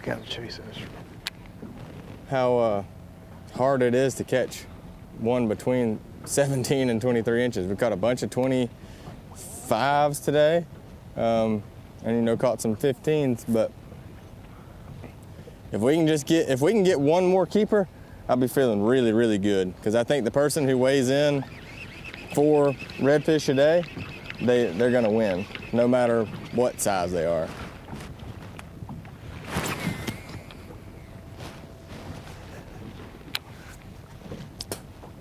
I don't understand how, they're chasing the shrimp like that and not. Well, we just ain't put it in front of them yet, but some fish out here, we just got to convince them to eat right now. I mean, they out here, we see them balling and mudding and doing all that. It's just they haven't passed in front of the shrimp yet, or this is what they're just not interested talking in it about right earlier. now, They get out and you see them, coming but off over here. They're harder to catch swimming. because they have so much bait and so much food around them. It'll probably be the dumb one. Eat mine. Yeah, eat it. I'm good with it.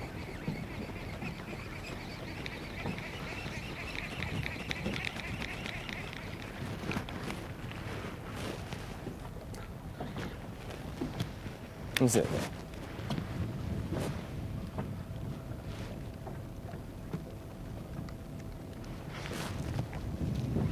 Maybe they want to eat upside down shrimps. Drew Cook touched my bait. You can eat now. It's time to go. I think if we could ever see another one chasing the shrimp like that, if you could get it in front of him.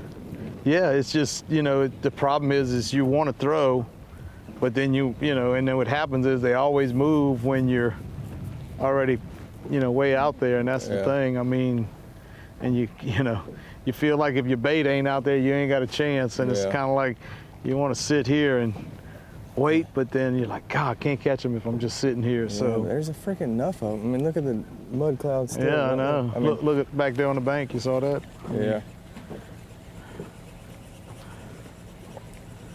I mean, I don't know if that's reds. Look. I mean, keep throwing right there. To the right of that little trap. A little bit further back. They keep freaking. I don't know if there's ones way up there. Oh, that was one. See that one? Look at him chasing shrimp. Yep. Seems like they keep going back to the same little spot, huh? Yeah. It's like they run out, but then they Two for Drew Cook, return home.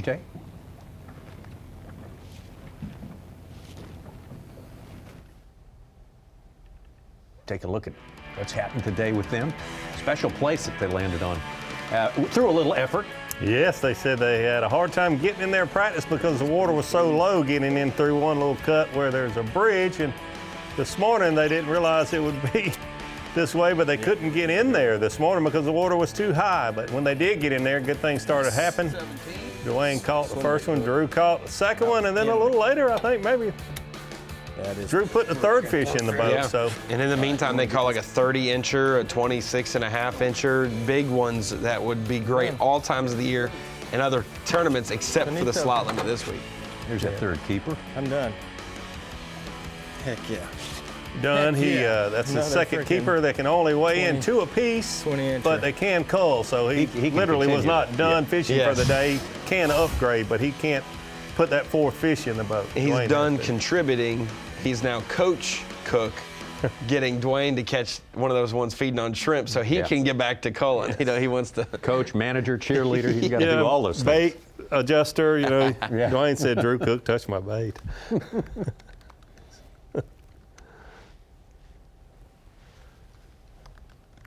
We all grew up fishing team events at different levels. It's fun to watch team events or be here to see this unfolding. You become friends and partners through agony and victory, hopefully.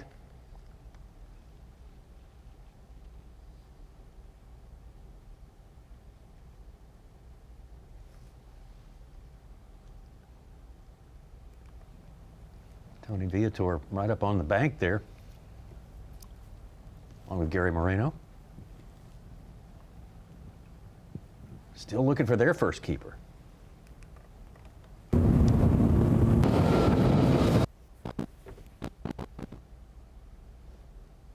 Knows once. clock is ticking away, and if you figure 30 minutes average travel time, we're almost into the last hour of fishing time here. Weigh in at 3 o'clock Eastern. Yeah, most of them have mentioned 20 to 30 minutes to run back to check in. Carroll Campbell Park in Georgetown, Winyah Bay. Ain't that much. Still good. There he goes right there. And go to the next big slough, I guess, huh? Find one they want to eat.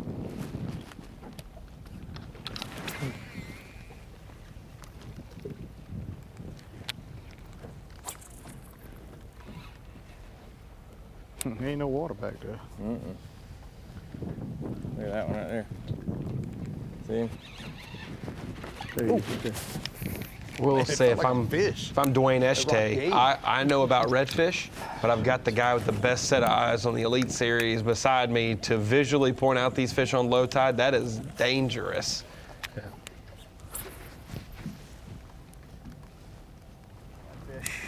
The impression is not hungry.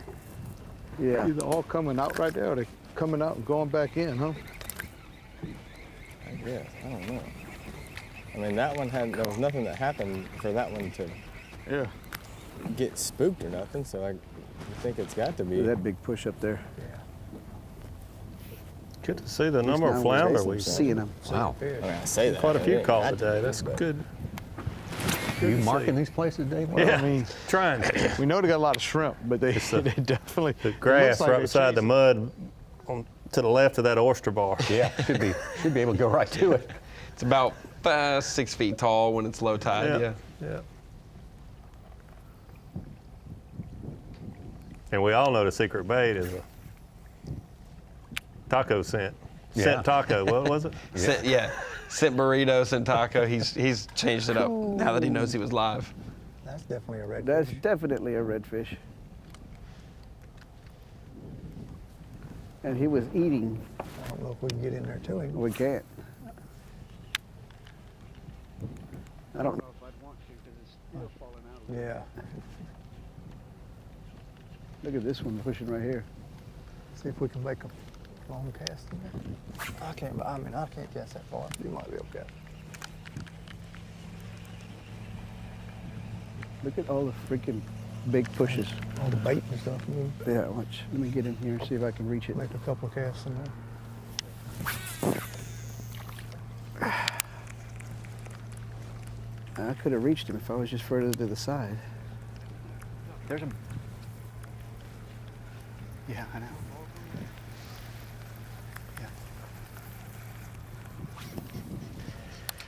Got an objection? It's up for. It's a subjective vote.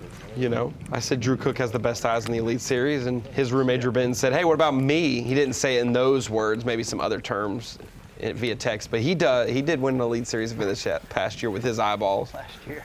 He did. At Lake Murray in this state. Back here we go. Looking live well, it's completely empty. Fishes on its side, like, ugh. Yeah. I made note of that can of worms you opened when you said he had the best eyes. I thought you might hear from someone. I didn't realize it was going to be quite that quickly. You'd think they'd come up behind that bar and start kind of smashing bait. Mm-hmm. That's one. Catch him, Eddie. Come on, catch him. Get him, Eddie. Come on.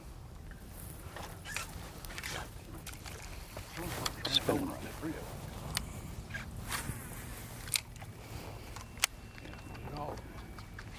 Oh.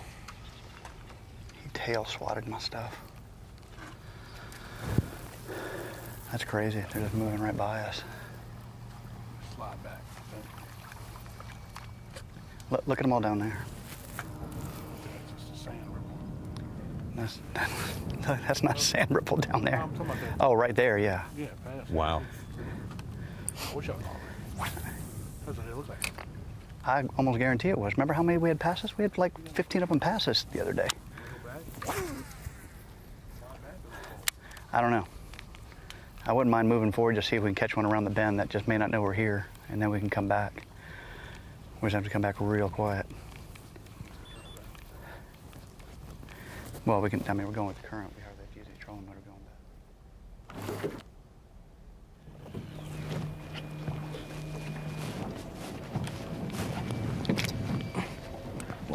trim up.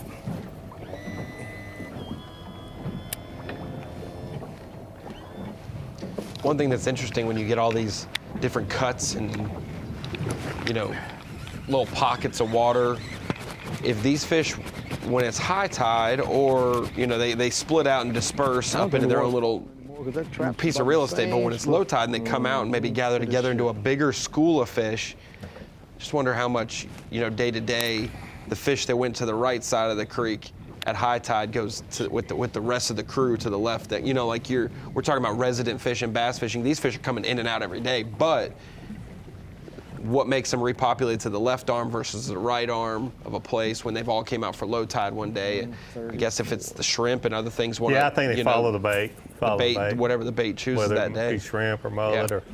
Because when they said they saw 15 fish pass them the other day, are these the same 15 that are resident to this region, or are they a part of a larger school that's broken apart, you know? Yeah.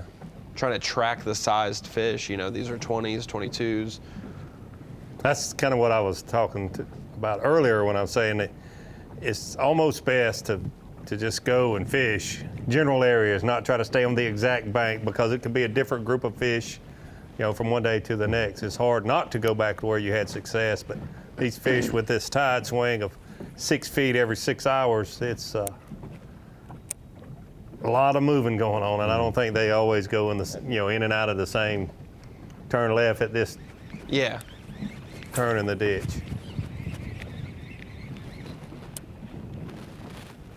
Or if they go to the left in March and they go to the right in October, you know, Right.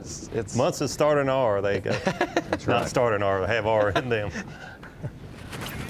November, start an R. Rocktober, July.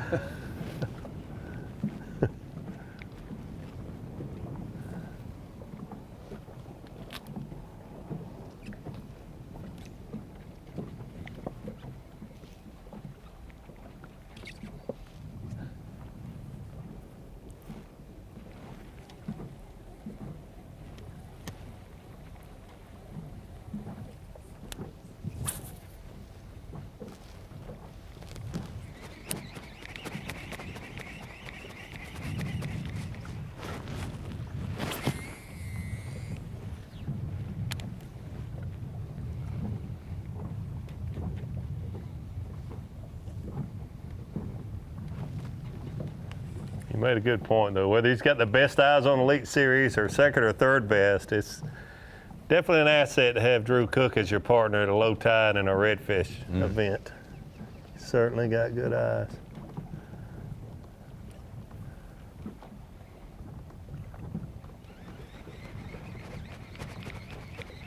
Go to the back of that pocket and see if one moves.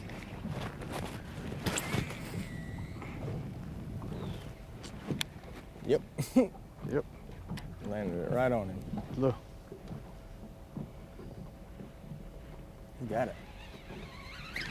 No. Yeah, he had it. You think? Oh, yeah. I never felt it. Never felt it. Let me see that thing real quick before you throw it. What's going on here?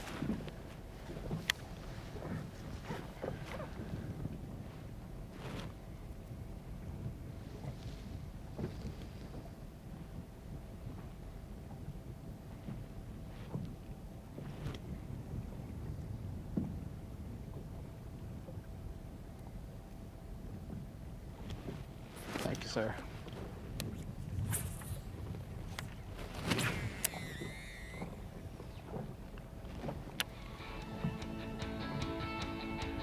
Well, you talked to all these anglers out here before this thing started. What's the most important thing? What's job one?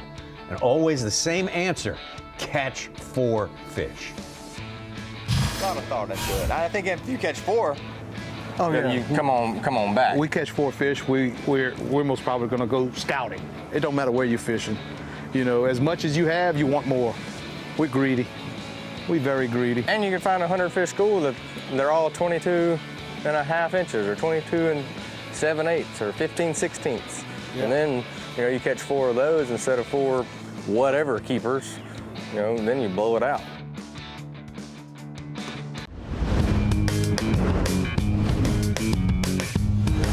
Live coverage of the Yamaha Bassmaster Redfish Cup is presented by Skeeter Boats. Got a figure for most of our 10 teams here. Count in travel time, and we're into the last hour of fishing here. This day has gone by very, very quickly. And if you are sitting there with no keepers yet, that clock is running so fast you can't, it's like a blur. Gotta really get something going, get a keeper, get 2. Man, if you can get 4, that would be ideal. Really would, and we saw just in the last 30 minutes how quick things can change. Went from 0 fish in live well to 2 fish and back-to-back casts. Each angler catching one of the slot fish. So hopefully that'll happen for a few more guys here soon. CRTH Marine Weather Watch, it's confirmed. It's confirmed. It's a beautiful day, as if we couldn't tell by watching there. The wind is light and moderate. The sky is partly cloudy. Pretty much the same outlook for the whole week, I believe. Yeah, light winds. Switching from east to a little southerly north. and Is it southerly and westerly a little bit, yeah. So the little bit of north was this morning, and then a little bit of north this east morning, and then southern. Mm-hmm. Okay. Yeah. We didn't have much of that northeast this morning. It's been east most of the day.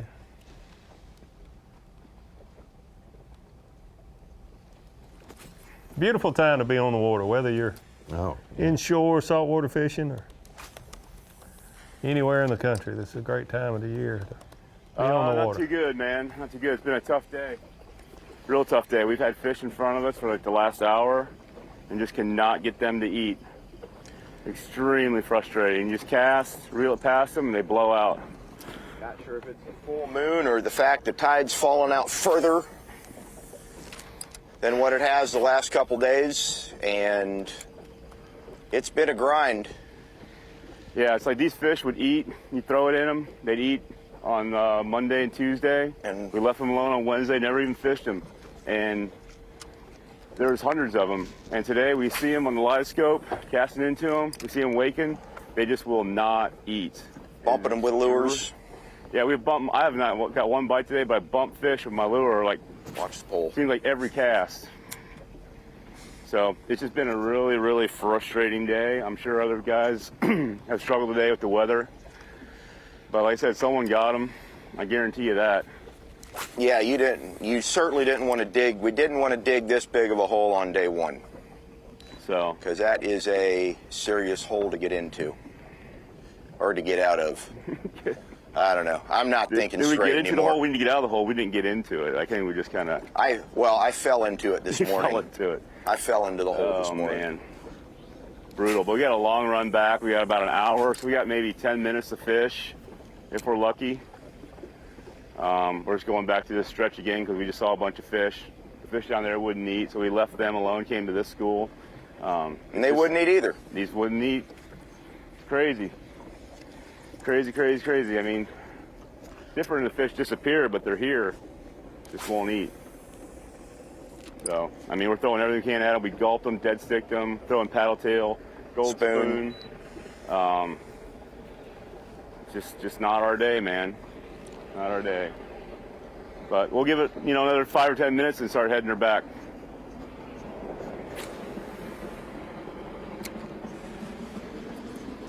I don't know, what do you think? They should be right here. Yes, they have to be right here. Unless you're just flat out pushing them. Is that something pushing left? That's just current.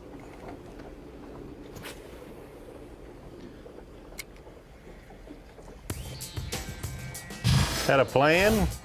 Sounded like they had a good plan. They've fished farther south than I think anyone, including Slopper.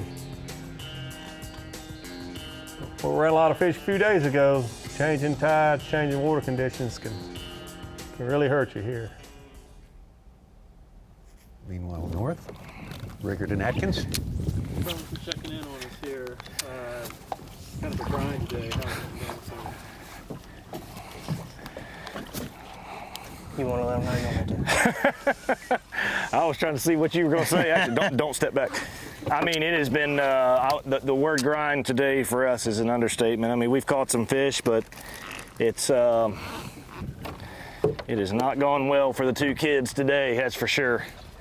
And we do have a little bit of time left, but I mean, we've caught some fish, some short strikes, some small fish. Just have not gotten any in the slot today. We do not have a keeper in the well, which is a major problem. What the heck's pushing that over there? Which is a major problem, I see that.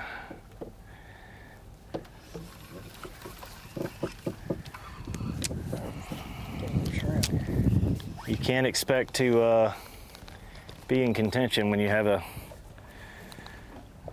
an offer like this.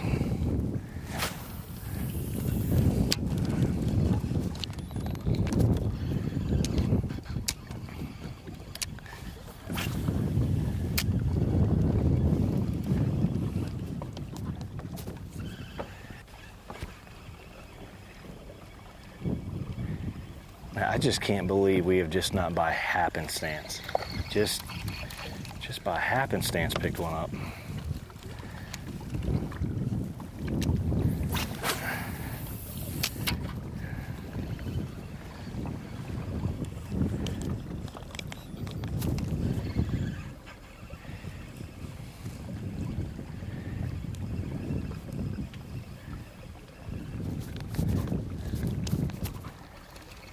Everything looks so different now.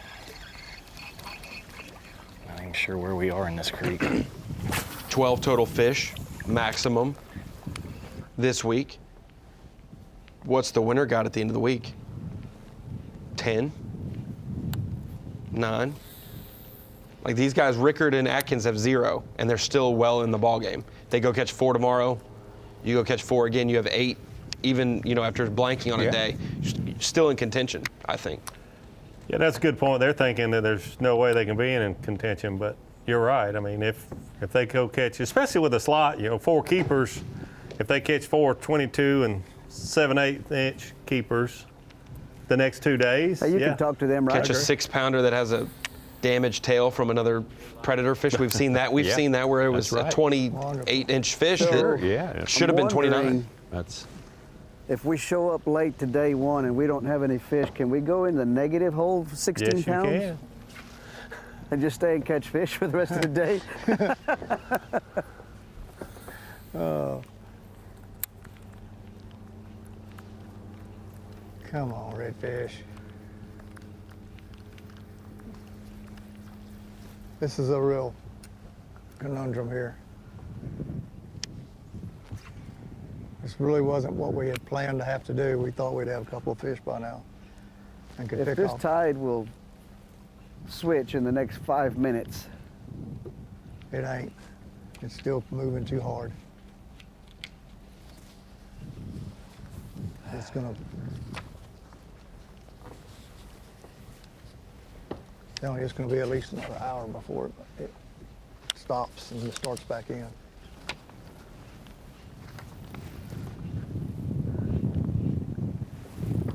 Well, you want to drift out of here real slow and... We could do that. We drift out real slow and hope we bump across one on the way out.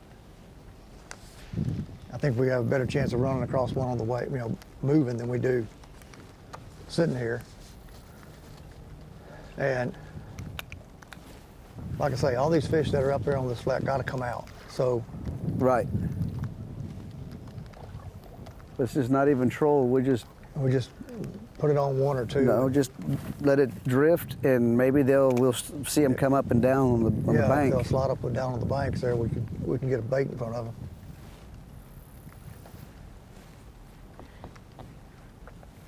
It's the only thing that worries me is them not eating on the bottom of this tide. Even if we pitch, because that's just because it's the ones that we've managed to throw at, we ain't got a bite yet. That bothers me. We should have got one bite for sure.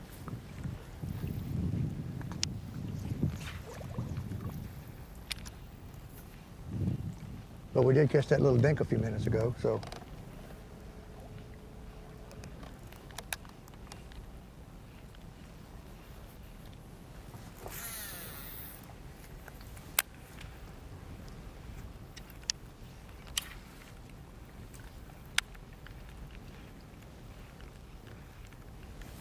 Viator and Moreno, both from Houston area, Baytown, and Winyah, Texas. Yeah, see, I don't really. We got to come out of this thing, or we're not. This thing, we're going to be high and dry before tide changes. No, we still got 14 inches.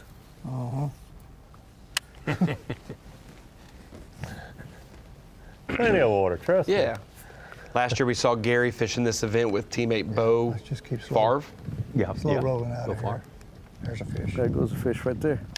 Tony The Vine. minute I turned on the trolling motor. As soon as you turned it on, he left. Winyah, Texas, a little small town, right size. Population probably 2 million. Mm-hmm. Been there a few times. Yeah. Don't get caught in traffic.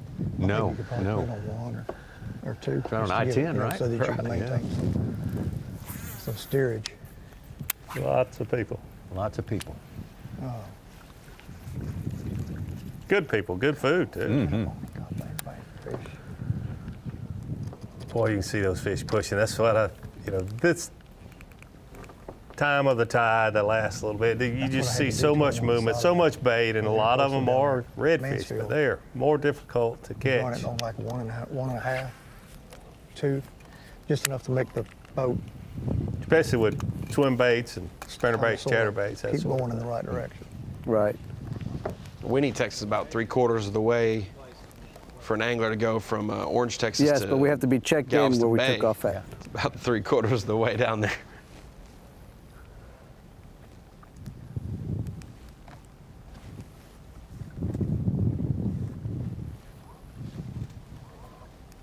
Probably fish Sabine Lake a lot. I Oh, would think. yeah. Uh-oh. Absolutely. Well, that ain't no good. Neches River. Yeah, no. Trinity River. Trinity River. It's 152. Stayed over a couple days.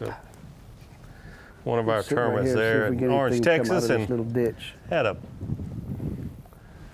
big redfish, a don't big know, flounder, we'll and a get back to big trout all in one day there Oh, on yeah. Sabine Bass Lake. fishing, It's yeah. great fishing. Lots of fun. Oh. Uh-oh. Uh-oh. Adams O'Connell. He Two didn't fish just- in the boat. He didn't just roll up his pants, Davey. He may not have his pants on. I don't think He thought a scent taco was going to be what we talked about. Oh, no. Oh. This guy. Sorry, Sean. Yeah. We forgot all about a scent taco now. We got pantsless Sean. We got. Hey, I'm laughing with them. Maybe Hey. if I've been there, done I've been that. there too. I've been down in my drawers pushing a boat before.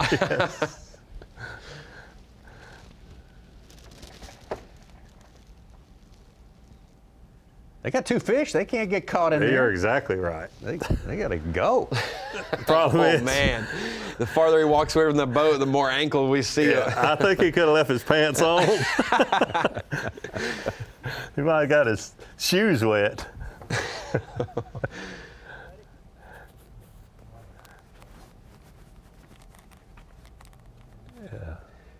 This is contrary to Unfortunately, I knew exactly what he's doing. You're searching for deep water walking around like that. Yeah, that's right. You're forward facing, doesn't You're sounding. Yeah, Yes. yeah, right.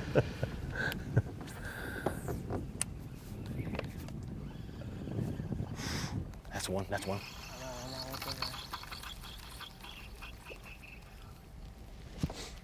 I'll say it's contrary to the fact of the can't see it, can't hit it statement bass anglers say. That pluff mud will slow you down. It's like a big rubber band on your motor until you. The good thing for them, though, they're getting stuck while they're on the trolling motor doing 2, maybe 3 miles per hour. I was doing 65 miles an hour when mine stopped. Sudden stop. Yeah. Messed up your good socks, too. Yeah, it did. Get off this stupid bar. Oh my God, look at him pushing in front of us. Holy shit. That's a bunch of them right there, dude. So we were staying at a house there in Georgetown, a friend of mine, and somehow I took those socks, rinsed them off, and hung them up, and left them, forgot them, and left them. And he brought me those dirty socks like 2 years later when I saw him. He said, Stiff "You as left, can be. you left your socks hanging on the clothesline." You should have signed them. The Pluff Mud incident of 2016. You could have put them in the Bass Fishing Hall of Fame with you. Yeah. I guess it would be pretty neat for people that knew the story, wouldn't it? Right past this. So many signs.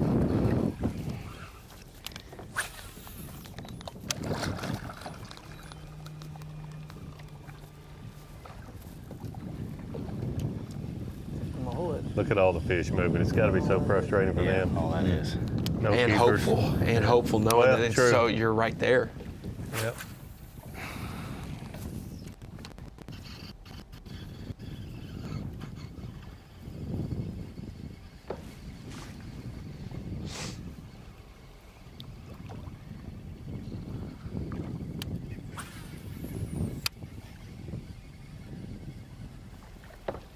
Eye-opening to some of these elite anglers that don't have experience red fishing, that hear all the stories about, man, when that tide gets low, they're so aggressive they'll eat anything, and it's not necessarily the case. No.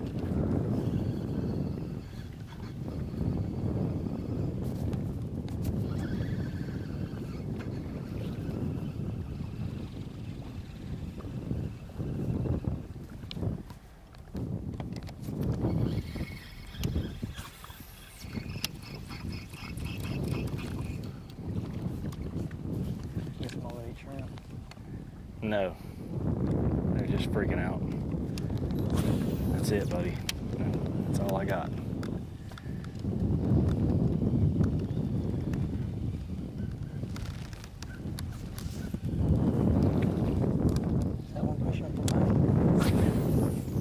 Good cast.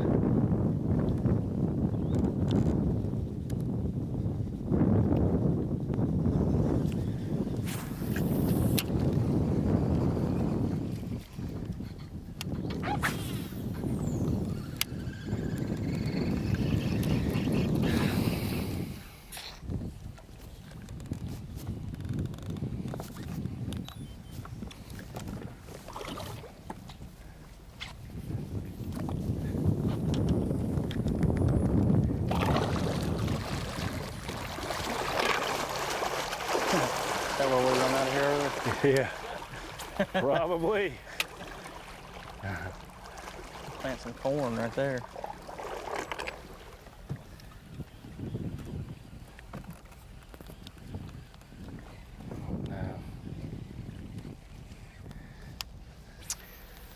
I will say I've got a lot of confidence for the pessimism that anglers had and teams had with the high tide conditions they would be given or facing, you know, the lack of fish or the lack of understanding of what to do during high tide. Myers and Chivas, they caught a ton of fish on high tide. They did. Yes, they did. And if we're going to have more high tide than low tide the next 2 days, yep. Whew. They caught a ton of fish on high tide outside the grass. It wasn't like they found some secret spot, you know, a mile back in the marsh. They were outside. And they'll be getting there tomorrow as it's rising, not as it's already there. An hour early, yeah. And it bodes, they need high water for Cook and Eshtay to get where they're getting, but they don't need it to be super high. So do they get in before it's fully high and they're in there when it's high? Or do they have to wait an extra hour to get in there for their honey area? For it to turn and come Yes, out. You know, like, That's does a it good need question, to fall? So listening to them, I would say they've got a chance to get in there tomorrow morning, and then they'll be committed to for stay a few there hours. for a while, yeah. If not tomorrow, definitely Sunday morning, they'll be able to start in there. Maybe they could put 4 30-pound sacks of sand in the boat there, you know, so they can get under. Toss them out once you get through there. Whoa. Drag the top going in and the bottom going out. That's right.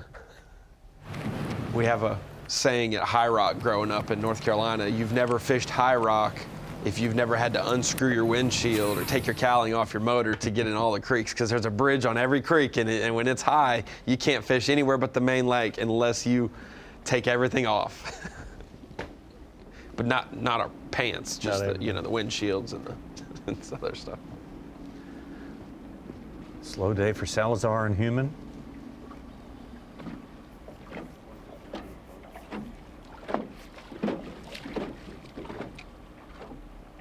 Good news is it looks like they got plenty of water where they are right now. Yes.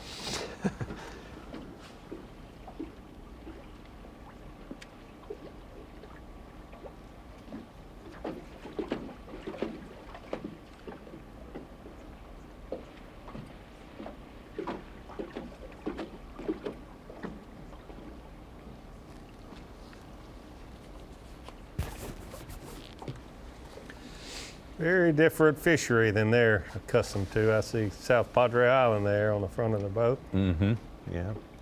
Corpus Christi Bay, places like that.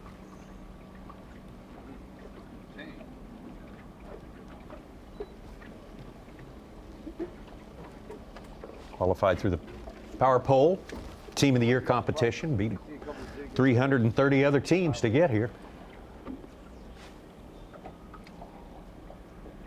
Yeah, that's the thing. These are all great anglers. They qualify to get here. It's tough going. Here we go. To a different fishery and having only 3 days to sort it out. Yeah, very, very daunting. This one will measure. Still measure? It's been a while since they've had one on. I think so. I got the net ready, buddy. He's looking better and better the closer she gets. It's a keeper. It's a big keeper, which is exactly what you want. Extend that sucker out. Yep, that one will measure. Good job, Fred. We got to get in that well. Good job. I take the lead with that. Oh, good.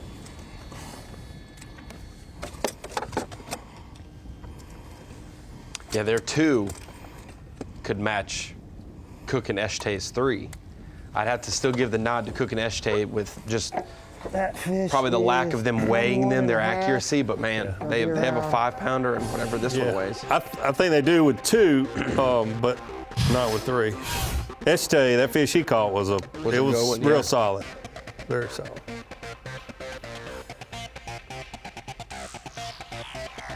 Nope, didn't quite get there.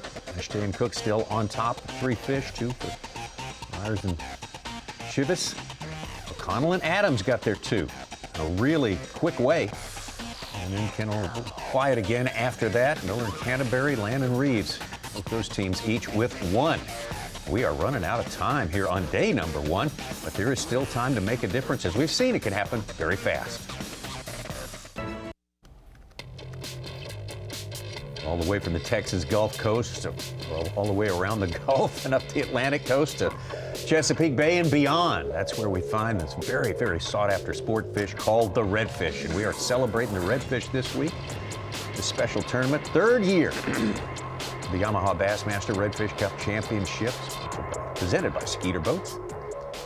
And our 10 teams, well, they've been working as hard as they can, but this is a tough proposition. Most of them have not been here before. They had to learn a lot, spend a lot of time learning just how to get around here. The Tide is a very different situation than Texas, the Florida, the Louisiana anglers face on a regular basis, so that's all new to them. And they're doing their best. Yeah, like you said, they come from all different parts of the country, and to try to figure this place out in 3 days is certainly no easy task with the tide changing and being a little concerned on whether you can even get back to weigh in, not staying in these areas as long as maybe they should, just because if you don't bring them back to weigh in, it doesn't matter how many pounds of redfish you have. Everything was income when the whole turned street fishing. And Human and Aaron Salazar. Yep.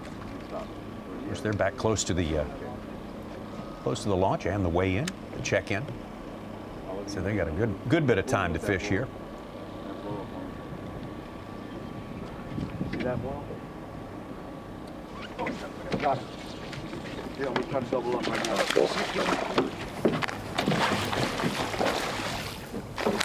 You're on it. Yep. Get it.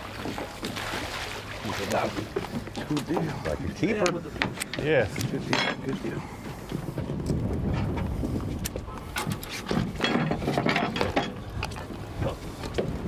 Hustle, the energy, There are guys who have 0 right now who have caught quite a few and big ones as well, and they're still on 0. And this team hasn't caught many, and they're back in the game. One catch. And maybe wondering why they burned any gas at all. Oh yeah. How many times have I done that? Yeah.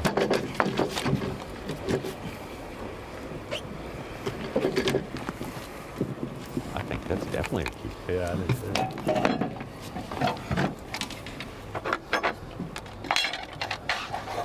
Oh yeah. 2 inches, roundabout. 21 3/4. Good keeper. All day, whether he's hot or cold. 4 pounds. Nice, bro. Yeah. Good job, brother. About 4 pounds?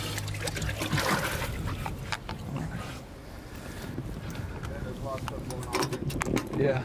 If you've ever been in a team tournament, Dave, this is where you look at your partner and say, hey, we could do this. Yep. We could do this. There's time on the clock. We can win this. Hey, they're in it. Or you look at it and say, I told you we didn't need to run way down there.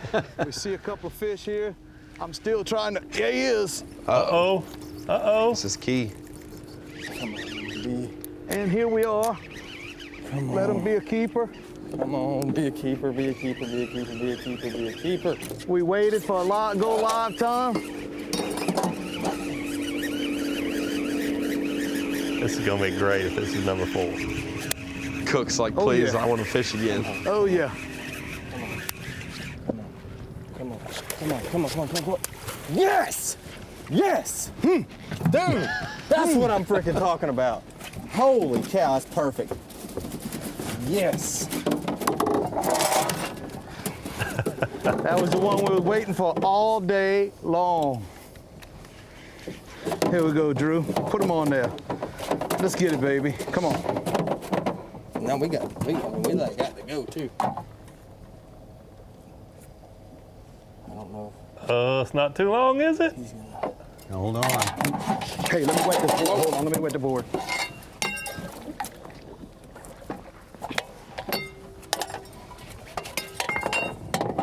Make sure his fin's under right here. Put the board up.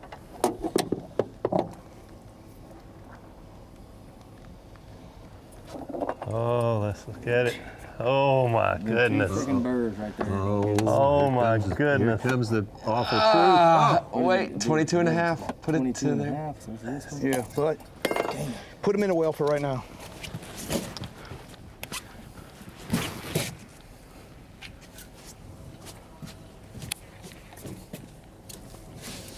Interesting. Hey, we can check them when we get to launch. Yeah. God, that was gonna be perfect. I really thought it was a perfect one. Gosh. Dang. It's all right. Got a couple of minutes, huh? I got a couple minutes. A couple? Like 2, 3? Yeah. He won the air.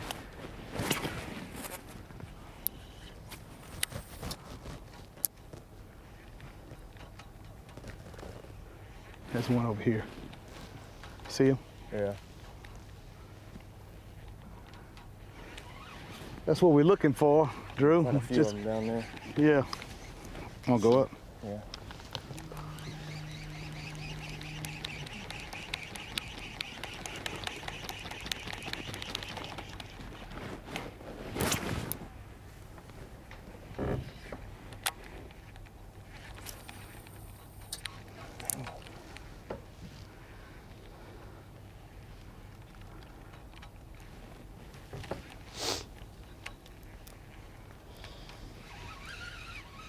He actually hit me while I was moving it in.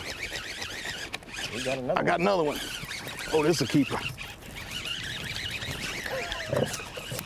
Just thought about this. This isn't like a bass boat where you got I got two a different flounder. live well boxes. Flounder? Yeah. How are we distinguishing which fish they're give me a culling? phone. And which angler, like is Cook culling one of Cook's fish? No, they've got them in two separate Did they have boxes. their own box. Oh, Yeah. the front and the back. That's right. Yeah. That's right. Not beside each other. They're front Yeah, they and got back. front Right. and back. Yeah. Yep. I was about to say. Mine had a spot on its tail. Yeah, Dwayne was like, put him in the net, I'll deal with this. He got all the stuff out of it. Remember earlier in the day, we Yes. got all that stuff Oh, out of that's that front right. live well, Yeah. started dipping water in it.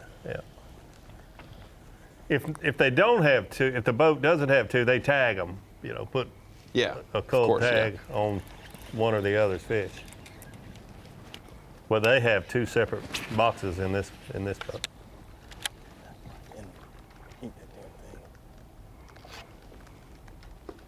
Good teamwork here. You see Drew Cook reeling his stuff in and handing it to him so he can have a rod ready to go and make another cast. It's got to be all on it. I mean, they're all right there. He hit me while I was reeling in. Really? Let's try it again. Throw a little further. Look at him right there. Yeah. Y'all milling right there. Look at him back there.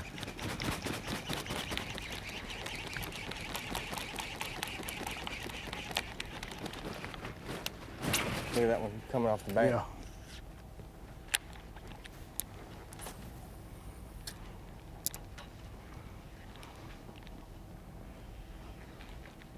And they got nowhere else to go, you know?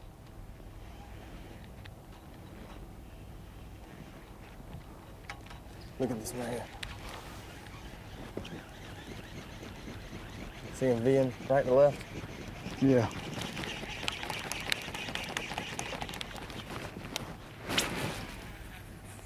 That's money.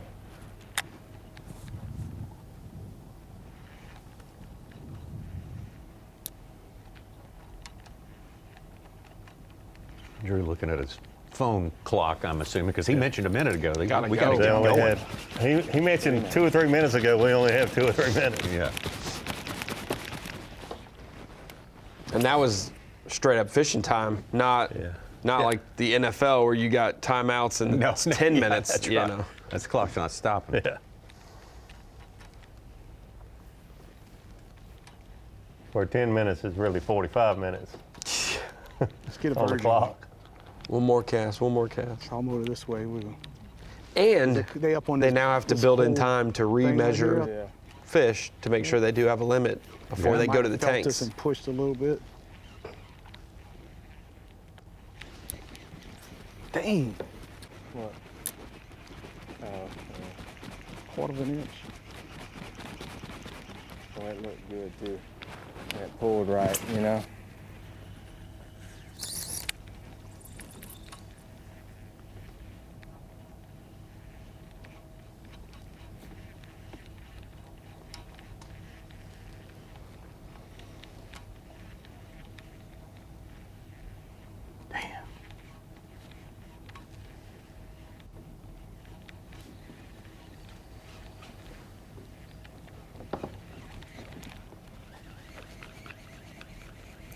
Mother.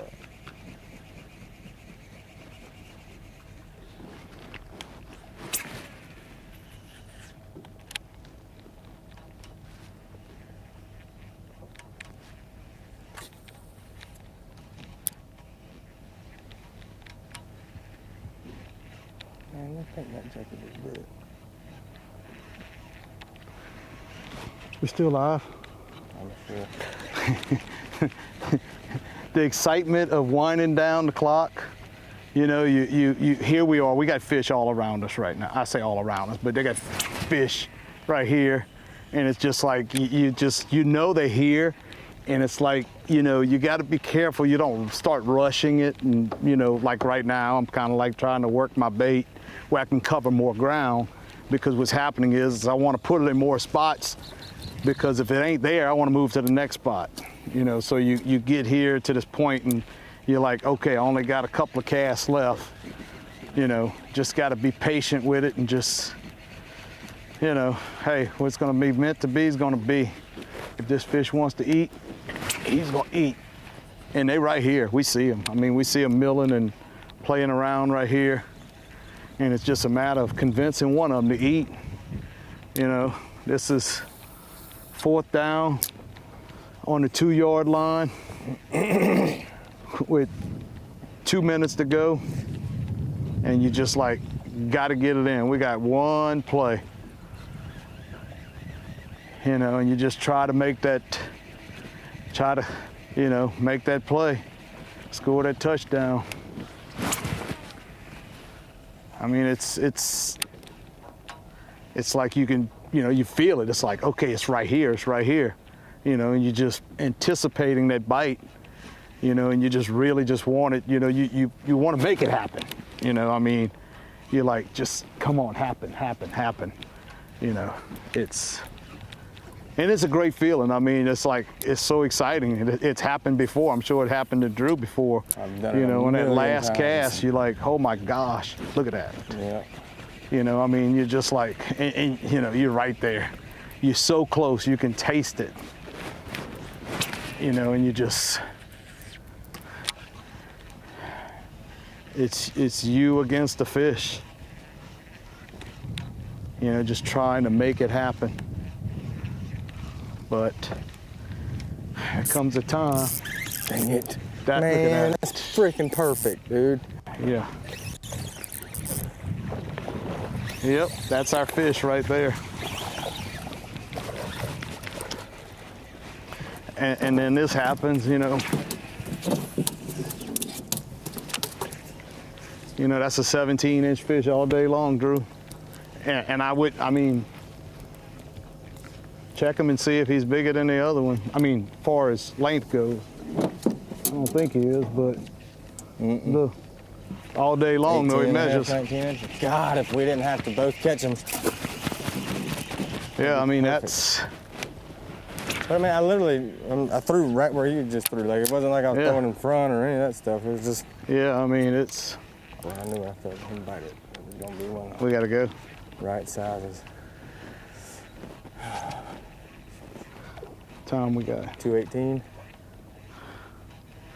Well, we definitely want to leave ourselves time to get back because we don't want to lose what we got. Yeah. I mean, we worked hard for what we have. Was he close or was he out? He was like right at the color change.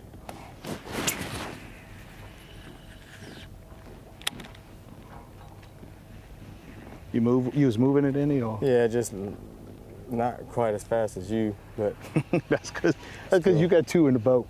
Yeah, but I was still like kind of working like a Texas rig. Yeah, I know.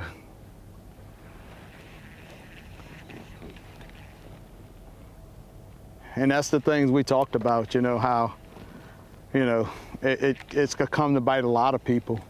You know, Drew, I mean, you know, you're trying to get that one last bite or whatever, and one guy's catching, the other guy's not. Yeah, that's definitely a lot of strategy in it. Yeah, and I mean, it's hard to just sit here and watch. Yeah, it's hard to sit here and watch and not want to participate. And you know, in a sense, you're helping me because it's like you actually. Oh, there he is. There he is. That's the one. Drew, get the motor. Get ready. We're fixing to go. We're gonna put this fish in the boat and we're going. I got a cold one. He's the one, Drew. The one with the burrs on the top He's the of his one, tail. buddy. You hear me? Yeah. The burrs on the top of his tail. Come here, Coming baby. at you, coming at you, coming at you, coming at you. All right, let's go. Yes! Let's go, let's go. Come on, go get him. You got him. Go get the other one out. This is great. This is great. This is what we live for right here. This is what it's all about right here. Dwayne's first one was a pretty good one as well, so he's going to have to check which one's the one that's a quarter of an inch too. They said something about the burner on top of his tail. I think they had some kind of distinguishing. He had that one. He had that little hangover, on the top of the tail. 22 3/4. I got a net back there if you need it. Hey, take them out. We'll put them on the board and check them real quick. All right, I got both of these. Here, now. Here, Drew, put them in here. Okay. Put this one in there. Yep. All right, Drew, you want to pick up the trolling motor? I got it. Go ahead. Oh, sorry. Gotta be careful not to make a mistake this is here. the one we caught earlier. Time is very important, but you don't want to release the wrong one. Just gonna be quick about it. Okay, I don't remember that one's staying. This one's staying. Yeah. Right? Yeah, let's check him real quick. Yeah. Yes.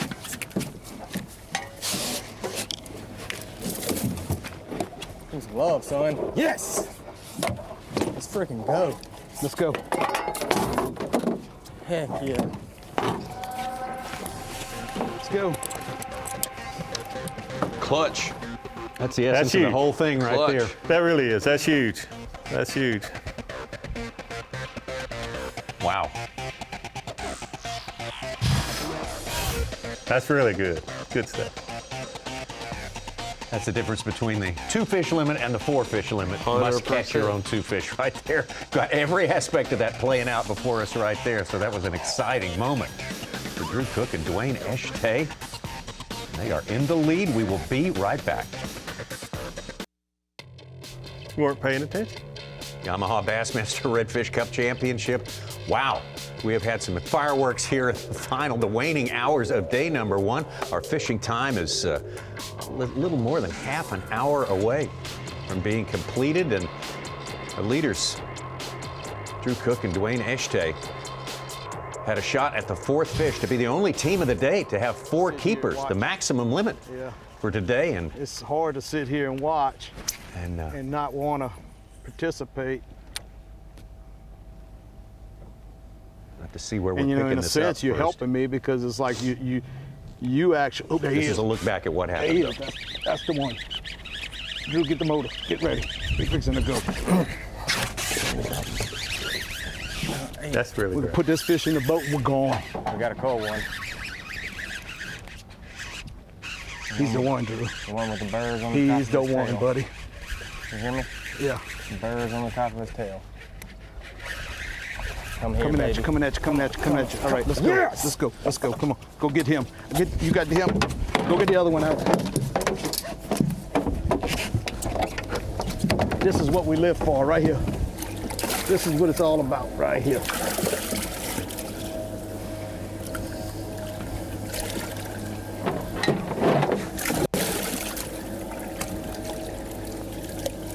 $22 3/4.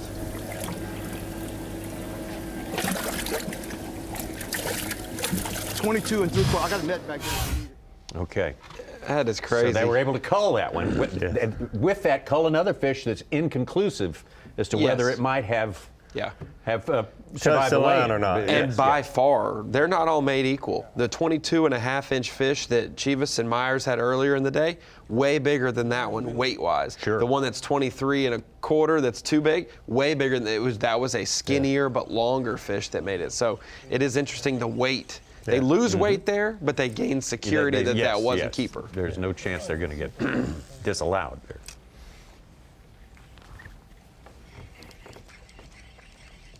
That's definitely a big old hump right there. You'd think if they're going to be around something. Gotta be somewhere in here. You know, if some of these teams are 15, 20 minutes closer to takeoff than others, they'll have the good tide to be fishing a little bit longer than our guys Cook and Eshtay who are leaving right now.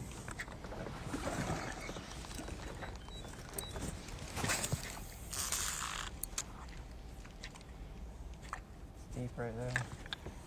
Deep there.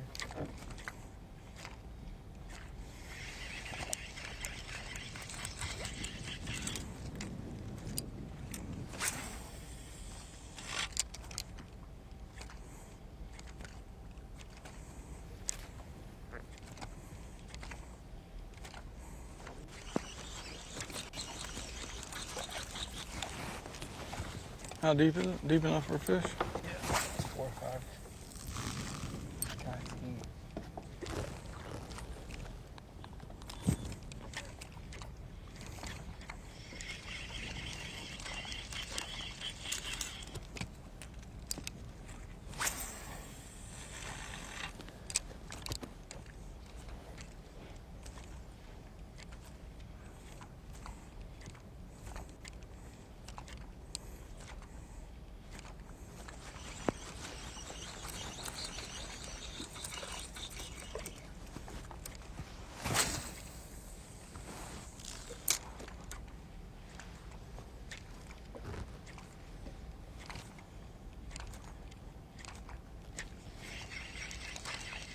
Chivas and Myers here now find themselves almost 6 pounds behind.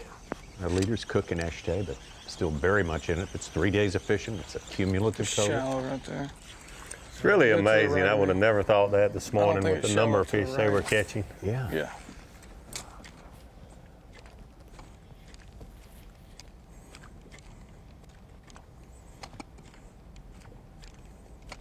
Then you have to think about for your strategy tomorrow, do you go back to those same areas where you caught so many small fish and a few overs today? Yeah, that's a good point, man. Did that smaller class of fish move through there today? And, they said in practice they had, a number of keepers in those same areas. Let's go. We're going to have to go.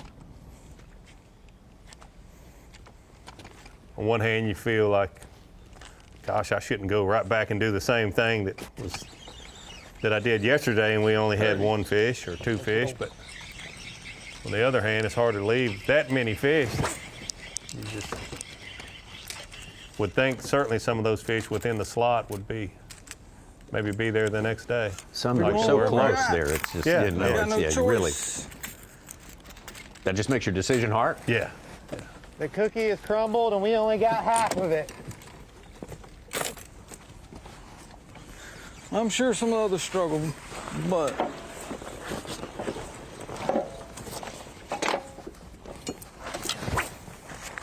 certainly wouldn't count these two out. No, not by any means. Not by any means.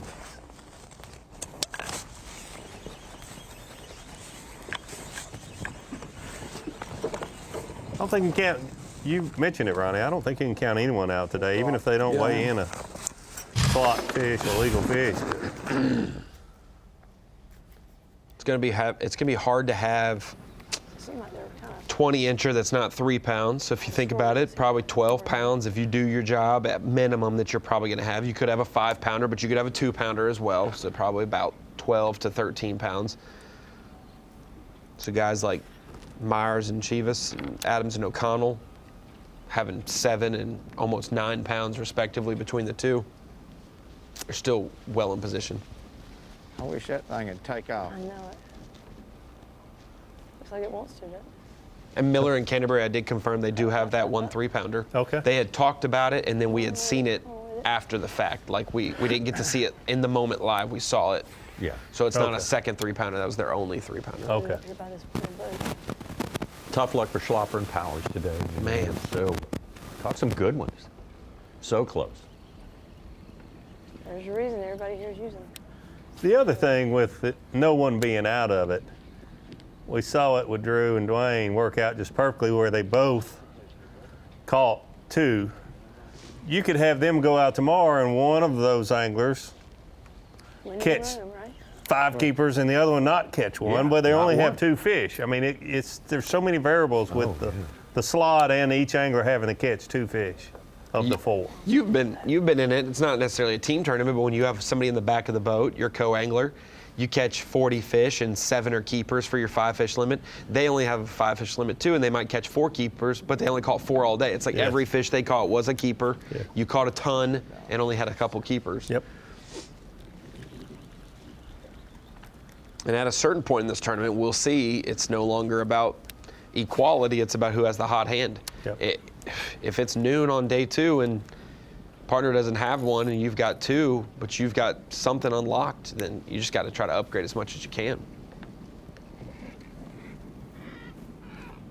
Just stay in the back of the boat.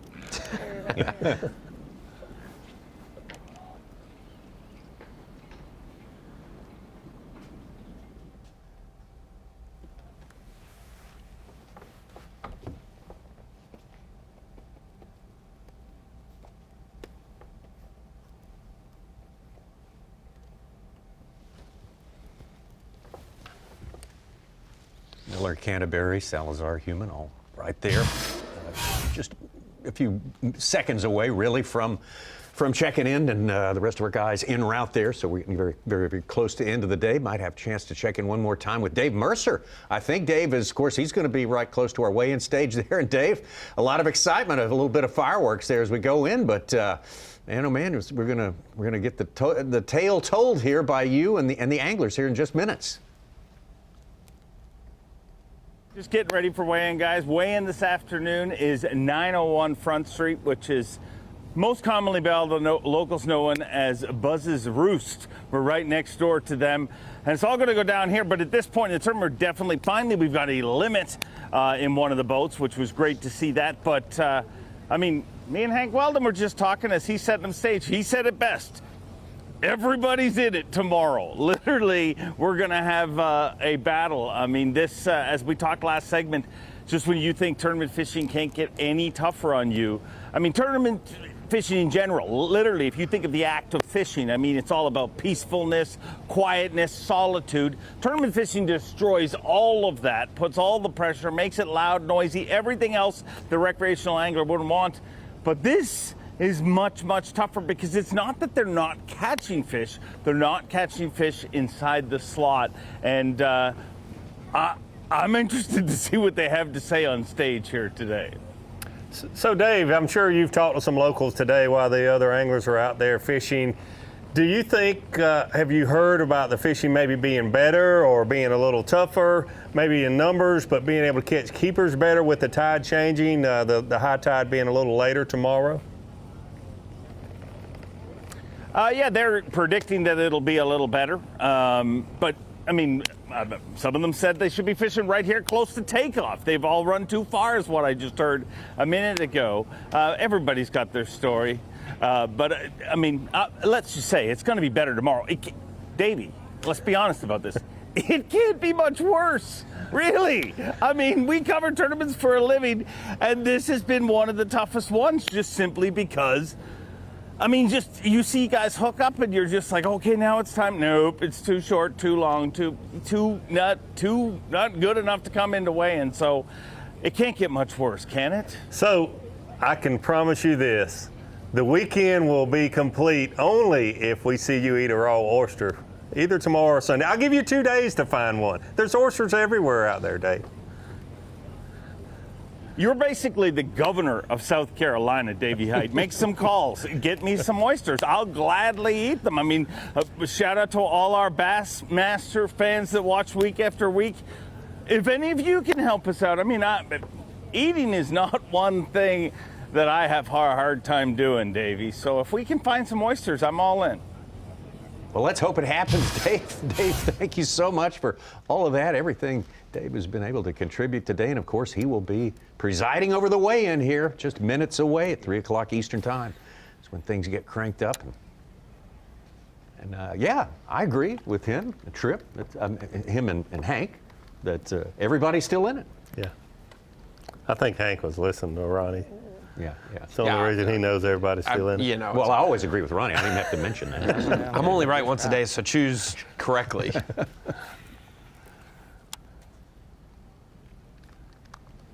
That is a good thing. I mean, and all tough tournaments seem to be that way. The positive swing there is everyone's still in it. Oh, there he is. Oh. Come on. Come back for it. Come back for it. You gotta be kidding me. Huh? You gotta be kidding me.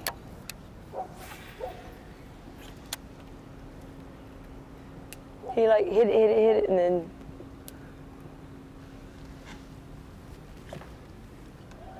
didn't feel like anything huge, but still. Every ounce counts. Yeah.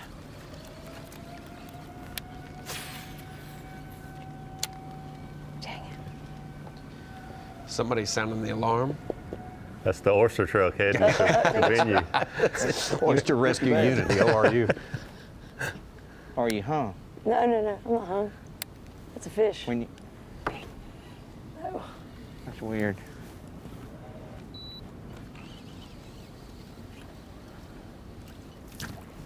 Must be something little just picking at it.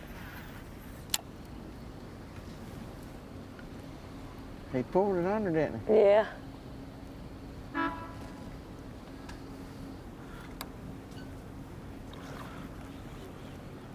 Krista Miller, another Fish Florida bites on that angler. thing, watch.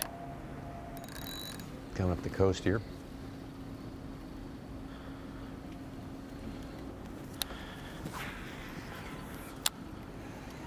He's not coming back for that. All right, we're down to the last. Watch this. Here we go. That's what I do every day. That's the problem, is I'm breaking from my norm. I haven't fished at all. I haven't done anything we do at home. I'm gonna throw fish bites on there.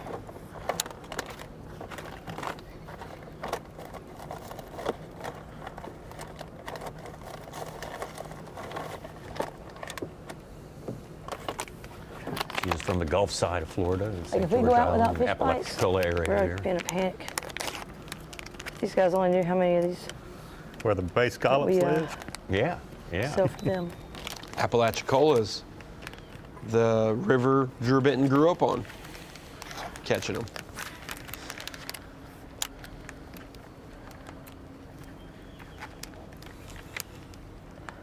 Well, this one's childproof.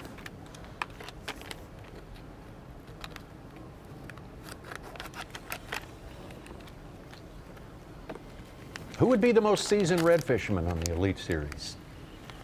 Bernie Schultz? Yeah. Probably. Definitely. Yeah. Well, it's hard to. I mean, he's seasoned in almost everything, like checkers. Like he's one of the oldest touring pros of all time. So he's been seasoned in everything, Tommy. I'm just saying, Bernie. in respect to Bernie, he's been around. Okay. But yes, his son dabbles in the salt. Age does not necessarily mean seasoned in one particular seasoning or dry aged or virtue. Yeah.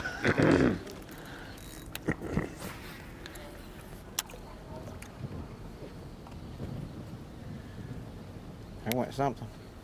I don't know what it was. Say some of the Cajun boys. Sure. Maybe a summerall, catching sea trout and redfish down there in the Louisiana Delta. Rivette. Yep. Something else too right there.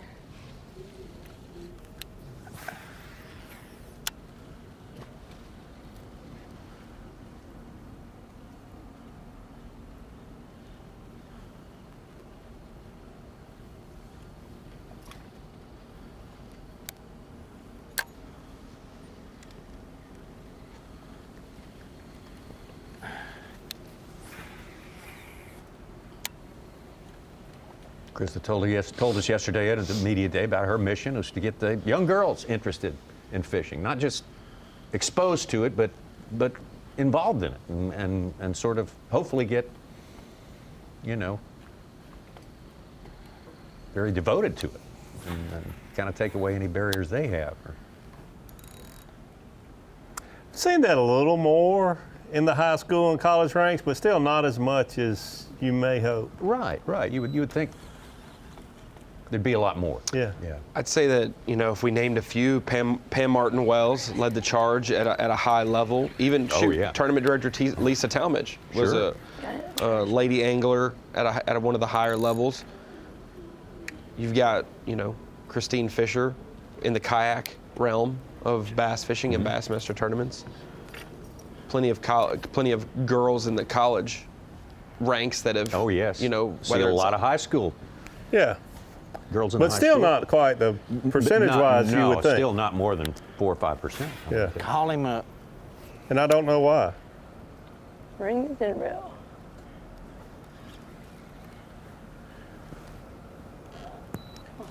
See on the bottom.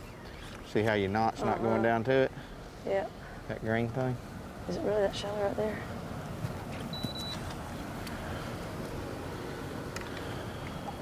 That's a weird deal. Oh, it slid up some too, though. Yeah, It's got a little all bit there. deeper, hasn't it? Yeah, sorry.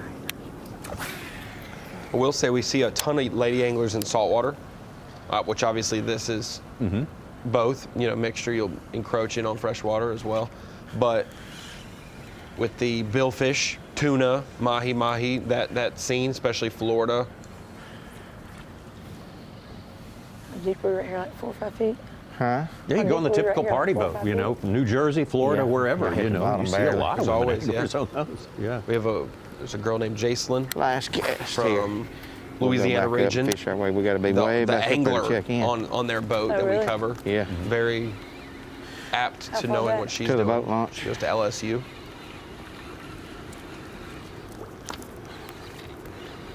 Shells on this end, though. Man, it's muscle, you stay hung out there. I do. And just throw it right up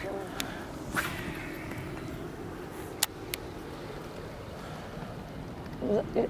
That wasn't you, was it? Not the one close, but see, I mean, this stuff runs way out through there. That's been a channel that good running through. Did we ever see Adams and O'Connell back I was fishing getting the bites anyways, right out here. after? No, we I was was getting not the bites out here. Trying to get unstuck. I don't See them with their pants back on, you mean? Wait a minute. Maybe No, they we had haven't. maybe cameraman who was with maybe Jake Latundras had to get out.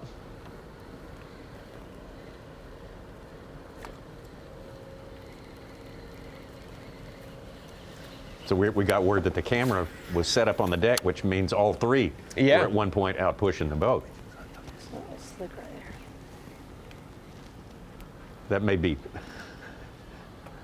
You got to do what you got to do. Well, You don't want those A wooden pole right there. no sea gnats or whatever you called them eating you up tonight. You got to get back at some point.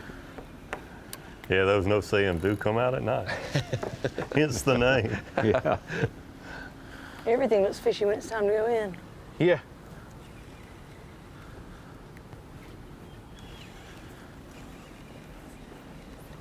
We don't get a makeup for our morning. Oh, right there in front of you. Swirled up. Right there, too. Come on. We could have fished on the trolling motor all day and fished this We all sure day. could have. Probably would have caught. I know we'd have caught. We'd have come in early. You don't know, but I'm sure we'd have caught more than we did. We would have started late and come in early. Let's idle back up there. We'll fish a few more minutes up there, close.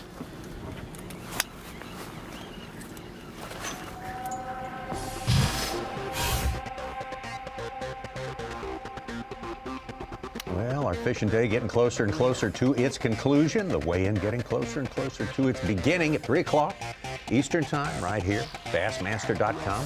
Winyah Day. Drew Cook, the only team with the 4 fish limit. Be right back.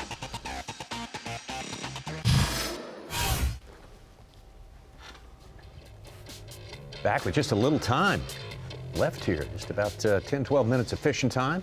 All the teams have to be at the check-in at 3 o'clock, and immediately after that proceeds the weigh-in.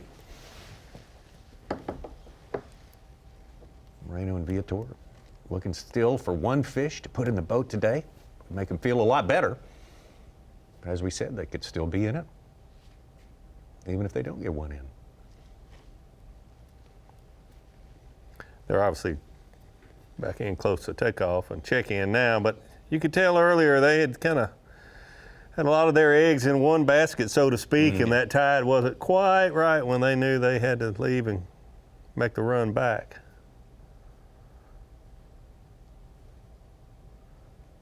We think of our leaders, Cook and Eshtay. Boy, they had that one spot, basically, that did it all for them. Yes. Except for the last fish, of course. Dwayne, he said, I'm done. He said, I'm done because he's got 4 fish in his boat. Yeah, that's not the whole story. Yeah.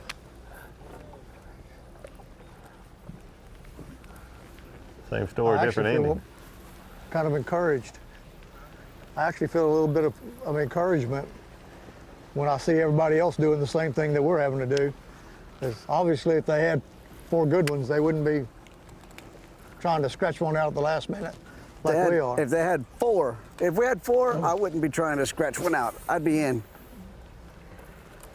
I was just talking about that. It's encouraging seeing somebody else going early because they probably had a bad day like us. Ah.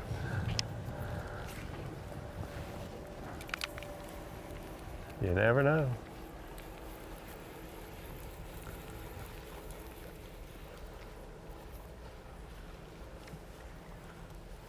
You could be on the other foot tomorrow. For anybody, for any team out there. That is for sure.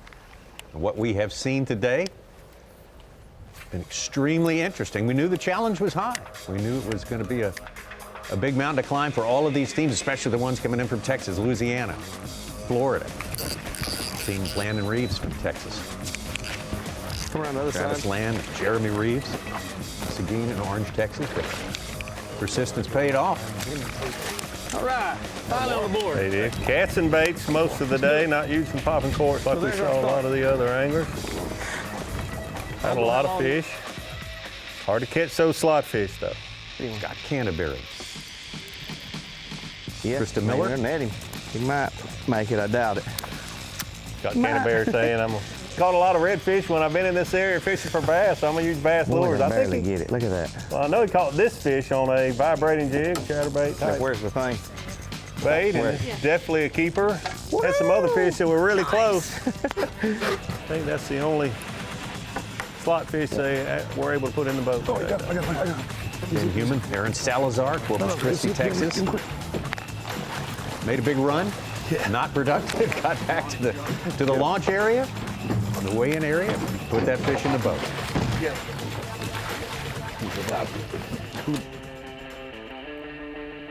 O'Connell and Adams, our defending champion. Eddie Adams, Sean O'Connell. I got to reel him first. Definitely the story of the day, in my opinion. Had a slow day most of the day, and then got in this one area, caught keepers back-to-back cast. The whole day changed for him in a hurry, and thought maybe we were going to see him put got one for the well. number 3 and number 4 in, but the water got a little lower in there, and it seemed to kind of move those fish out or turn the bite off. But good for them to catch those 2 back-to-back. I think I'd spend quite a bit of time in that area tomorrow. That was certainly the right school of fish. Maybe Tommy on high tide in the morning. That will look like they know the approach when it comes to people, I think. Yep. Probably had caught 15 fish at this point, none of them keepers, and then back-to-back casts. Each of them had a keeper in the boat.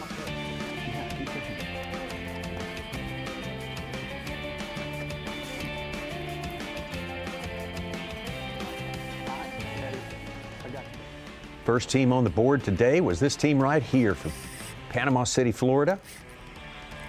Cody Chivas, Fred Myers. I will say, I was very impressed with them this morning. A lot of numbers, a lot of fish. That one keeper this morning they said was a bonus fish for them, and I thought they were absolutely going to have their 4 fish in the boat.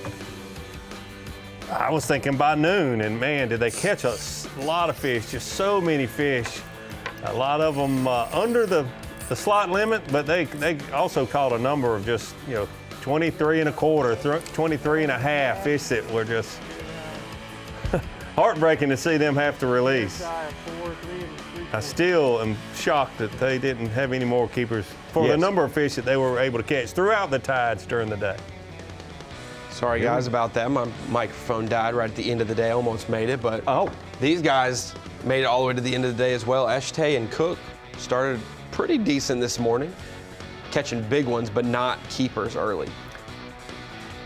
Yeah, I guess they were the only team that we saw that really be able to catch multiple keepers right in one spot. That is freaking perfect. 3 of their keepers came basically making one cast in this pond that they tried to start in and they couldn't get in there. The water was too high, and spent most of the day in there, catching probably 15 fish, 3 of them in the slot that they needed, and then they had to leave earlier than they wanted to because the water was getting too low to be able to get out of this area. So be interested to see if they're able to get in there tomorrow morning. And this was my highlight of the day, seeing all this unfold and seeing Dwayne catch his fish. That Drew already had his 2 fish in the live well. They needed one more with only a few minutes left to fish, and he was able to hook up. Very exciting to see them get their 4th keeper in the boat. I'm here, baby. Coming at you, coming at you, coming at you. All right, let's go. Let's go. Come on. Go get him.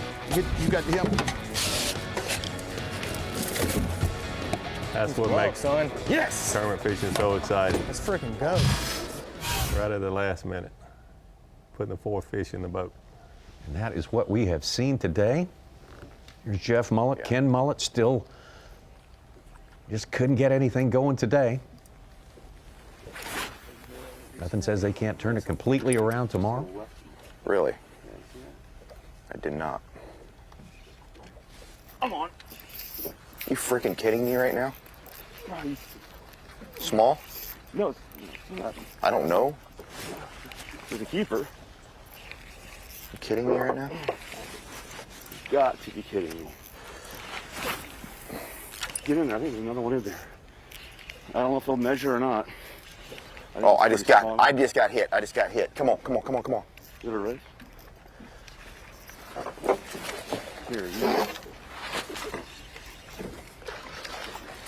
Here, you go, you fish, I'll get him. How about that? Wow. Holy crap, 5 dude. minutes on the clock. So we've seen two boats catch their keeper within 2 miles of check-in. I got a dadgum bump too, man. For 'em to stay a little closer. Come on. There's shrimp everywhere in here. Bait. Come on, buddy. Especially if you got nothing else to go to in the morning, or you don't like a tide. Just, there's plenty of fish close by. You got him? Need pliers. I got him. I'm gonna put this one in here. If you catch one real quick, then. Well, we got one fish. We're on the board. We need to go, don't we? Yeah, let's go. All right. Holy cow. Hey. Let's go. All right, trolling motor. You get trolling motor. I'll get rods. That may have just kept us in the ball game. Small minor miracle, but that may have kept us in the ball game right there. I doubt it, but hey, the way it's going. Can you believe that? Yeah, but now we got to get back. You said Bull Eagles, good luck with all two. Okay, go.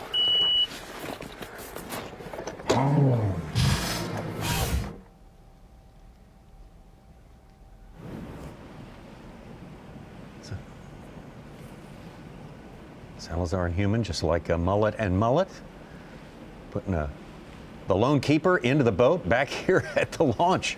So, stranger things have happened, but it's always remarkable when that does happen. And even if we consider Adams and O'Connell not close to takeoff where they caught theirs, but their last 10 minutes of fishing. They catch two and then they got to go. But everybody knew it was going to be a challenge. And it was a challenge today. We caught 3 fish, boom, boom, boom, and it was like, okay. And then it seems like that last one is the hardest one to catch always, it's like catching a limit of 5 fish. It seems like that last one's the hardest one. The first one and the last one are always hard. Yeah, and it just, we talked about it live. It was like, hey, let's just keep the faith and just, don't give up and try not to fish too fast. And it just so happened today it worked. A lot of days it doesn't, but today it worked. So, we're excited about it. 4 fish. Tomorrow's a different day, but today was a good day. So we look forward to seeing what we have here and seeing all the people here in Georgetown that's coming out to support this, this tournament right here. And, we couldn't be more ecstatic. Perfect. Good stuff. Your leaders right there, unofficially, of course, Cook and SK. But it looks like they've got a pretty good lead to carry into day number 2. I was wondering whose boat it was. They got all the autographs in the media day gallery. It was SK and Cook's. Okay. Had all of the competitors sign their windshield there, and a lot of them left endearing messages, I guess. Well, it's been a great day, a brand new set of circumstances to take in and figure out for all of these guys, especially tides and things like that. What will tomorrow bring? Hard to say, I'd say at this point, guys. It's really hard to say. I think some anglers learned something right there at the end, those 2 fish being caught close to takeoff. I think we'll see some different strategies tomorrow. But this tough tournaments like this are always very interesting and dramatic. It's so fun to see that 4 fish put in the boat with just a couple minutes to go, and the excitement there with Dwayne and Drew. Of course, that is not completely updated there. Of course, we saw Mullet and Mullet put a keeper in the boat right there as well. And Salazar and Human, theirs is marked down right there. Well, it's all going to be figured out at the weigh-in, that is for sure. And we can't wait for that to get started. That starts at straight up 3 o'clock, which is, guess what, right now. Oh, actually, it's going to begin. They're going to weigh the first fish at 3:15 Eastern Time right here on Bassmaster.com. Tomorrow we'll be here, same time, 8 a.m. Eastern Time for Full coverage, and that's going to be on FS1, Fox Sports 1. We start at 8 with 3 hours of coverage there, and then the remainder of the coverage coming up right here on Bassmaster.com. Thank you so much for being with us. Always fun to get back for our yearly foray into red fishing, and it was a lot of fun today, and it promises to be great for the next couple of days. See you tomorrow.